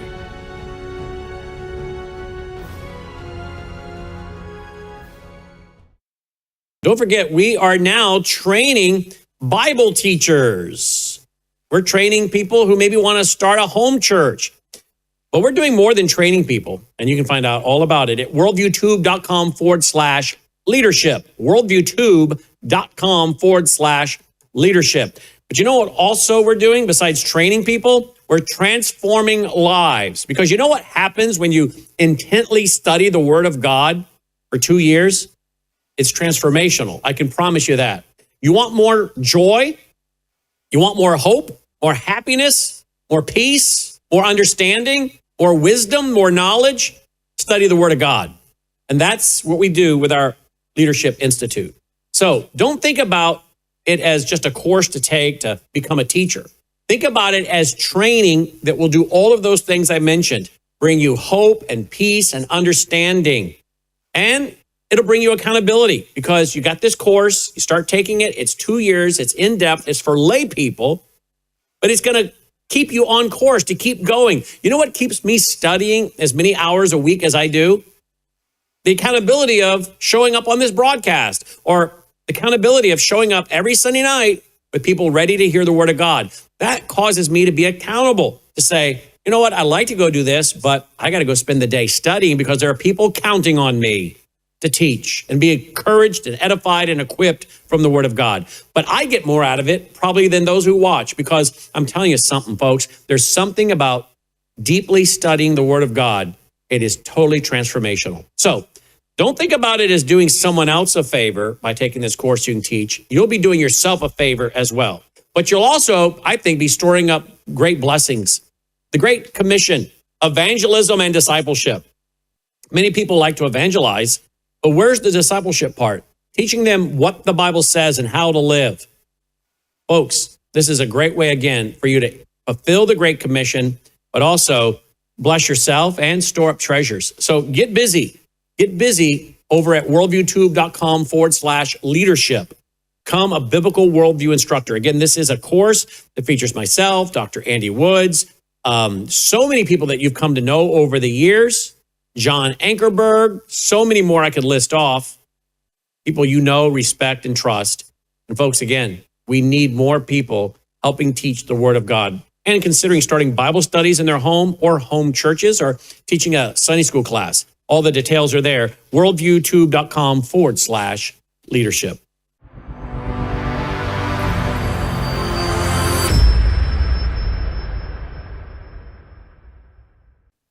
Welcome to Technocracy News with your host, Patrick Wood. I am your co-host, Logan House. Today we have, is Iraq's new technocrat, a rehearsal for Iran?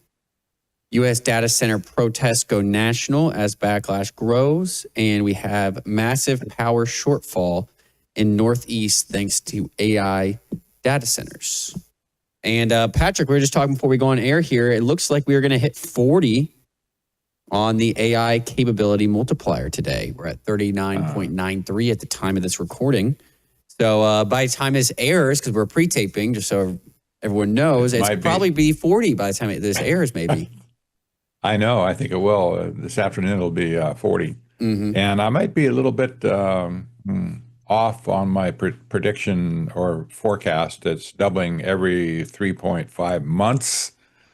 It might be less than that, maybe 3.2, 2.5, you know. Mm-hmm. I wouldn't say necessarily 3.0 at this point, but there's been significant developments in the AI world that indicates that the whole thing is compressing. Yeah. Well, let's go to this first article.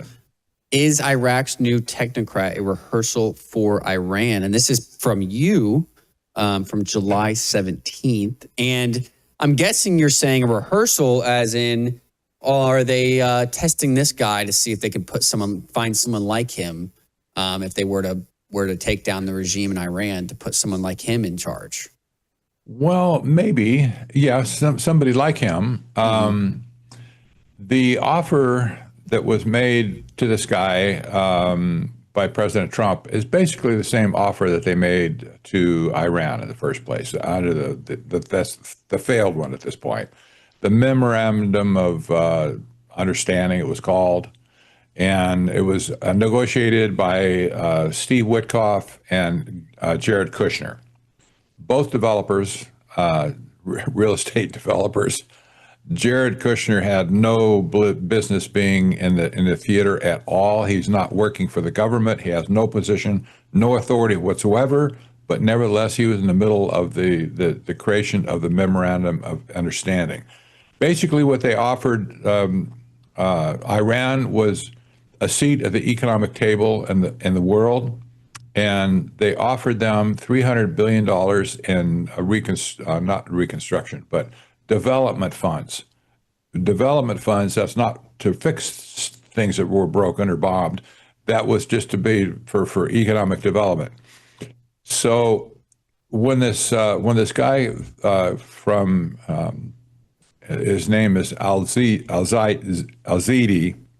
came from Iraq to meet President Trump last week, basically he walked away with an oil deal with investment, like the oil companies are going to develop their oil fields for him again. A pipeline is on the books right now, and they also promised him, let's see, over how many years was it at this point? $400 billion in over 30 years for economic development. Wow. This is huge. But this is basically the same deal that they made to Iran. This guy took it. He walked away with it, and he's very closely aligned with Iran. He's a Shia Muslim, very religious. He attended the funeral of the Ayatollah in Iraq. That's where he was buried in Iraq. That's where his home was in the first place. So he attended the funeral and was kissy with the other mullahs. Then he went to Washington D.C. and shook the hand of the guy that ordered the Ayatollah to be killed in the first place. This makes no sense to me, but nevertheless, this guy's a technocrat. He's not a radical, sword-waving jihadist like they are in Iran at this point, but he's a business guy. He has a master's in business. He's held multiple positions in industry in Iraq in his short 41 years of life. So he's a young guy for sure. Trump likes this guy. Trump was kind of responsible to get him in there in the first place because the first guy that they wanted to put in was more radical, is more very aligned with Iran as well. But Trump said no to that guy. He was elected by not popular vote, but whatever. He was elected by some committee or whatever. But Trump put his foot down and said, no, you're not going to put this guy in office at all. We want somebody else. So they ended up with Zaidi right now. And here he is. I think there's a video in here that you can, it's a short one, might be worth playing. All right, here we go. We've had already a good meeting. We're going to decide to do a little lunch. It wasn't scheduled, but we are going to do it on the fly because we have a tremendous chemistry together. The Prime Minister of Iraq has been amazing. He won an election that a lot of people didn't anticipate could be won by anybody else other than another person who was not, in my opinion, a good person. Not good for America. I don't think good for Iraq. And I played a role in, it was very important to me to have somebody get in there that can do the job and do it well. And we have a fantastic champion, a new champion. And he won the election very soundly, very conclusively, and he wasn't favored. But by the time they got to know him, he ended up winning. And he's going to be there for a long time. So I just want to say it's a great honor to have the Prime Minister of Iraq with us. He's been a great fighter, and he's been a great fan of America. We'll be discussing that a little bit with you, but they have tremendous oil reserves. They have tremendous potential wealth, and they have tremendous wealth, not only potential. But he's done in a short period of time, he's changed that country so much, especially toward their thinking about the United States. And we have partnerships. Chris was just saying we have tremendous oil partnerships all of a sudden being formed over the last short period of time, and I guess you're going to be announcing them this week or next week, but massive, among the largest. So they have done a fantastic job over the last very short period of time, but they have a great leader, the new prime minister. He's a great leader. I think he's going to be there for a long period of time, and it's great to have you at the White House. Thank you very much. Oh, boy. All right, Patrick. So he's going to be there for a long period of time. He said that twice. And I think the big thing was the potential wealth. That's the big driving factor here, right? Exactly. And it's interesting that Trump made the point 2 times that he was elected soundly, with in Iraq. That was a bald-faced lie. He was not elected at all. He was appointed by a committee of 25 people or 23 people. And this was on the heels of the guy that got rejected or vetoed, if you will, by Trump. So Trump gets his guy. He was not elected. He's a technocrat. In fact, his own people call him a technocrat in Iraq. We see this time and time again. The members of the Atlantic Council, that's a elite think tank, very, very favorable towards the Trilateral Commission, by the way. Nevertheless, they said they heard, in any case, they're parroting of some rhetoric that came out of Zaidi camp in the first place, that they're calling him the Trump of the Mideast. You can't make this up. This is what they're looking at this point. The Trump of the Mideast. Well, Trump is the guy in the Mideast right now, but this guy is on the heels. And it's interesting. Before I heard this, before I researched this article, I did a segment with your dad, with Brannon's house, on as TV program. And I jokingly called this guy, Zaidi, a mini-me. Of President Trump. I know, of President Trump. And how other people got the idea as well. So it wasn't just me, but this guy looks a lot like Trump. And at this point, he's being offered the reintegration package, if you will.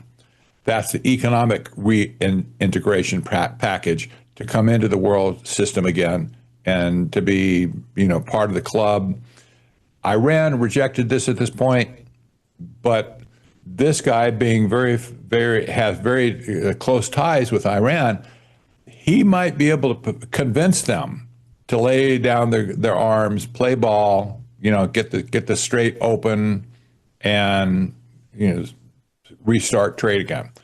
So we'll watch him. We're going to watch this guy like a hawk. Yeah. The most significant thing is the development road that goes through. That's a trade corridor that goes through Iraq into Turkey. This is going to be potentially a huge deal for Turkey and for Iraq as well. We'll have to watch that carefully because the development road runs basically just a few miles to the Iran side of Babylon, going into towards Baghdad and so on. So this we've been watching this. Does this mean possibly that Babylon could be repurposed for a global center of trade? Yeah, and that's what you and my dad were talking about. And he's been talking about the Al-Fal port and how they're building up that as well. So exactly. Yeah. Well, we're all out of time for this segment. We'll come back. We have data center protests and power shortfalls related to data centers as well. We'll be right back.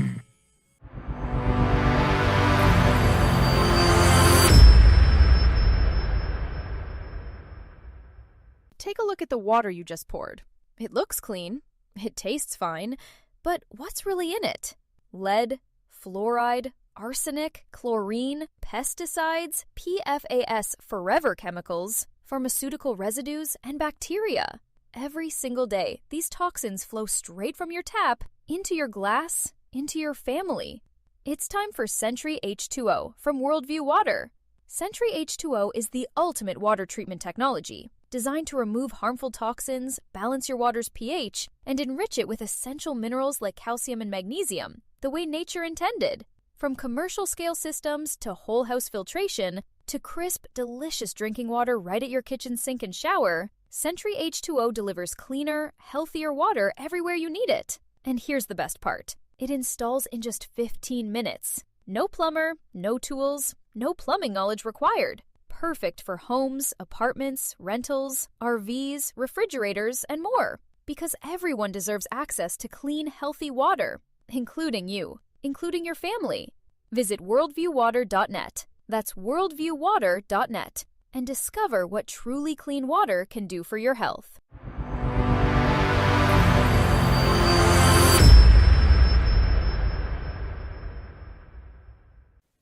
All right, welcome back from the break. Let's go to this article, Patrick. U.S. data center protests go national as backlash grows. You have in here, the protest is nationwide and bipartisan, as 86% of all Americans oppose data centers in their neighborhoods. The concerns are excessive electricity and water consumption, as well as sound and radiation exposure. Lobbyists at the Data Center Coalition, which argues for AI data centers, are totally tone deaf to the protests, saying they are mitigating any negative impacts to households and businesses. And you say, really? Question mark. Yeah, I mean, you see it every day. You see it on social media of people that are just not putting up with it. And it kind of falls in line with the flock cameras as well. It's kind of the same group of people who are standing up against the data centers are also standing up against the flock camera systems. They're getting the idea now that something is brewing, and it's coming for them. Yeah. At this point, this is a big deal across the country. Every neighborhood that protesting, it's not about Republican or Democrat at this point. Everybody's utility bill is rising. Everybody's concerned about the drinking water. Some neighborhoods are so plagued with sound emanating from the turbines and stuff that they're putting plexiglass and mattresses against their windows to muffle the noise. Yeah, we played the video of the one. Was that in Virginia? That was basically in the neighborhood. There was houses right next to it, and they had some type of turbines for energy that they said were going to be, I think, temporary or backups, and they have not been. They've been going 24/7, and these neighbors are complaining because they can hear it in their homes, a constant buzzing. That's right. I found we have one of these data centers here in Arizona. I just discovered it the other day driving around, that I can see the turbines all lined up in a row. They haven't been fired up yet, but this thing's going to go online apparently pretty soon. And it has its own turbines for power consumption. And they'll be tapping into our natural gas pipelines that pipe the whole area at this point. And I don't know we know about electricity, but I don't know how natural gas is going to be affected, because there's only so much pressure in the pipe in the first place. So, they're going to take up a huge amount of natural gas energy and electricity as well. So they don't care at this point. They don't care what they're doing. The bum's rush is on to get AI established in our country for the sake of all control everywhere. Yeah, and water is a big thing, water and energy. And here I just saw this story this morning in Wyoming. I guess they're building a 715,000 square foot data center in Wyoming for Meta. And I think they did like a flush, because the water system is supposed to be reusable for this data center. They're supposed to be reusing the same water, but they did a flush through and brought in flushed out the old water and brought in some new. And now it's been found by the Cheyenne Board of Public Utilities that its reclaimed irrigation system was contaminated with a bacteria. I'm not going to attempt to say the name of the bacteria, but there you go. It was a very rare bacteria, deadly. You don't want it in your water for sure. And it's affecting the groundwater at this point. So, where that will come out, who knows? We don't know exactly how that bacteria was, got into the water in the first place, but here it is. Mm-hmm. And, the types of, the outcomes, they're so unpredictable at this point. Who would have thunk that there would be a rare bacteria produced by a data center? Mm-hmm. This is on top of the sound and the radiation and everything else. It's crazy. Yeah. I was moving on, I brought up the flock cameras. I was talking to someone about it this past week, and they said, well, I don't have anything to hide. It doesn't really bother me. I don't have anything to hide, but you may think that, but what if they would have had these systems during COVID, right? I mean, what if they would have had these? All it takes is one person to use these in the wrong way. And then you don't have to worry about having anything to hide, because that's not what they're being used for. I don't think these flock systems or these camera surveillance systems are going to be used just for tracking crime forever. Someone's going to get their hands on the systems, and they're going to be used against you. Even at this point, people inside of police departments are misusing these systems like crazy. There was one case where 2 or 3 buddies in the police system were tracking one guy's ex-wife around town. Mm-hmm. How does that fit? You know, that there's the idea, there's no checks or balances. Are the police omnipotent at this point? They can do anything that they want to do with these cameras.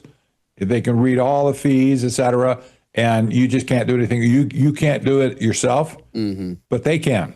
Yeah. And you really trust them at this point. They're just people, right? And they can hide behind the curtain. Yep. And wait till something happens like COVID, like I was saying. I mean, wait till they track your car going somewhere that you don't need to be going, according to them. A non-essential trip. You took a non-essential trip across town, Patrick. And now you're going to be fined because you're not supposed to leave unless it's essential, unless you're going to get food or you're going to get medicine. You went over to your buddy's house across town and you weren't supposed to leave your home, Patrick. There's another layer of being laid on top of the flocked cameras and in conjunction with them to measure all the Wi-Fi and Bluetooth emissions from your vehicle as it passes by the flock camera. That means there's an ID, specifically ID on you and your devices going by.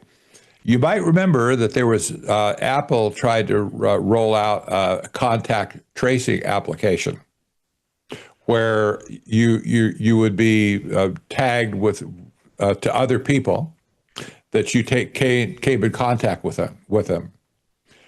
You could imagine that was bad enough in itself, but imagine being tracked by all of your devices like that for the sake of contact tracing. You can't escape it. At that point, the dragnet would be out there and you can't escape it. Yeah. This is very, very disturbing. You're right. Yeah. Well, going back to the data centers, which we were talking about, the protest to the data centers, their next article kind of falls in line with that. Massive power shortfall in Northeast thanks to AI data centers. Average electricity prices have surged by 18% across the U.S. since Trump took office in January 2025, driven in part by an energy deficit. In the Northeast of 6.8 gigawatts, New Jersey consumers are hit hardest by a massive 27% shockwave with no end in sight. Technocracy was consumed with energy prices in the 1930s. Now it comes full circles in 2026. 27% increase on your utility bill in New Jersey. think what that means for the average consumer. The prices were already high. They've been high for at least 15 years at this point. But if your utility bill approaches your house payment, what are you going to do? Yeah. What are you going to do? You're going to bail on your house, I guess, and find a bridge to live under. I don't know. And it's not even just owners; it's renters too. Renters have to pay for utilities. So wait till the utilities are as much as your rent, then you got double rent payments. I know. And of course, the utility bill is just one thing. You have water as well. All the water prices are going up everywhere, and natural gas has been going up as well, because these data centers are taking up so much energy with natural gas to power their turbines. So that makes a big deal as well for utility payments. There's no end right at this point. These people won't back off of their stampede to establish these data centers. They just don't care. They don't care about the environment. They don't care about the people. And basically, they're ignoring every single citizen across the country at this point. Yeah. They're just flat out ignoring them and just pushing forward. We have to do this. It's for your own good. I don't know if they say that, but it's going to be good. Like this board said, we're trying to mitigate all the complaints of the citizens. Give me a break. They don't care about the citizens at all. Yeah. Another thing that bothers me is that I'm here in Memphis and I pay utility bills, and there's no gauge on what it's going to be every month. Especially here, it's so fluctuating. I mean, 1 month it will be $200, $300, and then the next month it'll be $500, and then the next month it'll be $600, and then the next month it will be back to $200. So it's like, where are they getting these prices from? Right? They're just jacking them up, raising them up and down depending on the month. That's an interesting observation as well. The prices are based on the contracts that the utilities make with the power generators, so they can fluctuate greatly. And we have the same thing in Arizona right now. Not maybe that radical, but the same thing we see it all the time. In Arizona. Yeah. Well, we're out of time for today. We'll be back on Thursday. It's Tuesday, right? Yeah, that's right. We'll be back on Thursday with another report. Until then, take care. God bless.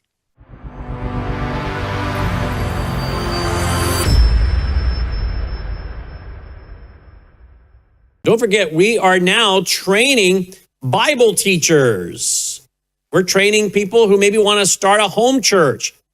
But we're doing more than training people, and you can find out all about it at worldviewtube.com/leadership. worldviewtube.com/leadership.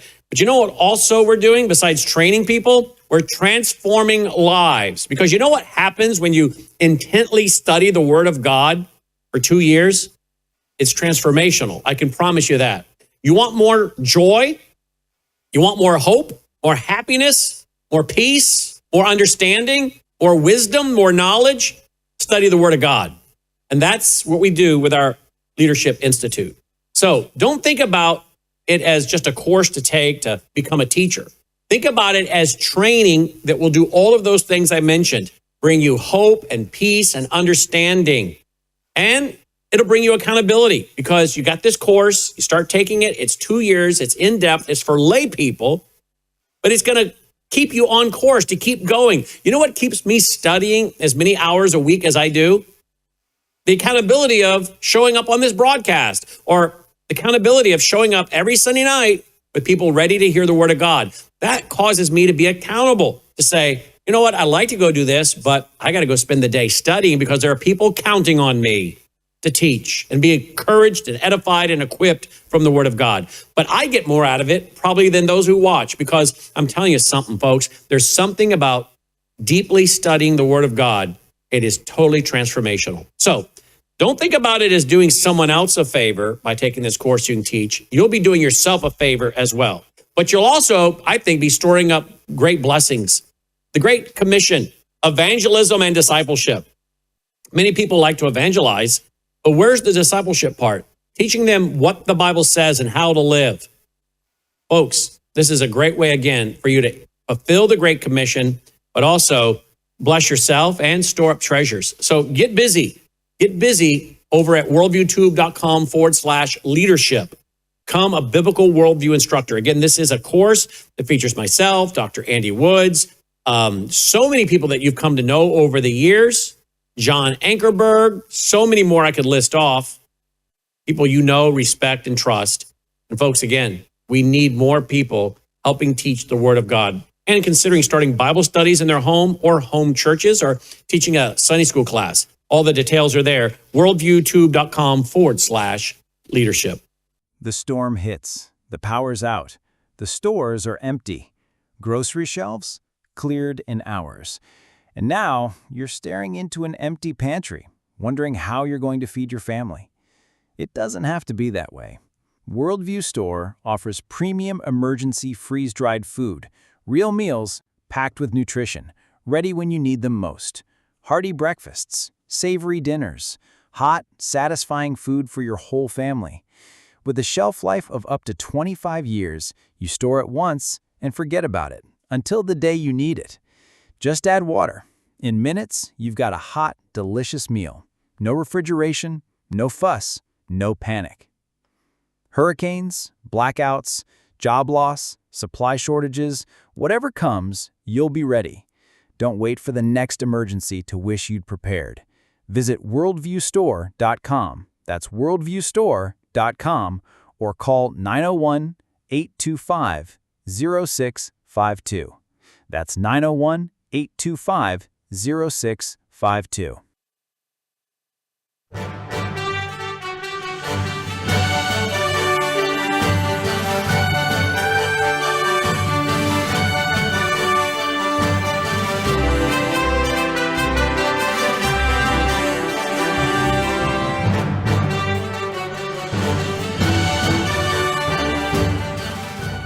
Welcome to Worldview Tube's Washington Report. It is July 23rd, 2026, and I'm joined by Jim Paff of the Conservative Caucus.com. We have President Trump gave a speech last night. We have some clips of that.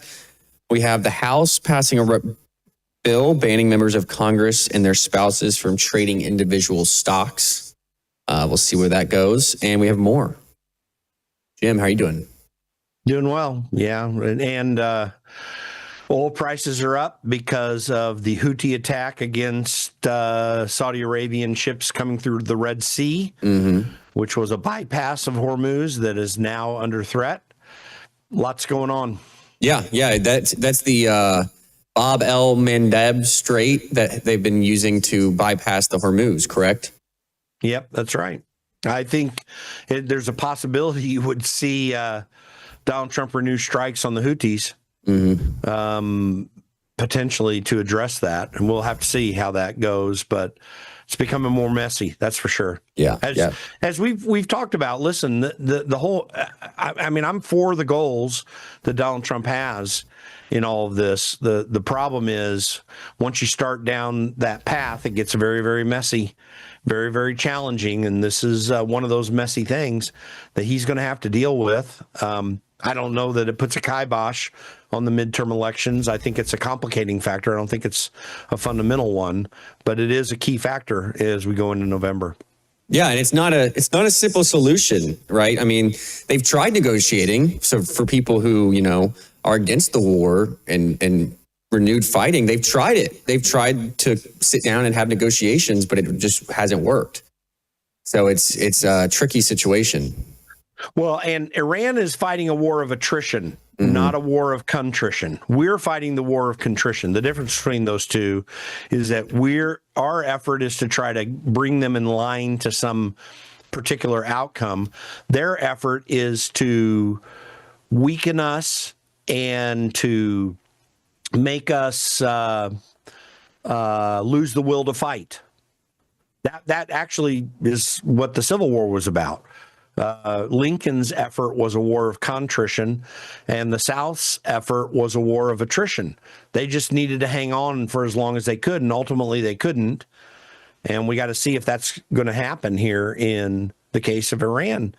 And so far, we haven't broke that barrier. But I do remember, and I think the history we can remember is that Abraham Lincoln was going to lose the 1864 election. That was an absolute, notable outcome that was on the way until Vicksburg fell on July 3rd, 1864, and then Gettysburg fell on July 4th, 1864. And then the whole paradigm changed and everything was fine and Lincoln was reelected. That's the kind of outcome that you would hope would happen here. But right now, I don't think you can say that that's an historical example that proves the end result at this stage. There's a lot more to go with this. And frankly, so far, it looks like it's going to extend very close to the election, if not be resolved at all by the election. That's a real challenge going into November. It really is. Yeah, and on other news with Iran, the House has passed another, let me find it here, the War Powers Resolution, which they've done. They did that just about a month ago as well, didn't they? Trying to block Trump's authority. Yeah, and it failed. I think that'll continue to fail. Trump's going to be able to continue this, but it doesn't make it any less messy. Well, here is a report. According to Axios, President Trump says he is close to a decision on a massive attack on Iran. Details include, President Trump says, we are all set for it regarding the attack, which he has been hinting at for weeks. President Trump says this attack would be bigger than ever before. President Trump said Israel would join in 2 minutes if I asked them to, but added that we don't need anybody. They haven't received enough pain yet, Trump says. So that comes as we have continued the strikes. I think we're on the 12th consecutive night of strikes. And I've been seeing footage of last night's strikes, and it seems like we're hitting them harder than ever, Jim.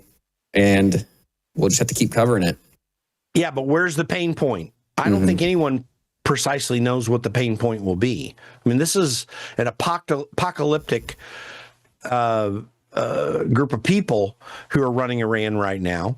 They're willing to go all the way to death.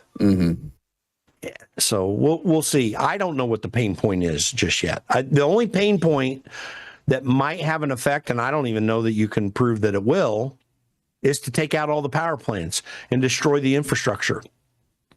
Can that be enough? We'll have to see. These people want to drive us into the ground. And again, they're successfully engaging a war of attrition right now. That paradigm needs to shift. Yeah. Well, let's move on to this. The House has passed a bill banning members of Congress and their spouses from trading individual stocks in a 232 to 198 vote. Does this go anywhere, Jim, in the Senate, or is this going to fail?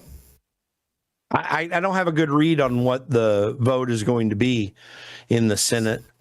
I think that I think what's got to happen with this, we have to get to a place where elected officials cannot directly buy stocks. I think we should allow them to buy into mutual funds that are managed by other people. That's kind of a quasi put your investments in a trust fund sort of thing.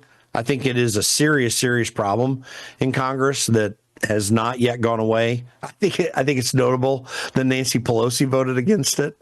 I didn't look up whether Ro Khanna did or not, because he's also someone who has greatly benefited from the stock purchases.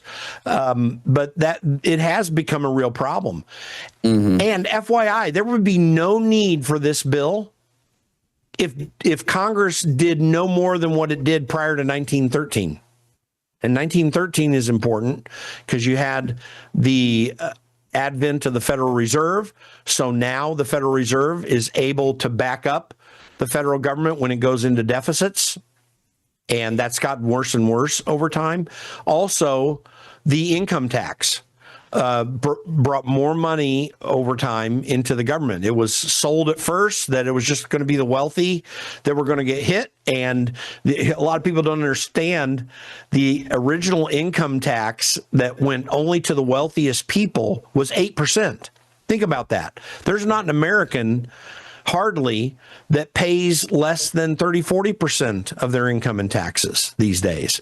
And no one paid income tax when it was initially rolled out, only the very wealthiest, and at a rate that is substantially lower than we are now.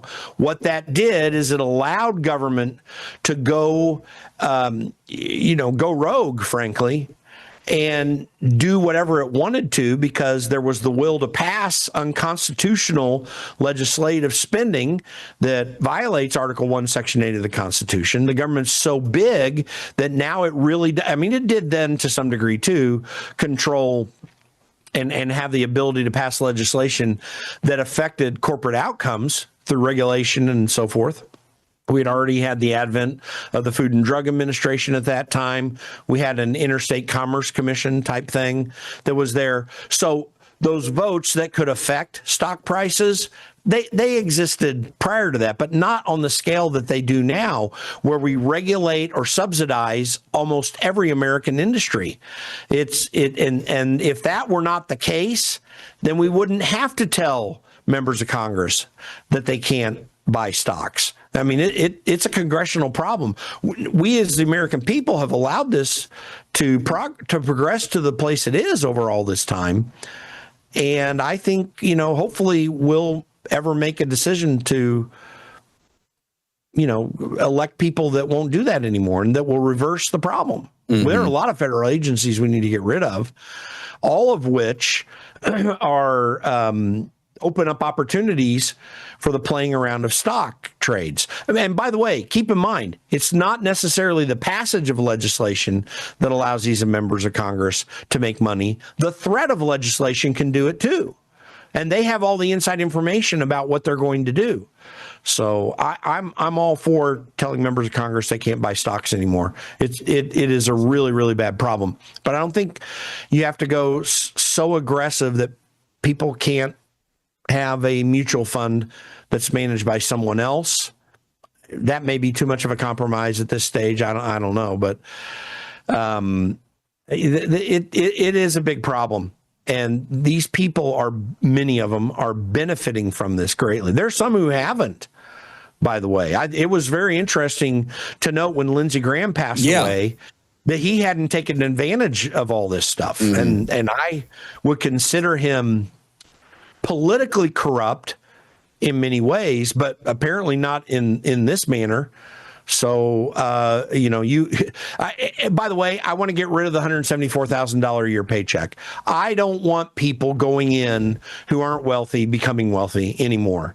I think that also is an absurd twist in this whole stock purchase scenario. Mm-hmm. Mm-hmm. Yeah, it was quite shocking to find out about Lindsey Graham's net worth because what was he in for 23 years, right? No, like almost 30. 30 years. He got elected in 1994, so he was 32 years in there. Wow. Well, let's move on. President Trump spoke in Georgia last night, and here he is indicating he's losing his patience on the Save America Act. Here we go. We have to pass the Save America Act to defend American elections.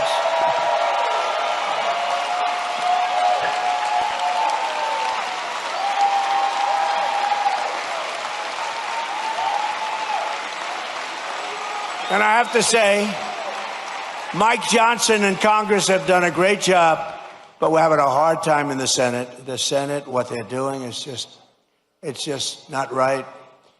Congress is going to pass it again. They passed it 3 times. They're going to pass it again. It's like the Senate is a place that you send things when you want them to die. We can't do this, and we're not going to take this any longer. We're not going to take it. I'm trying to be nice. Trying to be really nice. You saw we had a big victory last night in Arizona. I've had victories everywhere, but we're not going to be able to take it much longer.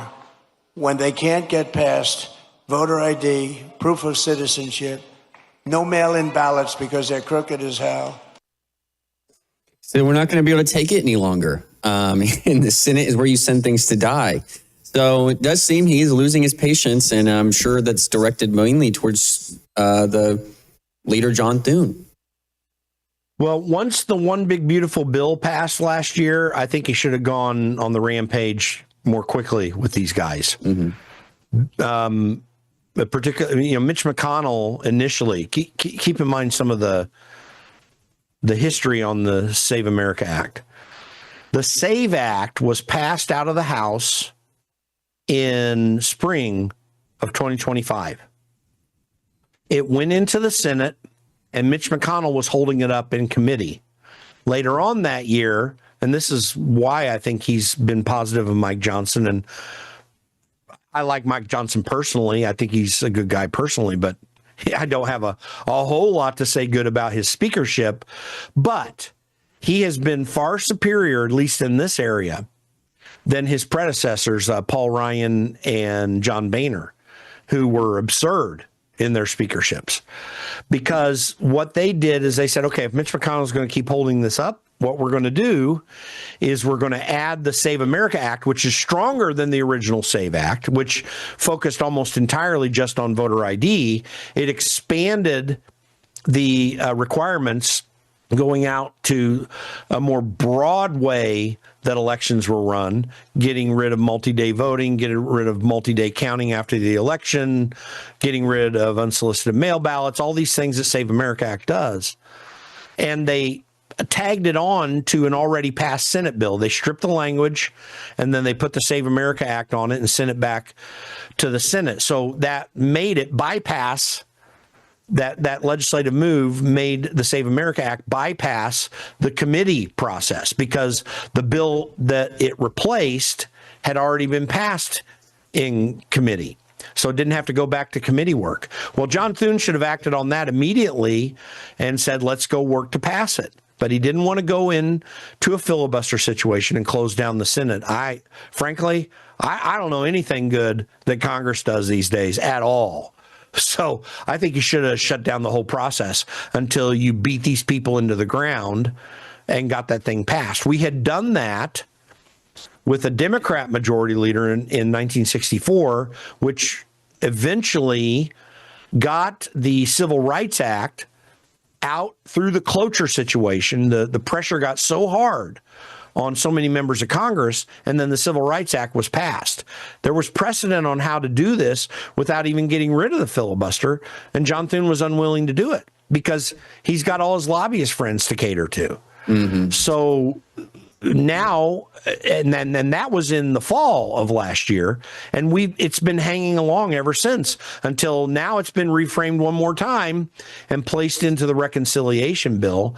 And you've got calls to, oh my gosh, we can't overrule the parliamentarian. My gosh, what are you talking about? When it's the members who make the rules, it's not the parliamentarian who decides. The parliamentarian is to give advice based upon the rules that you have. All you got to do is move forward with what you can, and just say, well, thanks, parliamentarian, for saying what you said, but we're passing the bill anyway.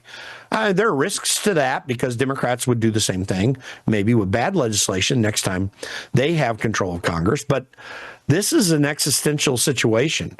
The American Republic is at stake unless we get back to the gold standard of elections that we had for 230 years. So over the last 20 years, I won't repeat the whole thing. For those who listen to us, they know what I'm talking about.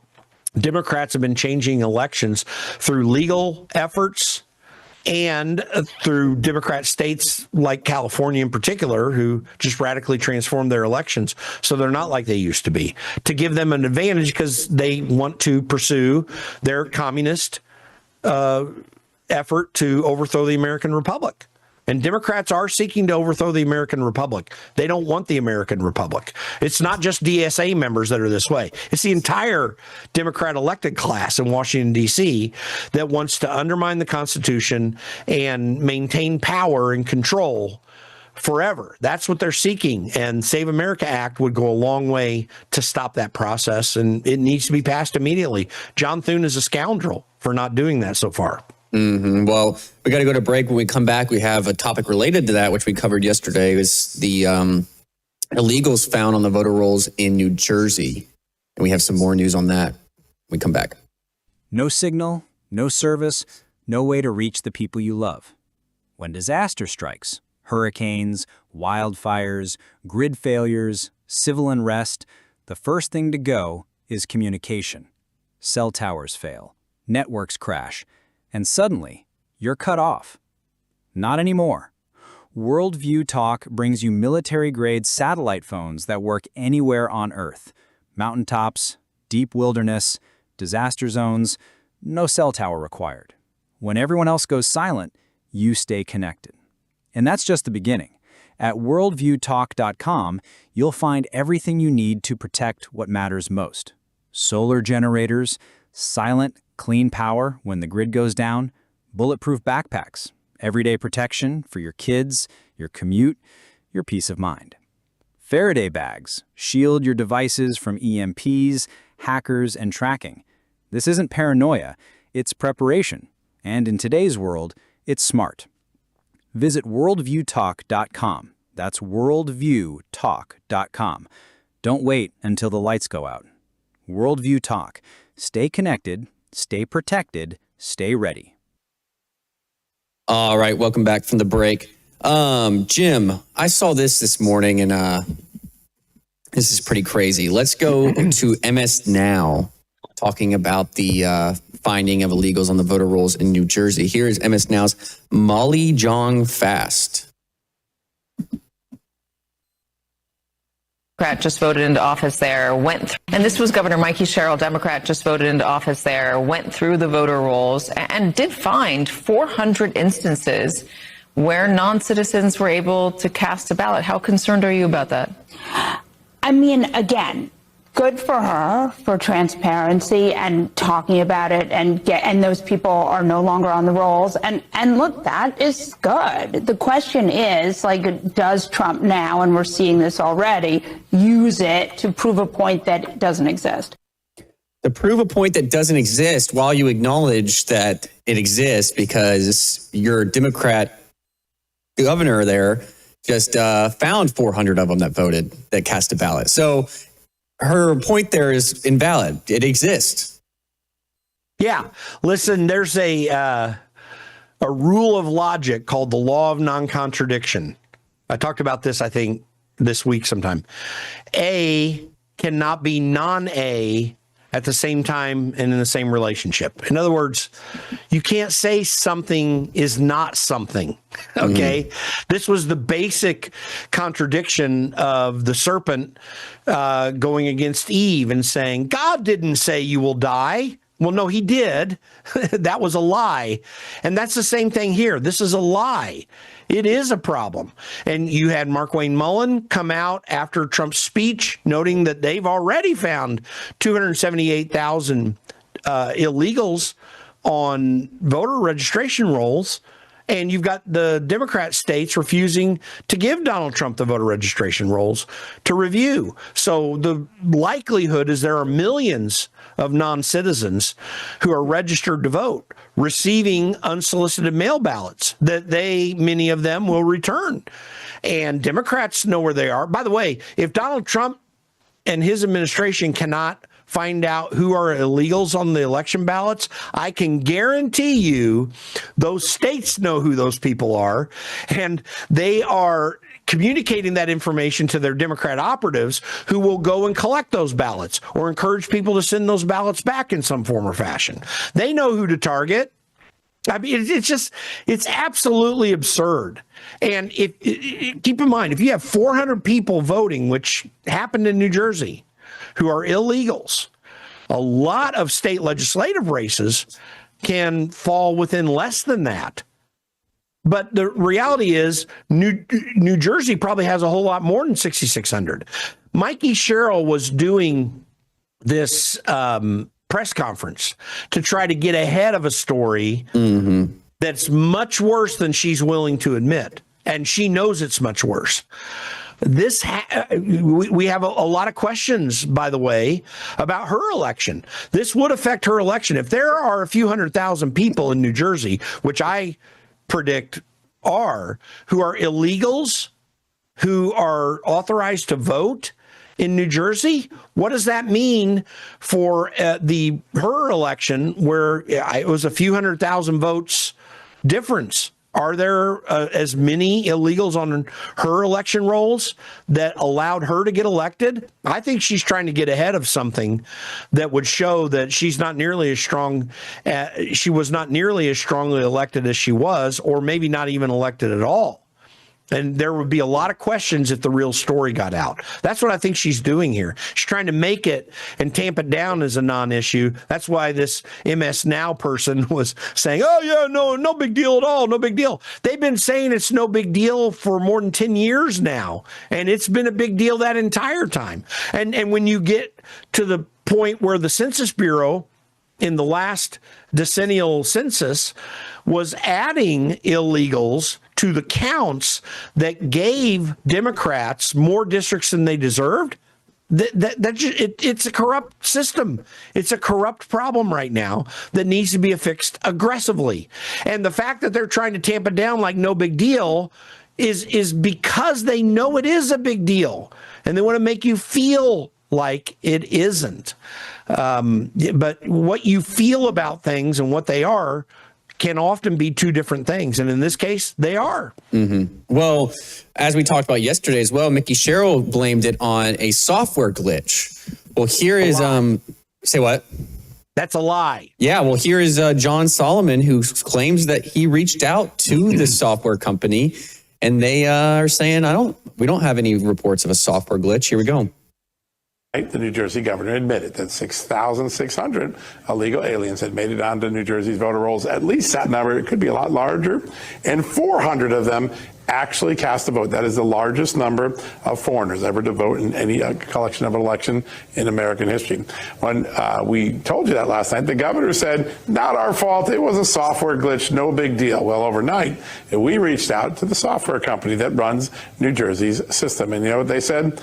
There's no software glitch at all. The state of New Jersey knew they were putting non-citizens, i.e. foreigners, onto the voter rolls. It is the state's responsibility to determine who is eligible to vote and who's not. The software had it marked right.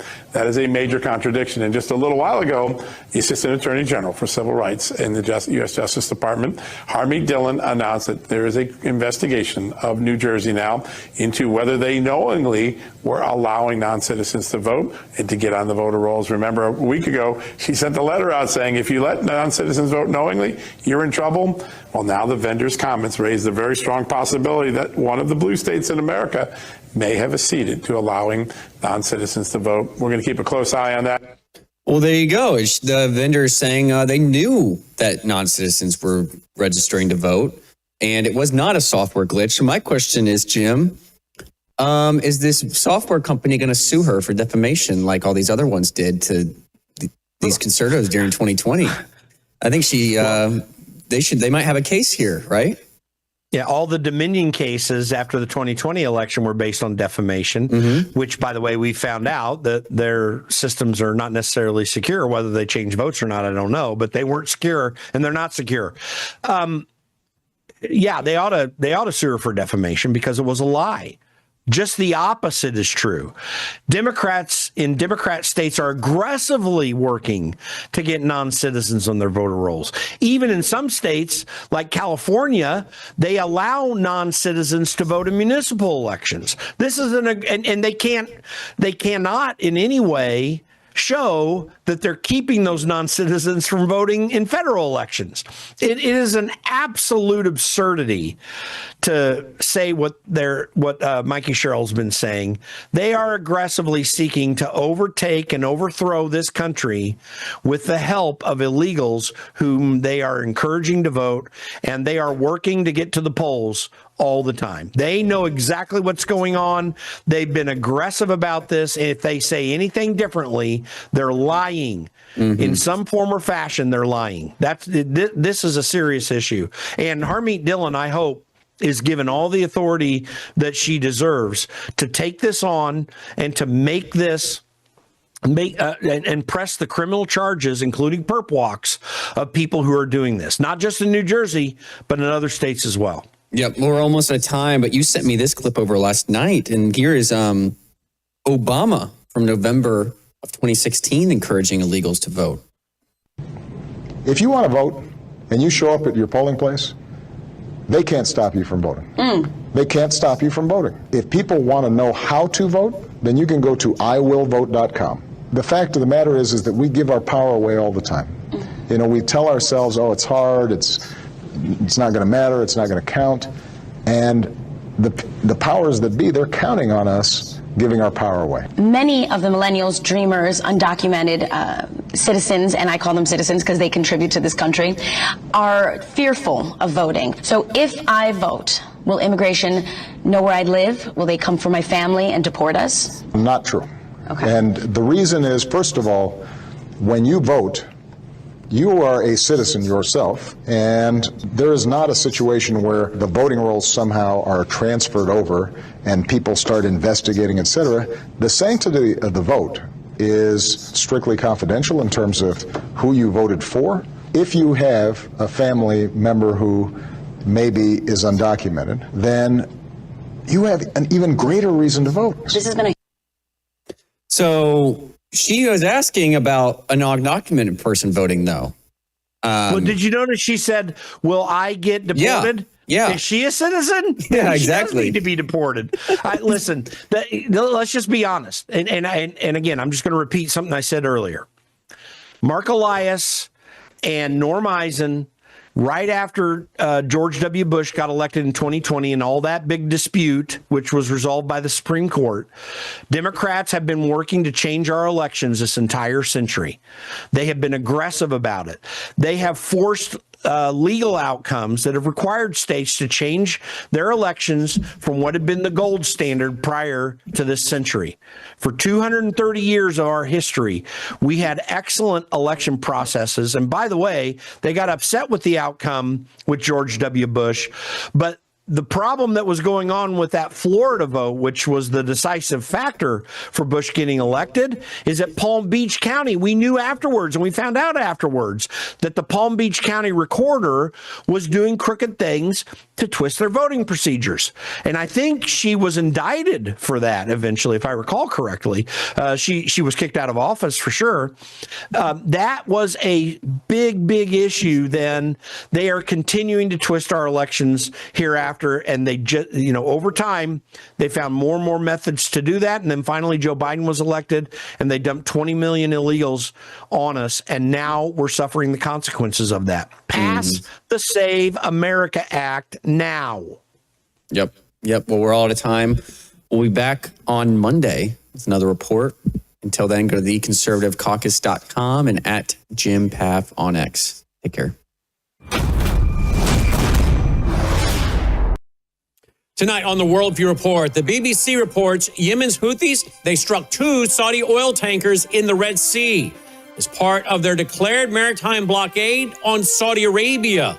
Germany's federal prosecutor general reveals at his annual press conference that Hamas spent years secretly building an organizational terror network across Europe, including hidden weapons, sleeper cells, and smuggling routes, and was planning a coordinated wave of October 7th style attacks against Jewish and Israeli targets, time for the second anniversary of the massacre. The Bank for International Settlements, that's the central bank of central bankers, they're warning in their 2026 annual report that the 5 largest tech companies, they're on track to spend over $1 trillion on AI.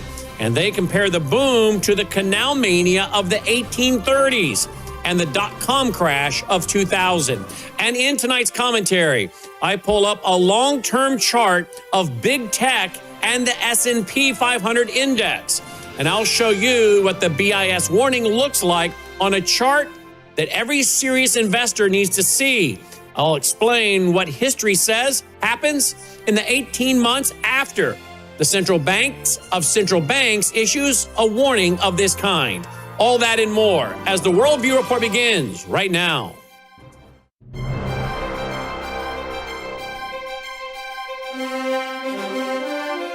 This is Worldview Report with host Brandon House. Whether it is news from the nation's capital or your state capital, from the classroom to the boardroom, from national security to national and local news that impacts you and your family, Worldview Report is your trusted source for vital and uncensored news. And now, here is Brandon House. Good evening and welcome to the Worldview Report. We begin tonight with a double escalation reported by the BBC. Yemen's Houthi rebels, they carried out missile and drone attacks against 2 Saudi oil tankers in the Red Sea as part of their declared maritime blockade on Saudi Arabia. This is the first such attack since the Houthis announced the blockade earlier this week. The Houthis said they forced around 10 additional ships to retreat and return to port. The attacks, they struck vessels carrying Saudi crude that had been rerouted through the Red Sea, specifically to bypass the Iranian-controlled Strait of Hormuz, which has seen fewer than 6 commercial transits per day this week, as compared to a pre-war average of nearly 140. Secretary of State Marco Rubio responded to the Houthi attacks by saying he believed the Houthis had been, in his words, snookered into the war by Iran, and that he hoped the situation would de-escalate. But a senior U.S. defense official told the New York Times something more alarming. Iran is deliberately using the Houthis to open a second front in the Red Sea in order to compound pressure on global oil supplies above and beyond what the Hormuz closure is already doing. At the same time, CENTCOM confirmed a 12th consecutive night of U.S. strikes against Iran, targeting maritime capabilities, missile and drone storage sites, and coastal surveillance facilities, along with air defense assets. American forces, they also deployed a B-1 Lancer strategic bomber against IRGC targets. That was for the first time since the current fighting resumed 12 days ago. The B-1, it can carry 2 dozen 2,000-pound bombs or dozens of cruise missiles, and it represents a significant escalation in the scope of the campaign. With Iran effectively controlling Hormuz and the Houthis now targeting Saudi Red Sea exports, which, by the way, both of those are the Middle East primary oil export routes. And, of course, they are undergoing sustained attacks at the same time. This indeed is a scenario that energy analysts have warned carries consequences without modern precedent. Of course, we'll keep you posted on this story as it develops. Our next story comes from Israel National News. A Likud member of the Knesset, Moshe Sada, he appeared on Channel 14 on Wednesday afternoon in Israel, and he plainly said, "We all know that we're approaching a strike on Iran, perhaps even this weekend. Those folks are the current assessments." He was not speaking in a vacuum. Several Israeli municipalities announced on Wednesday, Israel time, that they were opening public bomb shelters amid preparations for possible escalation. Israel's health minister, he issued a public statement confirming that the country's healthcare system is prepared for all possible scenarios involving a security escalation. The National Hospitalization Authority, they convened to ensure hospitals and health maintenance organizations are ready for every potential scenario, maintaining continuous coordination with the Home Front Command and the defense establishment. The context behind Sahada's statement, well, it is well documented. U.S. and Israeli officials have both told reporters that a major Israeli and or American strike is possible within days. Israel informed the U.S. it would soon deploy heavy bombers for strikes on fortified sites. And Iran has been openly moving centrifuges and enriched uranium stockpiles to Pickaxe Mountain. That's the deeply buried tunnel complex south of Nantes that President Trump has publicly vowed to hit very, very powerfully. That's what he has said. If Sahada is right and a strike comes this weekend, It would be the most significant single military event since the original Operation Epic Fury Strikes on February 28th. And if that happens, we will be here live over the weekend to cover it at worldviewtube.com. We'll be right back after this short break. Friends, this is Brandon House. For more than a year now, I've been teaching through the book of Revelation, and the response from you has been overwhelming. You've asked me again and again, when are you going to put this study in print? We want to mark it up. We want to share it with our families. Well, it's here. My brand new 2-volume commentary on the book of Revelation, verse by verse, chapter by chapter. This is not a watered down, allegorized replacement theology approach to Revelation. This is a literal, grammatical, historical study, the way the Lord intended his word to be read. And I connect the prophecy of Revelation to the headlines you're watching unfold right now, the rise of global government and the convergence of end-time events the Lord Jesus warned us about. Folks, we are living in serious days, and there has never been a more important time to understand what God has told us about what is coming. Get your 2-volume Revelation commentary today at worldviewstore.com. That's worldviewstore.com. News is moving faster than ever, and so are we. Worldview Tube brings you 24/7 live stream coverage and now real-time alerts when it matters most. Once you have the Worldview Tube app installed, exit the app and navigate your way to Settings. In Settings, locate the tab labeled Notifications. Select the Notifications tab. Scroll down until you locate the Worldview Tube app icon. Select the tab, and here you can turn on and customize your notification experience for the Worldview Tube app.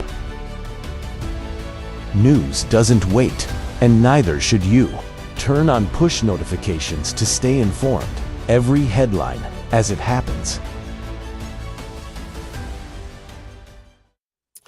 Welcome back from the break. Thanks for being with us tonight and every night. And as I always say, thank you for remembering that we are a listener-supported network. You can support us at worldviewfoundation.com. You'll also find our mailing address there if you prefer to support us through the mail. So thank you for that, worldviewfoundation.com. Let me also remind you that we are anticipating very soon the release of my 3-volume commentary set on the book of Revelation. It'll be out this fall. It is hardcover.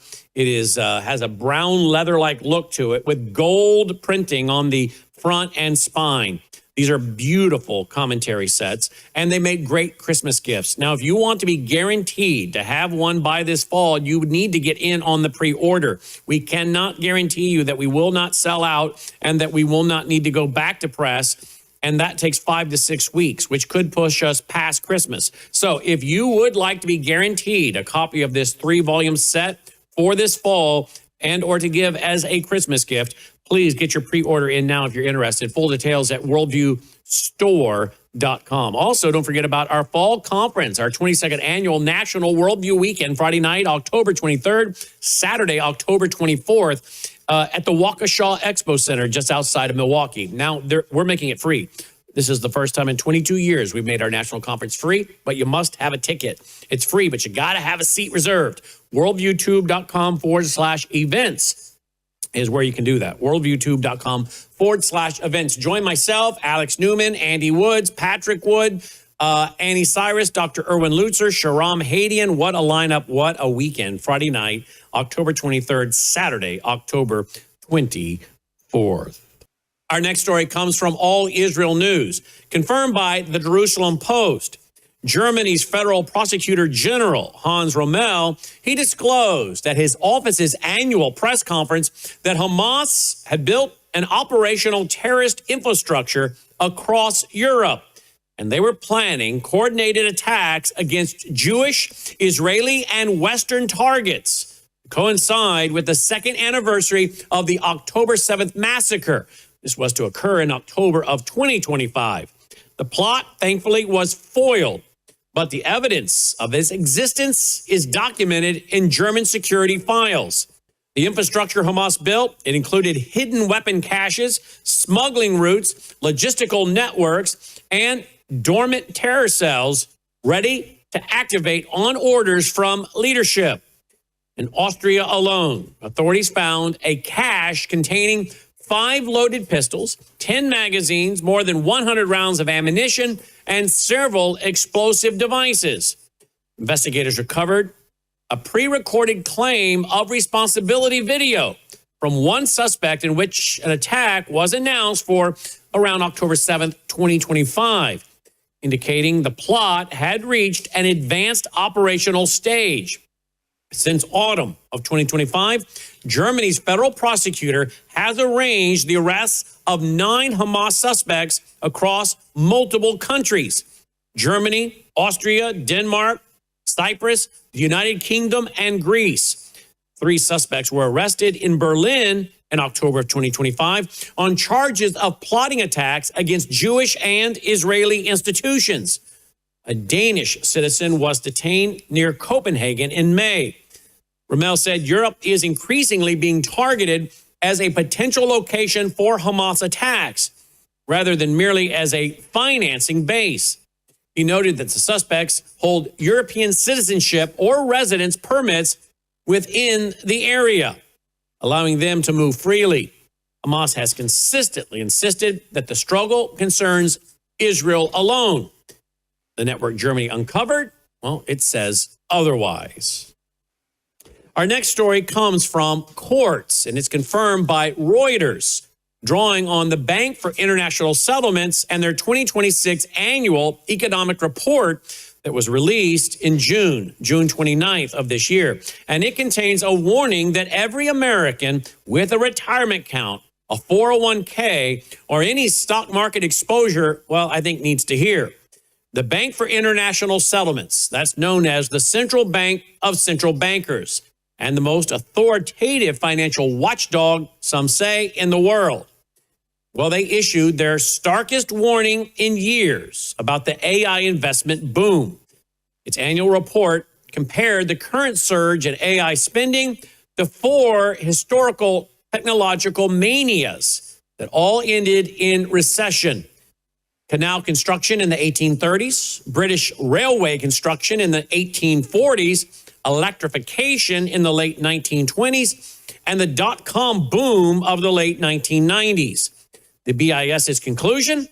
These episodes ended with an eventual reversal in investment, including economy-wide recessions. The numbers behind the warning, well, they're staggering. The 5 largest hyperscalers, Alphabet, Amazon, Meta, Microsoft, and Oracle, they are on course to spend more than $1 trillion on AI-related capital expenditures in 2025 and 2026 combined.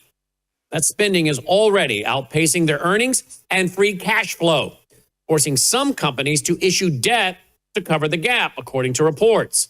The BIS, they're warning that fierce competition among leading AI firms may have pushed investment to excessive levels, leaving the sector exposed if returns disappoint. The consequences of a correction, well, they would be severe, according to analysts.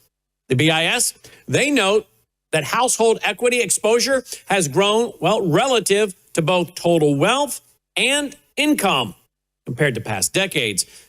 That means a sharp drop in AI-linked valuations could produce a more severe consumption pullback than, well, previous corrections of similar scale, thus amplifying the crash's economic impact well beyond the technology sector. The BIS assessment, well, it arrived as the Iran war is already pushing the global economy toward what many American bankers describe as conditions that would normally be recessionary, like high interest rates, elevated public debt, persistent inflation, and rising geopolitical tensions. AI investment, it has been the main offset keeping the global economy out of recession, according to some analysts. And if that offset reverses, the consequences could be severe and swift. Well, now it's time for our nightly Worldview Report commentary. And I want you to hear me and hear me well. I've been trying to use my radio show, TV show, and the Worldview Report and the Worldview Report commentary to try to educate you. That's my job here is to educate you, bring you news and information you can use. Now, again, I don't offer financial advice. I offer financial opinion, analysis, and history. But I'm going to give you some history many Americans really don't know or have forgotten. In 1974, Washington, D.C. made America a promise. Basically 4 words. We will secure your retirement. That promise had a name, ERISA. That's an acronym. It stands for the Employee Retirement Income Security Act. And tonight, I want to walk you through, well, a hard possibility. That this system was not mainly built to secure your retirement. Perhaps it was built to capture it, to take your life savings and quietly pipe them into a financial bubble that's now being inflated by artificial intelligence and big tech. Let me show you how the machine works. It started with ERISA, and a few years later, a small provision was buried inside the tax code, Section 401k, that almost, by the way, nobody noticed at the time. Slowly, deliberately, the country was moved off the old pensions, where your employer carried the risk, and it was moved onto these new accounts, where you carry all of it. The risk, it didn't disappear, it just got transferred onto you. Here's the part they don't advertise. Most workers today are auto-enrolled. Your money defaults into a target date fund or an S&P 500 index fund. And most people, well, they never change a thing, which means tens of millions of Americans have their entire retirement welded to whatever happens to a handful of the biggest companies on earth. And right now, that handful is smaller and more dangerous, I think, than, well, at any time in living memory. The top 10 companies in the S&P 500, they now make up close to, listen now, 40% of the entire index. We're talking about companies like NVIDIA, Apple, Microsoft, Amazon, Alphabet, Meta, Broadcom, a tight little cluster. Almost all of it riding the same artificial intelligence bet. That's the highest concentration since the dot-com bubble. Some measures say it's the highest ever recorded. So when you make your faithful 401k contribution this month, please understand, roughly 40 cents of every dollar marches straight into that, well, tech cluster. Nobody asked your opinion on the risk. The architecture, it apparently chose it for you. And now, layer on this the valuation. There's a measure that Wall Street uses to tell whether the market is cheap or dangerously expensive. And it's called CAPE. It's an acronym again, C-A-P-E. It's the CAPE ratio. And today it sits near its second highest reading in almost a century and a half. That's right, a century and a half. The only time it was ever bigger, ever higher, was the peak of the dot-com bubble, right before the market lost roughly half of its value. And here's the dark twist. The money flowing out of your retirement account is what they call price insensitive. It doesn't ask whether the stocks are cheap or expensive. It buys on autopilot, on a payroll schedule every 2 weeks, no matter what. Which means, well, your retirement savings aren't just exposed to the bubble. Your retirement savings are helping, in fact, I think, to inflate the bubble. Now, connect that to the boomers. They were told, do the right thing, trust the system, feed the 401k, and you'll be secure. But if this whole thing blows, it doesn't just singe some speculators out in Silicon Valley. It lands right on retirees, many who have their entire life savings tied to these same AI-heavy indexes.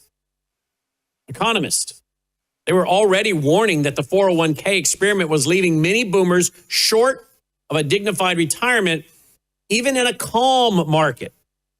Add a severe AI-led crash on top of that, and you're talking about older Americans who did everything right, standing at the edge of losing everything.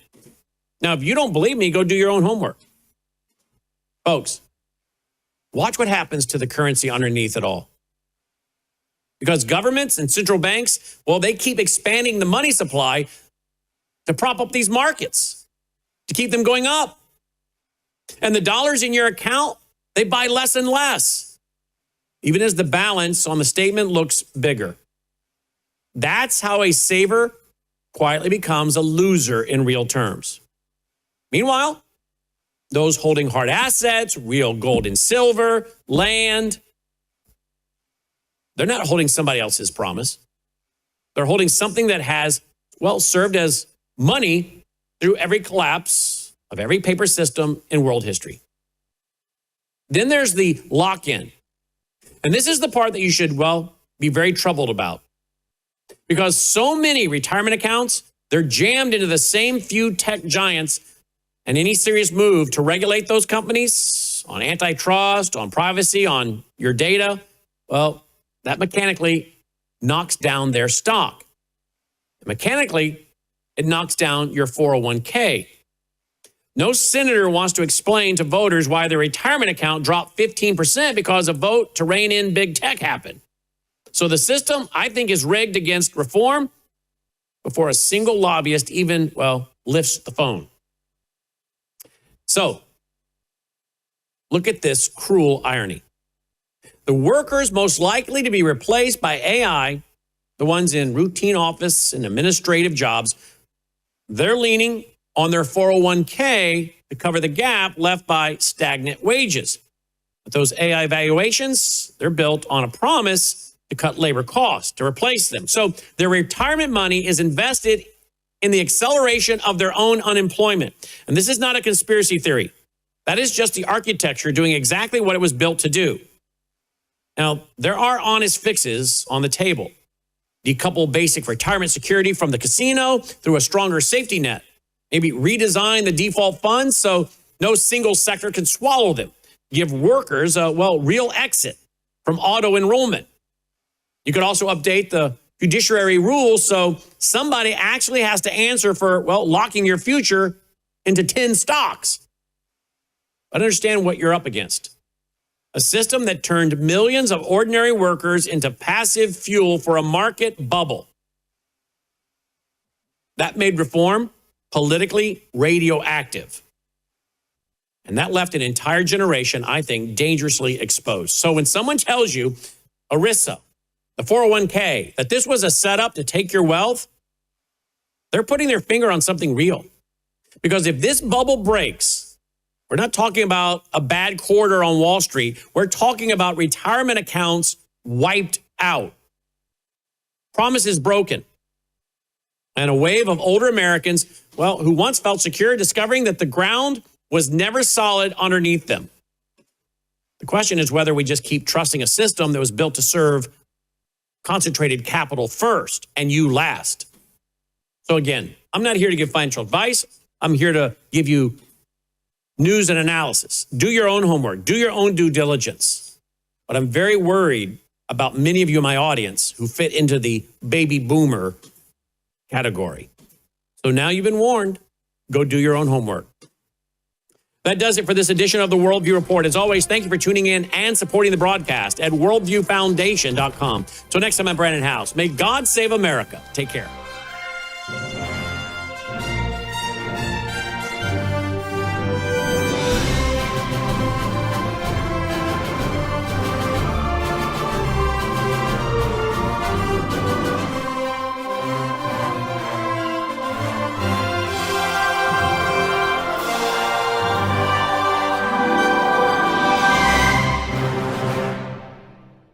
Don't forget, we are now training Bible teachers. We're training people who maybe want to start a home church.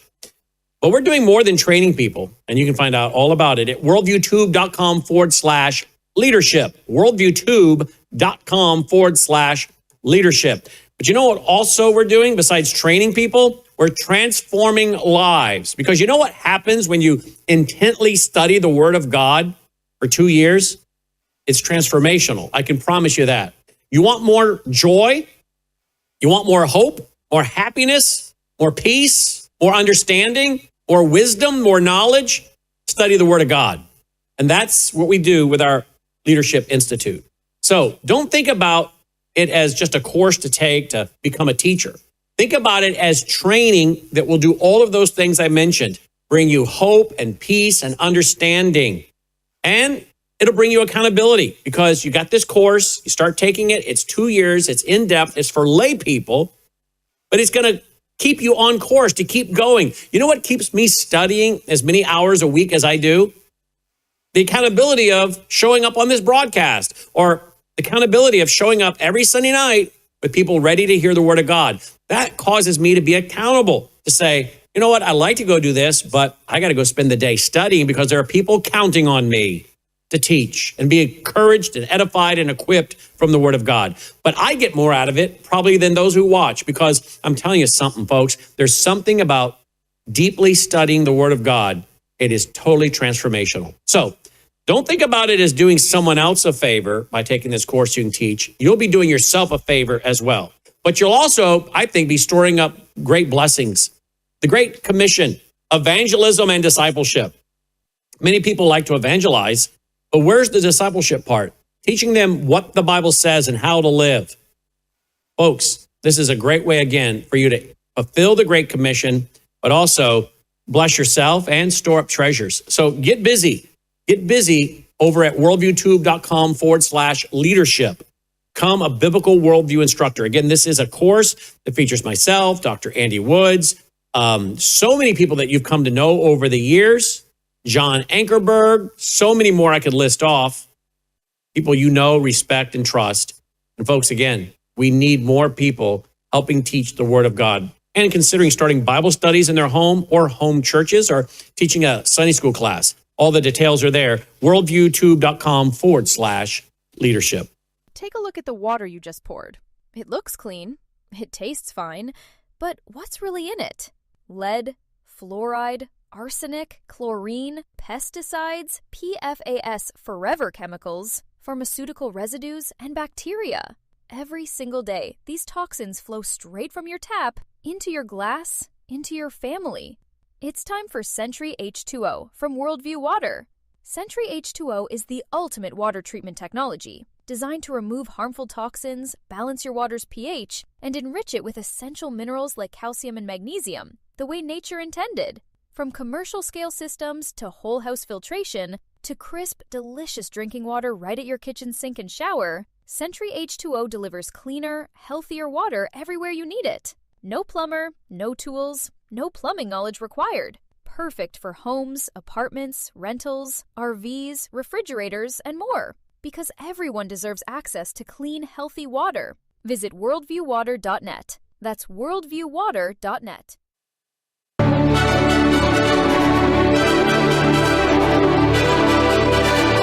This is Brannon House Live. Whether the issue is law, science, economics, history, family, social issues, education, religion, government, or national security, Brannon brings the issues of the day into clear focus through the lens of a Judeo-Christian worldview. And now, here is your host, Brannon House. And welcome to the broadcast on this Thursday night, July 23rd, 2026. Folks, I need you to tweet, text, email, Facebook, Getter, Truth Social. I'm about to have on Dr. Doug Frank, and we're going to talk about a lot of new information that we did not have time to get to at the 1 o'clock Central Time slot for radio and television today. Many of you were sitting in messages, have him on more often, have him on again. And I said, come back tonight. So he did. Now, we're going to play a video that he recorded of a young man in South Korea named John. It's his letter to America. We're going to show you a lot of video footage of the hundreds of thousands that he spoke to in South Korea as the communists are taking power in South Korea. It looks like it was done through voter fraud. He also held up a book today written by a man that he was traveling with there in South Korea, who is the equivalent of being the former CIA director. He was the equivalent of being the CIA director in South Korea. He's now out of government and has written a book about the quiet coup. And as Dr. Frank said today, it reads like the very playbook taking place in America. Dr. Frank was warning us today on radio that he is very concerned President Trump, the Republican Party, will lose the House this fall. and that President Trump will go ahead and enact his executive powers under an executive order he brought about in 2018 and is renewed since coming back into the office for a second term, the right to take control of all the evidence related to election fraud and freeze everything, to not certify. Of course, that could set up incredible conflict, chaos this fall. So what Dr. Doug is warning about, very few people are talking about. We're going to do that here tonight with brand new video footage that we didn't have to play today at 1 o'clock because we didn't have it. We now have it. You're going to see a lot of what Dr. Frank was doing there. You're going to hear from a young man, John, from South Korea with his open letter to America. He's speaking it. You're also going to see and hear from the former ambassador of America to South Korea speaking, a very emotional speech. He is not being allowed to leave South Korea and travel back to America. Dr. Frank will explain why. But why South Korea is a object lesson for what could be coming to America, maybe even as soon as this fall. So again, this is not hyperbole. It is not hype. It is documentation. Video footage, speeches, and people on the ground in South Korea that are warning that indeed what is happening to us is happening to you. It's the same template. And of course, we're very concerned about the church, the Christians in South Korea. So will you please, right now, tweet, text, email, Facebook, Getter, Truth Social, tell people to go right now to worldviewtube.com, worldviewtube.com right now as Dr. Doug Frank is about to come on. Now, this afternoon, I pre-recorded an interview with my reporter on the ground in Israel, who is now here in America and will be with us in studio next week, Aaron Levarco, because we are getting reports that it is very possible that the fighting could resume with Israel against Iran as soon as this weekend. We are approaching an attack on Iran, perhaps this weekend. So says one of the Likud members. That's a member of their Knesset. So if that happens, we will be breaking into programming and covering it here. But we're going to get a report from Aaron Levarco, who is now in the state of Tennessee, but the other end of the state, making his way our direction. Do you appreciate all we're doing here, folks? If you appreciate all we're shoving out to you related to education and research, we need your support. Summer months, giving drops. We need you to stop what you're doing right now. Go and donate $5, $10, $20, $50, whatever you can afford to do. Please go right now to worldviewfoundation.com and make a contribution, will you? worldviewfoundation.com.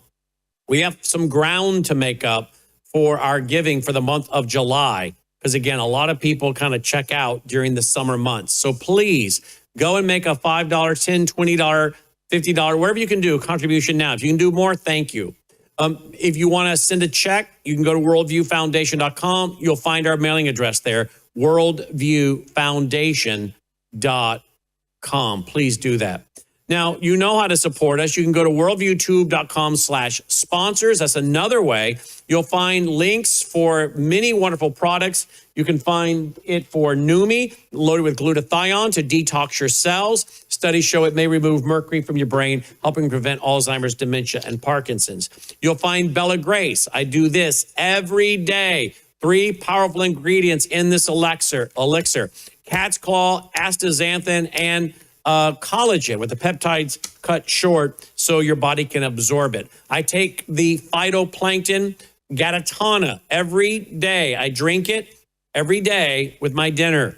And it's, according to many experts, very hard for those free radicals to live in your body when you are drinking a phytoplankton. Okay? I'm just telling you what the studies and research shows. This is all available at worldviewtube.com/sponsors. You can also find Worldview Talk there. That's bulletproof backpacks, that's solar generators, and much more. So please, you'll find the melissaprotein.com there. I'm taking that protein each and every day, trying to get down a little bit further in my weight category. I'm not overweight. I just want to be a little more thin, a little more trim. So the protein, folks, I take about 6-7 tablets every day.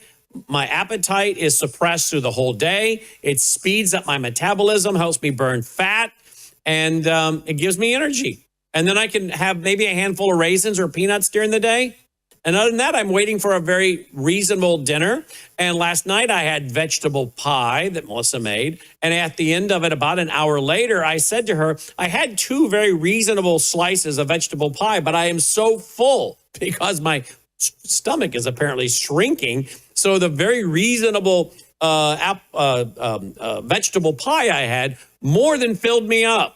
So it is working. The protein also helps you build muscle mass and maintain muscle mass as well. So I'm a big fan of these protein tablets, and I haven't even been on them 2 weeks yet. Melissa's been on them for 4 months. She's very happy with the response that she's getting. So all of this is available at worldviewtube.com/sponsors, worldviewtube.com/sponsors. So please consider going there, worldviewtube.com/sponsors.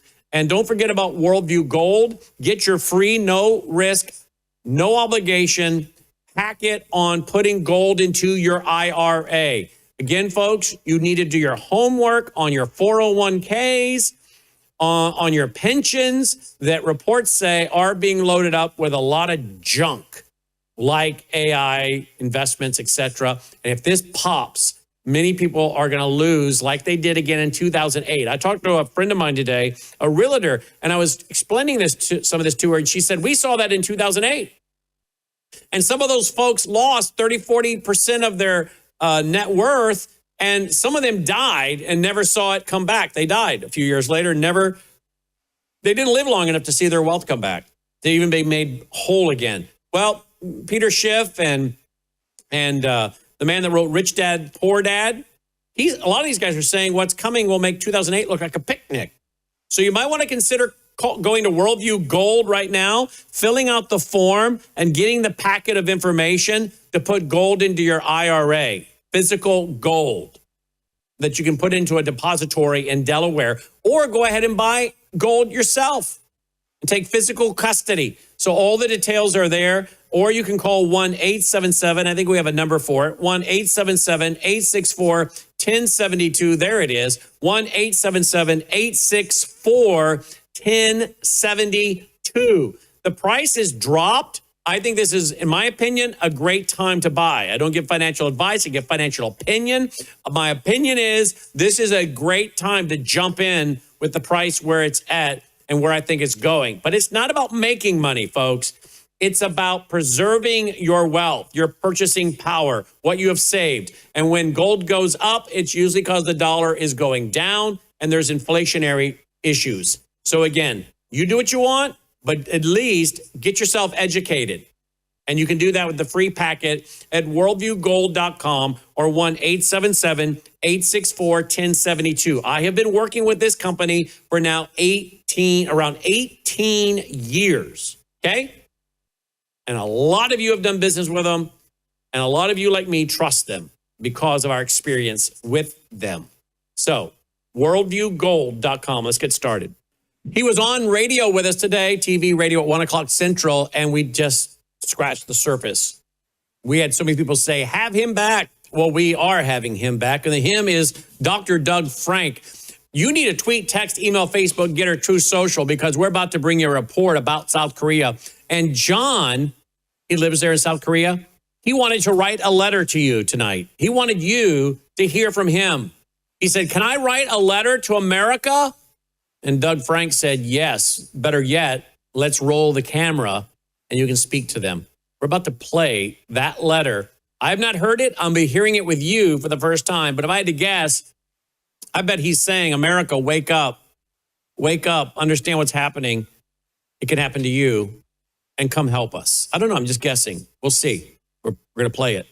We're also going to show you some pictures, huge crowds that Dr. Doug Frank spoke at while they're in South Korea. Dr. Doug, welcome back to the broadcast. Thanks for being with us. Good to be with you, brother. Thanks for having me. All right. For those who didn't catch the 1 o'clock, 2 o'clock Central, 1 is Central, 2 Eastern radio show, TV show today, what were you doing in South Korea? Well, as we said in the program earlier today, they're undergoing a transition. It's really a coup that's been happening. It's taken decades to prepare, and now it's happened. And they're basically changing over to being a communist government. And the way it's been effectively done in the last 2 years is with 2 majorly corrupt elections. 9 out of 10 people there are pro-American, pro-MAGA. And what happened was, how can you possibly elect a communist president under those circumstances? So that happened a year ago. And then I was asked by the former prime minister, Hwang Kyo-ahn, to come observe their elections and to work with their election fraud detection team. And you know me, that's one of my specialties. And so I was there, and to be honest with you, I dropped everything at the last minute, and I just got on a plane and went. And I didn't really know what I was getting into. And I assumed I was going to be sitting in a cubicle somewhere, downloading data and analyzing data and making graphs and reporting graphs. And I really thought that was going to be my life for a week or so. They have 2 days of early voting, Friday, Saturday, and all their voting's in person, early voting. And then on the following Wednesday, they have election day. And I arrived 2 days before their early voting started. That way it gave me a chance to kind of recover from the big time change and all that travel, and then to meet their team and to go out and visit. So we did a little prep. Then I was there to observe their early voting, and boy, oh boy, was that an eye opener to see how they do their voting there. It's just totally vulnerable. And then we had a couple of days off, and in those in between days, I did tours across the country, visiting a couple of important sites. And I want to talk to you about something. There's very important thing that happened during that time. Right. And then on Wednesday, they had an election day, the in-person election day, and I observed that. And something major happened on that day, and I was in the right place at the right time, and it resulted in 1 million people demonstrating across the country. Well, let's show the picture, Logan. I mean, look at this. Dr. Doug Frank was speaking to this crowd. We're going to show you the picture. Absolutely amazing. Look at that. You were there speaking to that group. Right. I'm dead center. In fact, people were there demonstrating because that's the Seoul Coliseum, the handball Coliseum. And the way they do their voting there is people vote in person at their local precinct, but no ballots are counted there. They're all collected in these ballot boxes, and then are taken to a local a province central counting facility. And in this case, it was at the Seoul Coliseum. And the people knew there was problems in their election. The people knew that the people had been denied the right to vote. And so they surrounded the Coliseum and told the government, we're not going to give you, this is my perspective. This is me with my camera showing what it looks like from where I am. During the daytime. That picture you showed before was at night. So they were surrounding because they weren't going to give their ballots to the government. So you notice behind me are a bunch of policemen in that little video you saw. Right behind me are they are guarding it. Guess what? The police are allowed to come and go, but the crowd was not letting anyone in or out of the building because they didn't want the fraudulent ballots to get out of there. And they weren't going to let the ballots go back to the government until everybody got a chance to vote. We haven't discussed that yet, but it was incredible. Oh yeah, that video right there. That was it was amazing to be me. All I had to do was show up as an American, and they view me as coming to the rescue.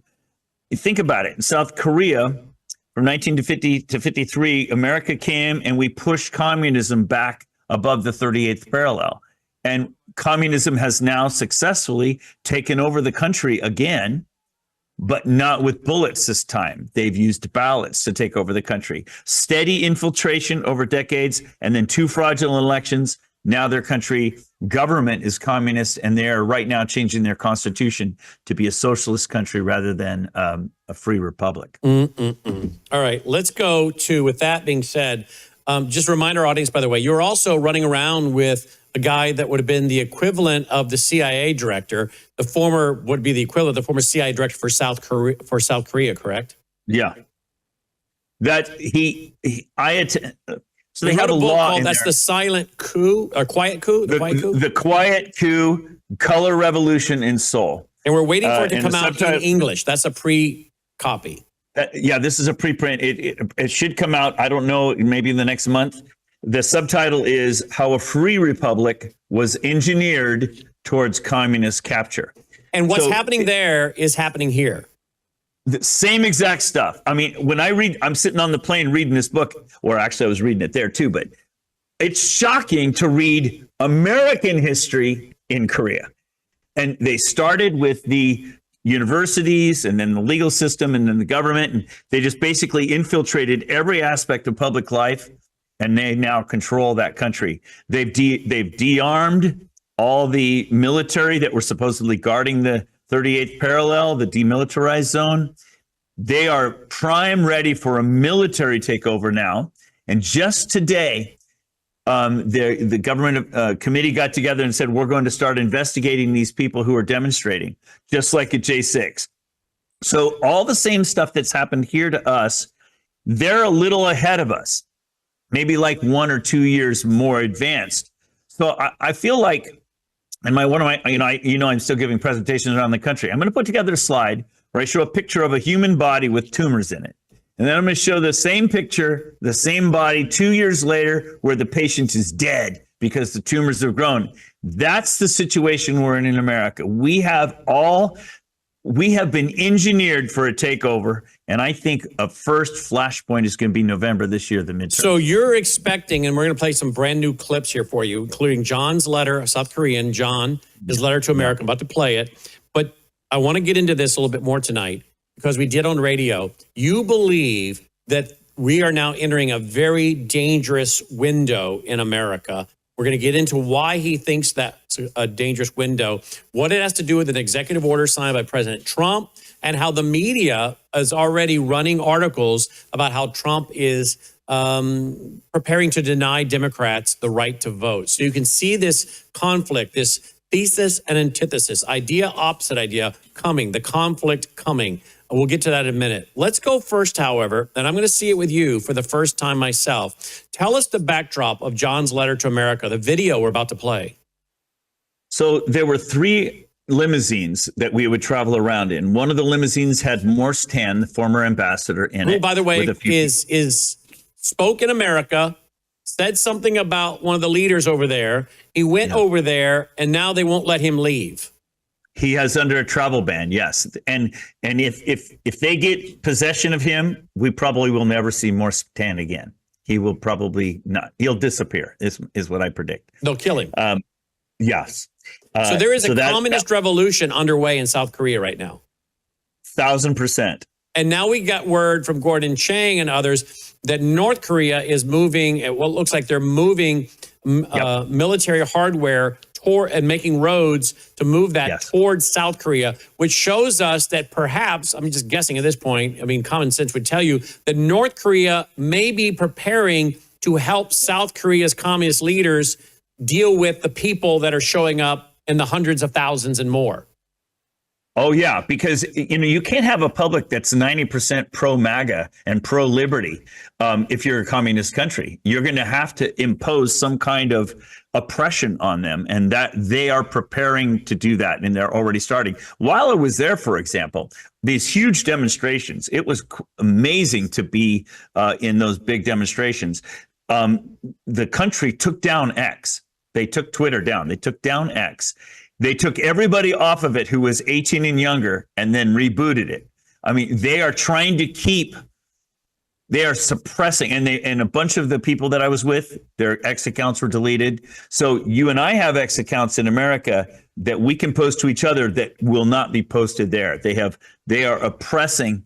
And in Korea, you got to understand about these people. They're very modern, very technological. Samsung is there. They have a podcast culture. They don't watch TV. They watch each other's podcasts. It's crazy. When I showed up at the airport, when I arrived, there was a whole team, maybe 15 podcasters that did an interview that met me at the airport. They're very much into this podcast culture. So the first limousine had Morris in it and some security, and then me and then the third one had a couple extra people with more security. So it was like our entourage coming around. So anyway, we're driving to a location, and I can describe some of this to you, but we were on the way, and John says, I want to write a letter to America. And I said, okay, great. So I got my pad out and I started to take notes, and he's like, after about 2 sentences, I was like already being moved, and I said, stop. And I got my phone out and I just held it up and I said, okay, go. Because you need to hear this. It means a lot. Now, he's a Korean and he's speaking English, so he's a little stuttered, but it's very clear. He's one of the most popular podcasters in Korea. And so this is a big deal. This letter is, as I've been traveling the country since I've been back, I play it at every one of my meetings. Yeah. Here it is. Here's John's letter to America from South Korea.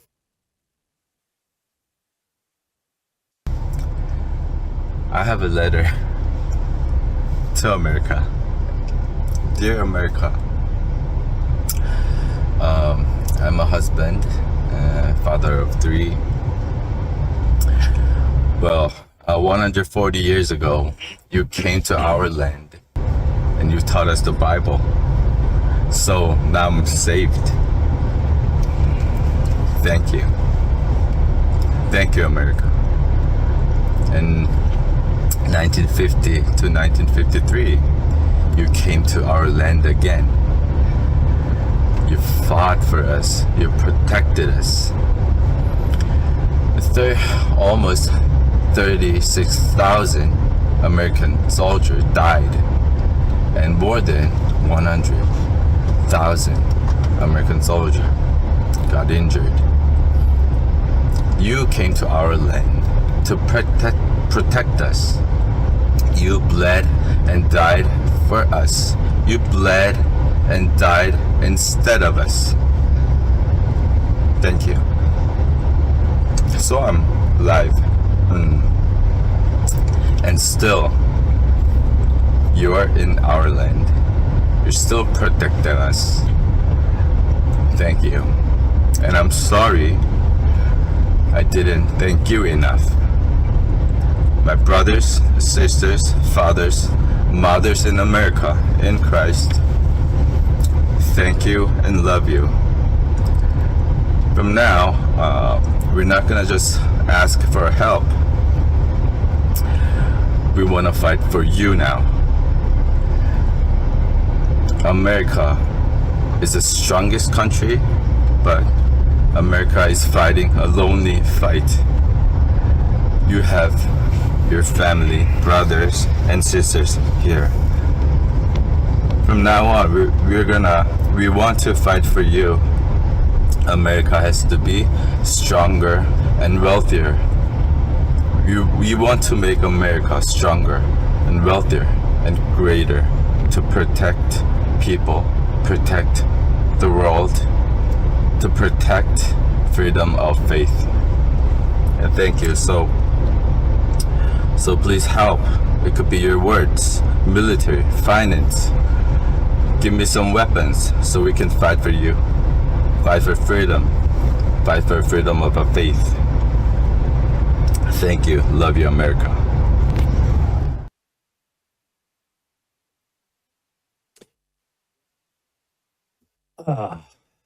That's pretty tough. See a grown man sitting there wiping his eyes.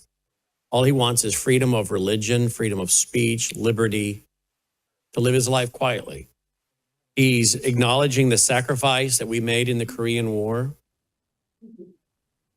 And he made a very important point. We need America to be strong militarily. We need America to be strong financially so that America can protect other free societies and have the geopolitical influence to stop dictators from suppressing Christians and people from having their God-given civil liberties. And that is why, of course, America is under attack. Ronald Reagan 100%. spoke about America being the city on a hill over and over, and how if America falls, other nations around the world will fall. And he is saying that right now. And then he said, but give us weapons to fight. I think there are many in South Korea that are willing to fight and die for their liberty and freedom and for that of their children and grandchildren. But they don't have the Second Amendment like we do, I don't think. None of them are armed. And that man clearly is a believer. Oh, yeah. And the churches of South Korea are booming, aren't they? There are so many active churches, and they understand the threat of communism. You told me today the pastors are speaking up about voter fraud, whereas we didn't have a lot of that from the going pulpit. on. Right from the pulpit. We didn't have a lot of that going on in America, did we? No.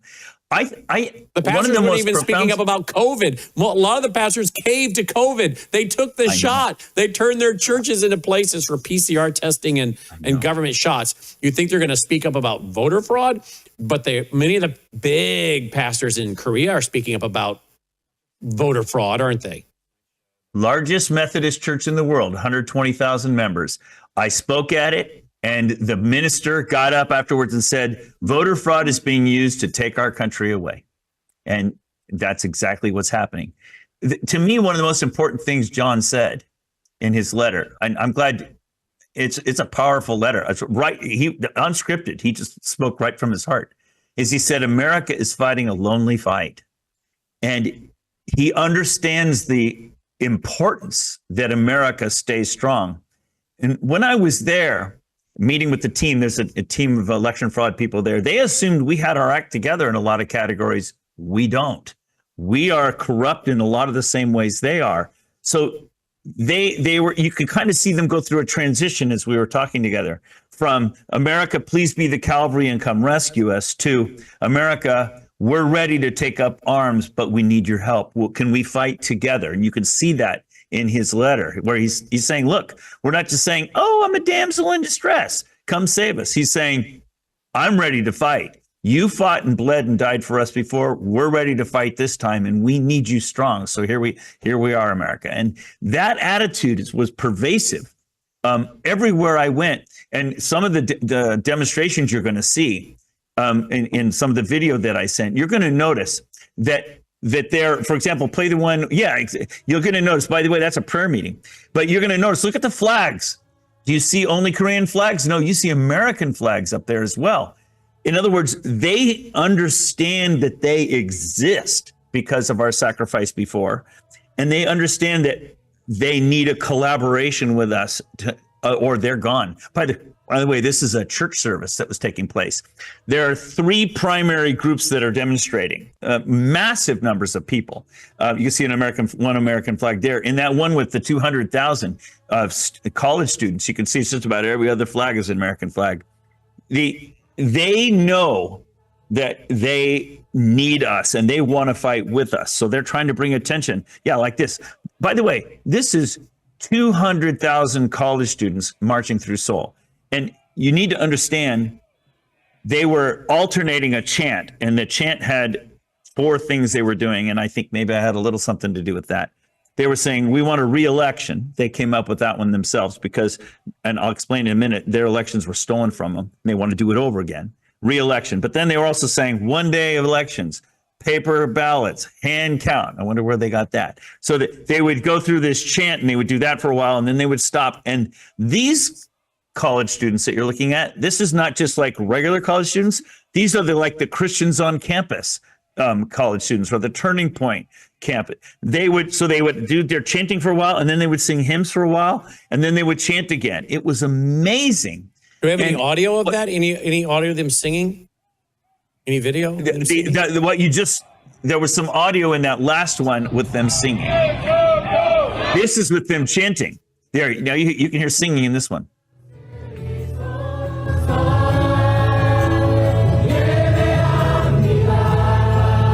So that's them singing hymns. Wow. Kamsahamnida means thank you. I learned a little Korean while I was there. So there are a lot of Christian young people that are fully activated. Now, I want to remind everybody. Huge numbers. I want to remind everybody, Logan, I don't know if we have the footage to go back and find the footage that Bill Federer gave us of Bill Federer and Charlie Kirk were in South Korea the week before Charlie was assassinated. And I don't know if we still have the footage or not, but Bill Federer said that Charlie told them, I'm going back home. I'm going to do my best to bring influence for your cause and freedom with the Trump administration. And then I got some other places I got to go, and then I'm coming back. Now, I know there's a lot of people running around out there talking about who they think killed Charlie. And I don't know who killed Charlie. But I do know that it looks like, to me, some very powerful communist countries would have every reason to kill Charlie. What are your thoughts on that?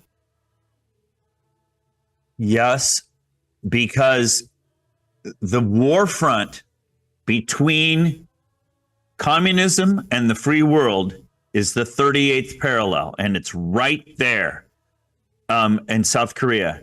That is the battlefront, and that is for America to become involved there. That is the last thing that the North Koreans and the communists want, the CCP, and they've been China, Russia, yes, Venezuela, Cuba. None of those countries would want us being involved there and encouraging those young Christians there.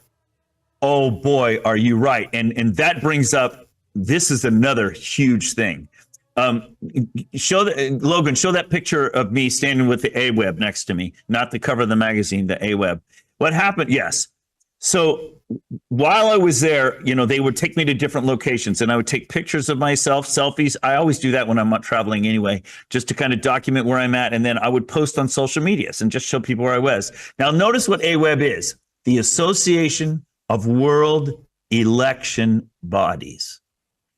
AWeb, and put it in simple terms, is headquarters for the World Election Fraud Cartel. It's AWeb. It was started by Soros. It was funded by USAID until last year. It's basically which is basically CIA. It's the export hub for the world. But the group you named, USAID, that was basically CIA, right? And until last year, it was funding AWeb. And it has 120 member countries, and it's basically teaching countries how to create fraudulent, capable elections. It's what it's doing. It's going around the world doing this. So the thing is that it came under severe scrutiny a few years ago, and it was exposed with all this fraud and everything within Korea. So it got demoted. They got moved to a different site. Now their funding's being cut.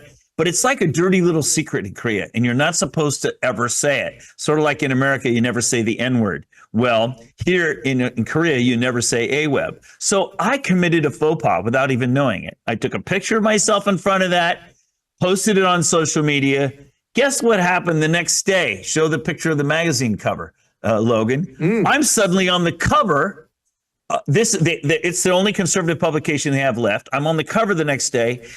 And this isn't just Dr. Frank, the famous election expert, coming to Korea to investigate our elections. This is Dr. Frank investigating AWeb. The whole point of that picture is it's America looking into AWeb. You follow me?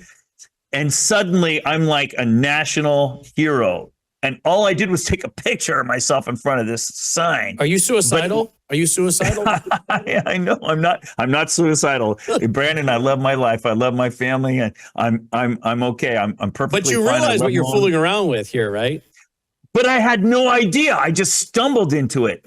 This whole South Korean thing was not at all what I expected. I expected to go there and be in a cubicle, doing election data. And I did a bunch of that, and I published a bunch of those graphs. You know me. Mm-hmm. So I did a lot of that. But I was expecting to have to do there what I do here, go to give public talks. And I gave a press conference on Monday night, and I would show people the data that I had found from the early voting on Friday, Saturday night. I was expecting to have to do the same kind of things there as I do here, except The government gave us a huge favor. I'm telling you, they gave it to us on a silver platter, Brandon. It is amazing. So what happened was election day, about 120 precincts didn't have enough ballots. And they all turned out to be the precincts that are like conservative precincts. Oh, imagine that. And so imagine that. And so my first thought was they deliberately under-deliver ballots. But I've gone back and run the numbers. They delivered enough ballots. You know why they ran out of ballots? Because during the early voting, Friday and Saturday, there was so much cheating that they used up all the ballots. So what happens is, the next step, you're just going to freak out when you hear this. So yes, that's at the Seoul Coliseum. So, and by that time I was famous. And so everywhere I went, crowds would come gather around me. It's him. It was cool. Anyway, you got to understand in South Korea, people live vertically. They live in vertical villages. And there'll be like a group of 10 tall high-rise buildings, like 10,000 people live in this one little area, and they've got a community center and a park and that kind of thing. So everybody's going down to this community center to vote, and they run out of ballots at this one place, Jamsil. And that's where you can show that little video with Trump in it, or the mock-up of Trump. So yeah, exactly. So what happens is I'm there with Hwang Kyo-on. He's there. Hwang Kyo-on. He's there to my right, and he's shouting, "We go together. We go together." And who is he? Because Who is he? The former prime minister of South Korea, and also former acting president. During Trump's term, he was in office. And so what happens is we're about 5 minutes away, and we're looking at X and all these because we're going around to the various voting sites on election day, because we're analyzing data and gathering information and whatnot. So what happens is this precinct, Jamsil, Jamsil, reports that they didn't have enough ballots, and the NEC, the National Election Commission, is telling them, you already have enough ballots. We're not sending you any more. So this is starting to come out on social media. So Hwang Kyo-on and we go over to that place. And you saw me standing there, and we got out our bullhorns and we said, don't give them any of the ballots that are there behind us in that little community center until they give you enough ballots so everybody can vote. And by the way, we've done a whole bunch of analysis in the early voting, and there's probably fraud in those ballots. We think you ought to have a look at those ballots too. Don't just relinquish them to the government. At that time, 10,000 people came down out of that building and surrounded that one little precinct. So that was like the start of something big. Well, of course, everybody's got their cameras out. Everybody's filming every part of this. Within an hour, there were 3 or 4 more precincts, neighboring villages, so to speak, with 10,000 people surrounding their voting place saying, we're not going to give the government our ballots because they do central count. We're not going to do until we get enough ballots so everybody can vote. By 2 to 3 days later, we had about 1 million people around the country protesting. Now, it didn't start out that way. It started out as just a bunch of 10,000s. But what happened is the police came in one morning, and these people are unarmed. And, there was like these shifts in protest. So like you'd have like the kids at night, the kids like being there after school and in the evenings, and the college kids. And then during the wee hours, it would be the churches. And then during the day, it would be the older people, the ones who remember what communism is like. So there would be like these shifts, huge crowds. You could see the change in the tenor. You could see the change in the energy. It was funnest with the younger people, of course, because they really get going. But the chanting never ended for days. So they would hear it. So one morning during the fourth morning or so, the 400 police showed up at that place where I showed that picture. And they formed a wedge, and they pushed their way through the crowd, forced their way into the building, seized the ballots, and left. Now, what do those people do? Now you have 10,000 angry Koreans. They pick up and move and join the next precinct over. Happened again. You can see what happened. Within about 4 or 5 days, there were 3 large concentrations of protests, and you opened with the one at Seoul, but there's also one at Jamsil and at Pyeongtaek, and one in Southern Korea as well. 3 major batches of people, about 1 million people protesting. Just amazing to be in the middle of that. So that's how it kind of all happened. So I thought I was going to have to be all clever and smart and statistics and math and show people all the fraud. I didn't have to do any of that. The NEC handed it to us on a silver platter. They told all these precincts, we already gave you enough ballots. We're not sending you more. So all these people are standing in line. They knew they didn't get to vote. They knew there was a lot of cheating, and they weren't going to stand for it because they could feel their country being taken away from them. So that's, and I'm right in the middle of all that. I was right at the spark. I was right in the right place at the right time. It's just totally amazing to be placed at a specific place at a specific time. I don't take any credit for it. I feel like God's always guiding me where I need to be right at the right moment. And amen. There you go. Amen. I think we have found I'm the just clip. his tool. I think we have found the clip of Charlie Kirk we played that day of his assassination when Bill Federer was there with him the week before in South Korea. Watch this, please. Attacked this great nation. They wanted to conquer and enslave you. Korea was totally isolated with nowhere to turn, nothing to gain and nothing to receive. After a bloody war of our own, America stepped up and fought for Korean independence. This is what makes America an exceptional nation. We didn't do it for territory or money or to get power. We came here to protect this nation from slavery. In fact, General Douglas MacArthur, my producer tells me, did his famous landing to defeat the communists only about 15 miles from here. When I was growing up, in fact, the middle school I attended was named after General MacArthur. And when I first landed here in South Korea, I saw one of the biggest statues I've ever seen to General Douglas MacArthur. Because in both of our countries, we celebrate those who fight for freedom everywhere on earth. More than 30,000 Americans died protecting the freedom of Korea. Today, Korea has repaid us that debt many times over. For 75 years, Korea has stood alongside us in the battle for freedom against communist tyranny, not just here, but around the world. Korean soldiers fought heroically at our side against communism in Vietnam. May we never forget that Canada didn't do that. Britain did not do that. Germany didn't do that. But Korea was there and had America's back. Korean troops helped America in both Afghanistan and in Iraq. And now today, Korea is our bulwark against the growing power of the Communist Chinese Party. Korea has stood with us, and as long as there are still Koreans ready to answer the call, America and President Donald Trump will stand with you. 우리 아까 약속한 것처럼, we would like to pray for you. All right, let's stop right And there. we would like very, to sing a very short- powerful. Now, that of course, I have to again ask, why are others other than maybe you and I not asking the question, is this one reason why Charlie had to be taken out, according to whoever did it? Is this why? Because very powerful communist countries want to take South Korea. They don't want someone like a Charlie Kirk. Now, you've gone over there just a few weeks ago. Here is Dr. Frank speaking to this group.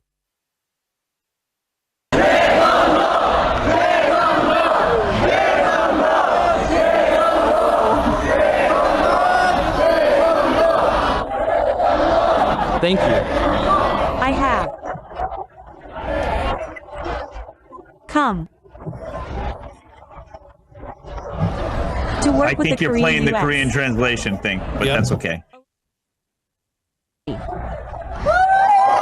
came here because President Moon called me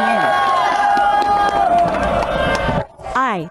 I just wanted people to see your speaking. What did you say to them, Frank? Doug.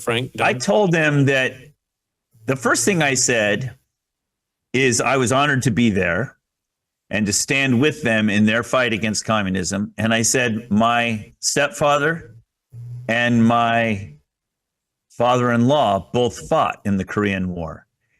And I was happy to pick up the baton where they handed off to me. And you should have heard the crowds. That was, I mean, they were moved by that. And you know, you think about it, we really did fight there. And that is the war front of the free world right there. And so that was big. And then I basically told them that America is not in a position that we're just going to drop whatever we're doing and run over there and defend them. That they're going to have to fight right now and defend themselves. And they need to make large demonstrations to bring it the attention of America. And then I told them I was going to go back to America and tell everybody what I find there and work to get us engaged as well. But we're busy. I said, we're busy fighting in Iran right now.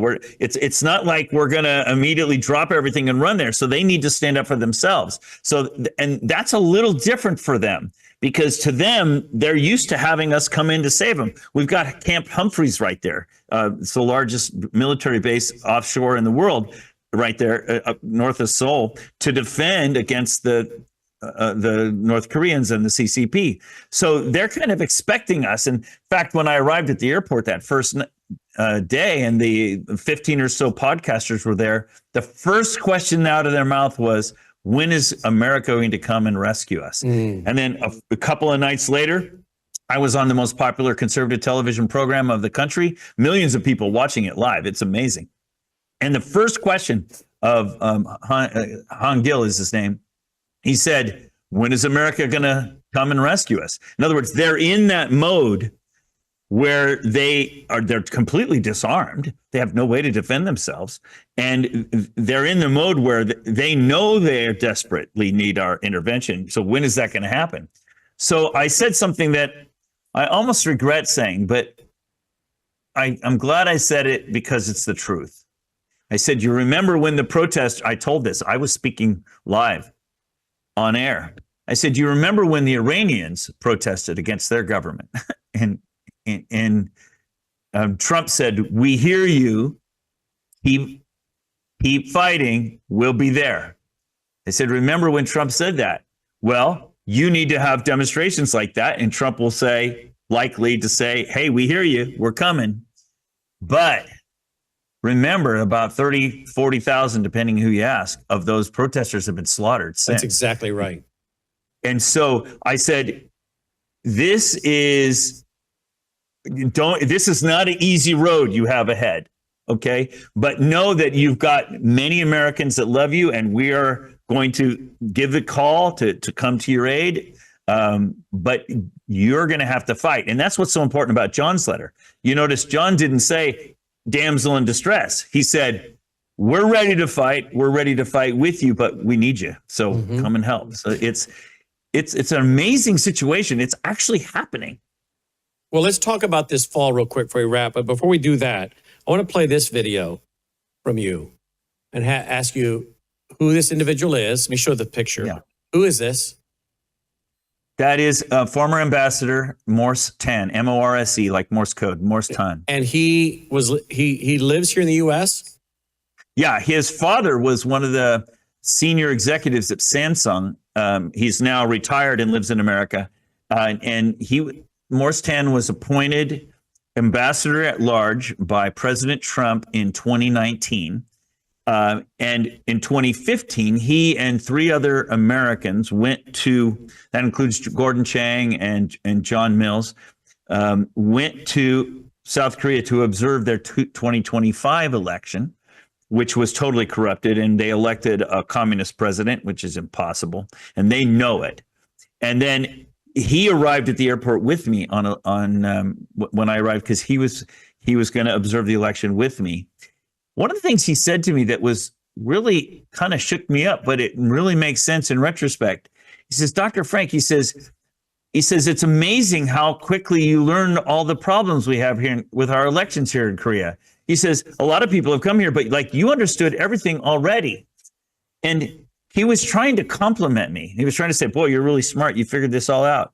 No, it's exactly the same stuff we have going on in America that I've been studying every day of my life for the last 7 years. So it's like, I didn't have to learn anything new except maybe a few nuances of their system. Everything that has happened in their country to corrupt their elections is happening here. And they were even making a joke about it. The team there's about 15 people on their team, their election fraud team.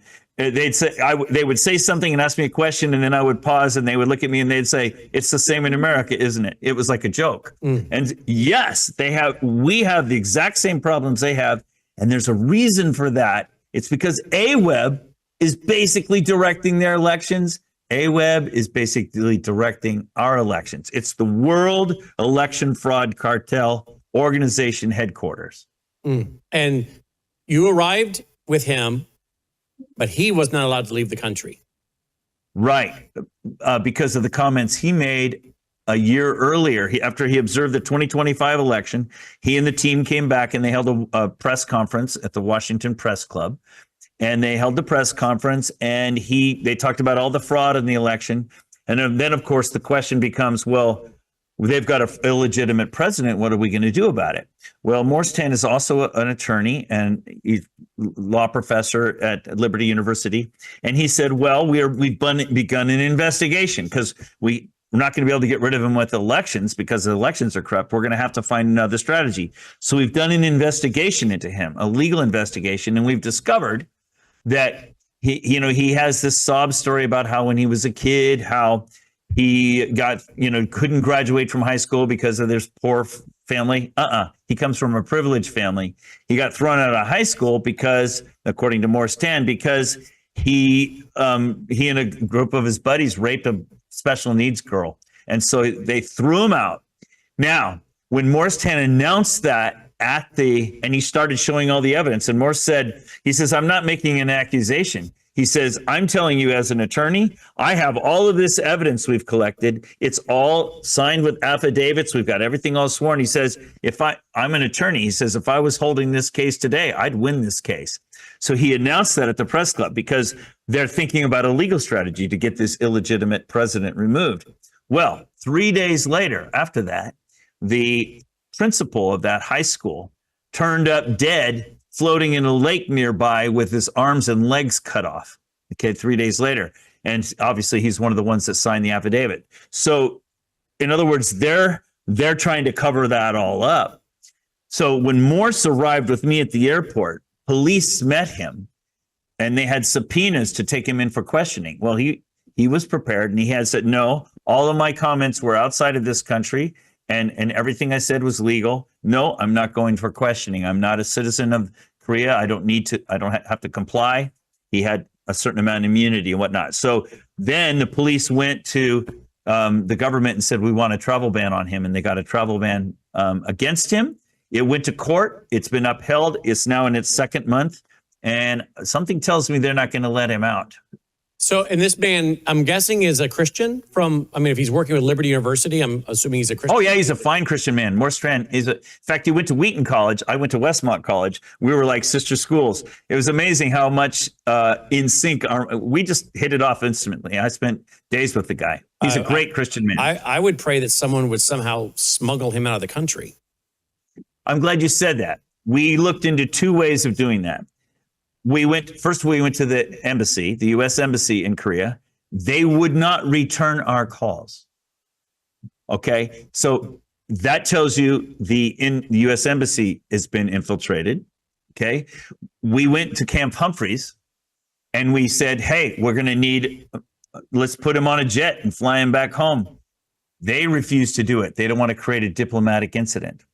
So the next thing is we've got a new ambassador to Korea. Her name is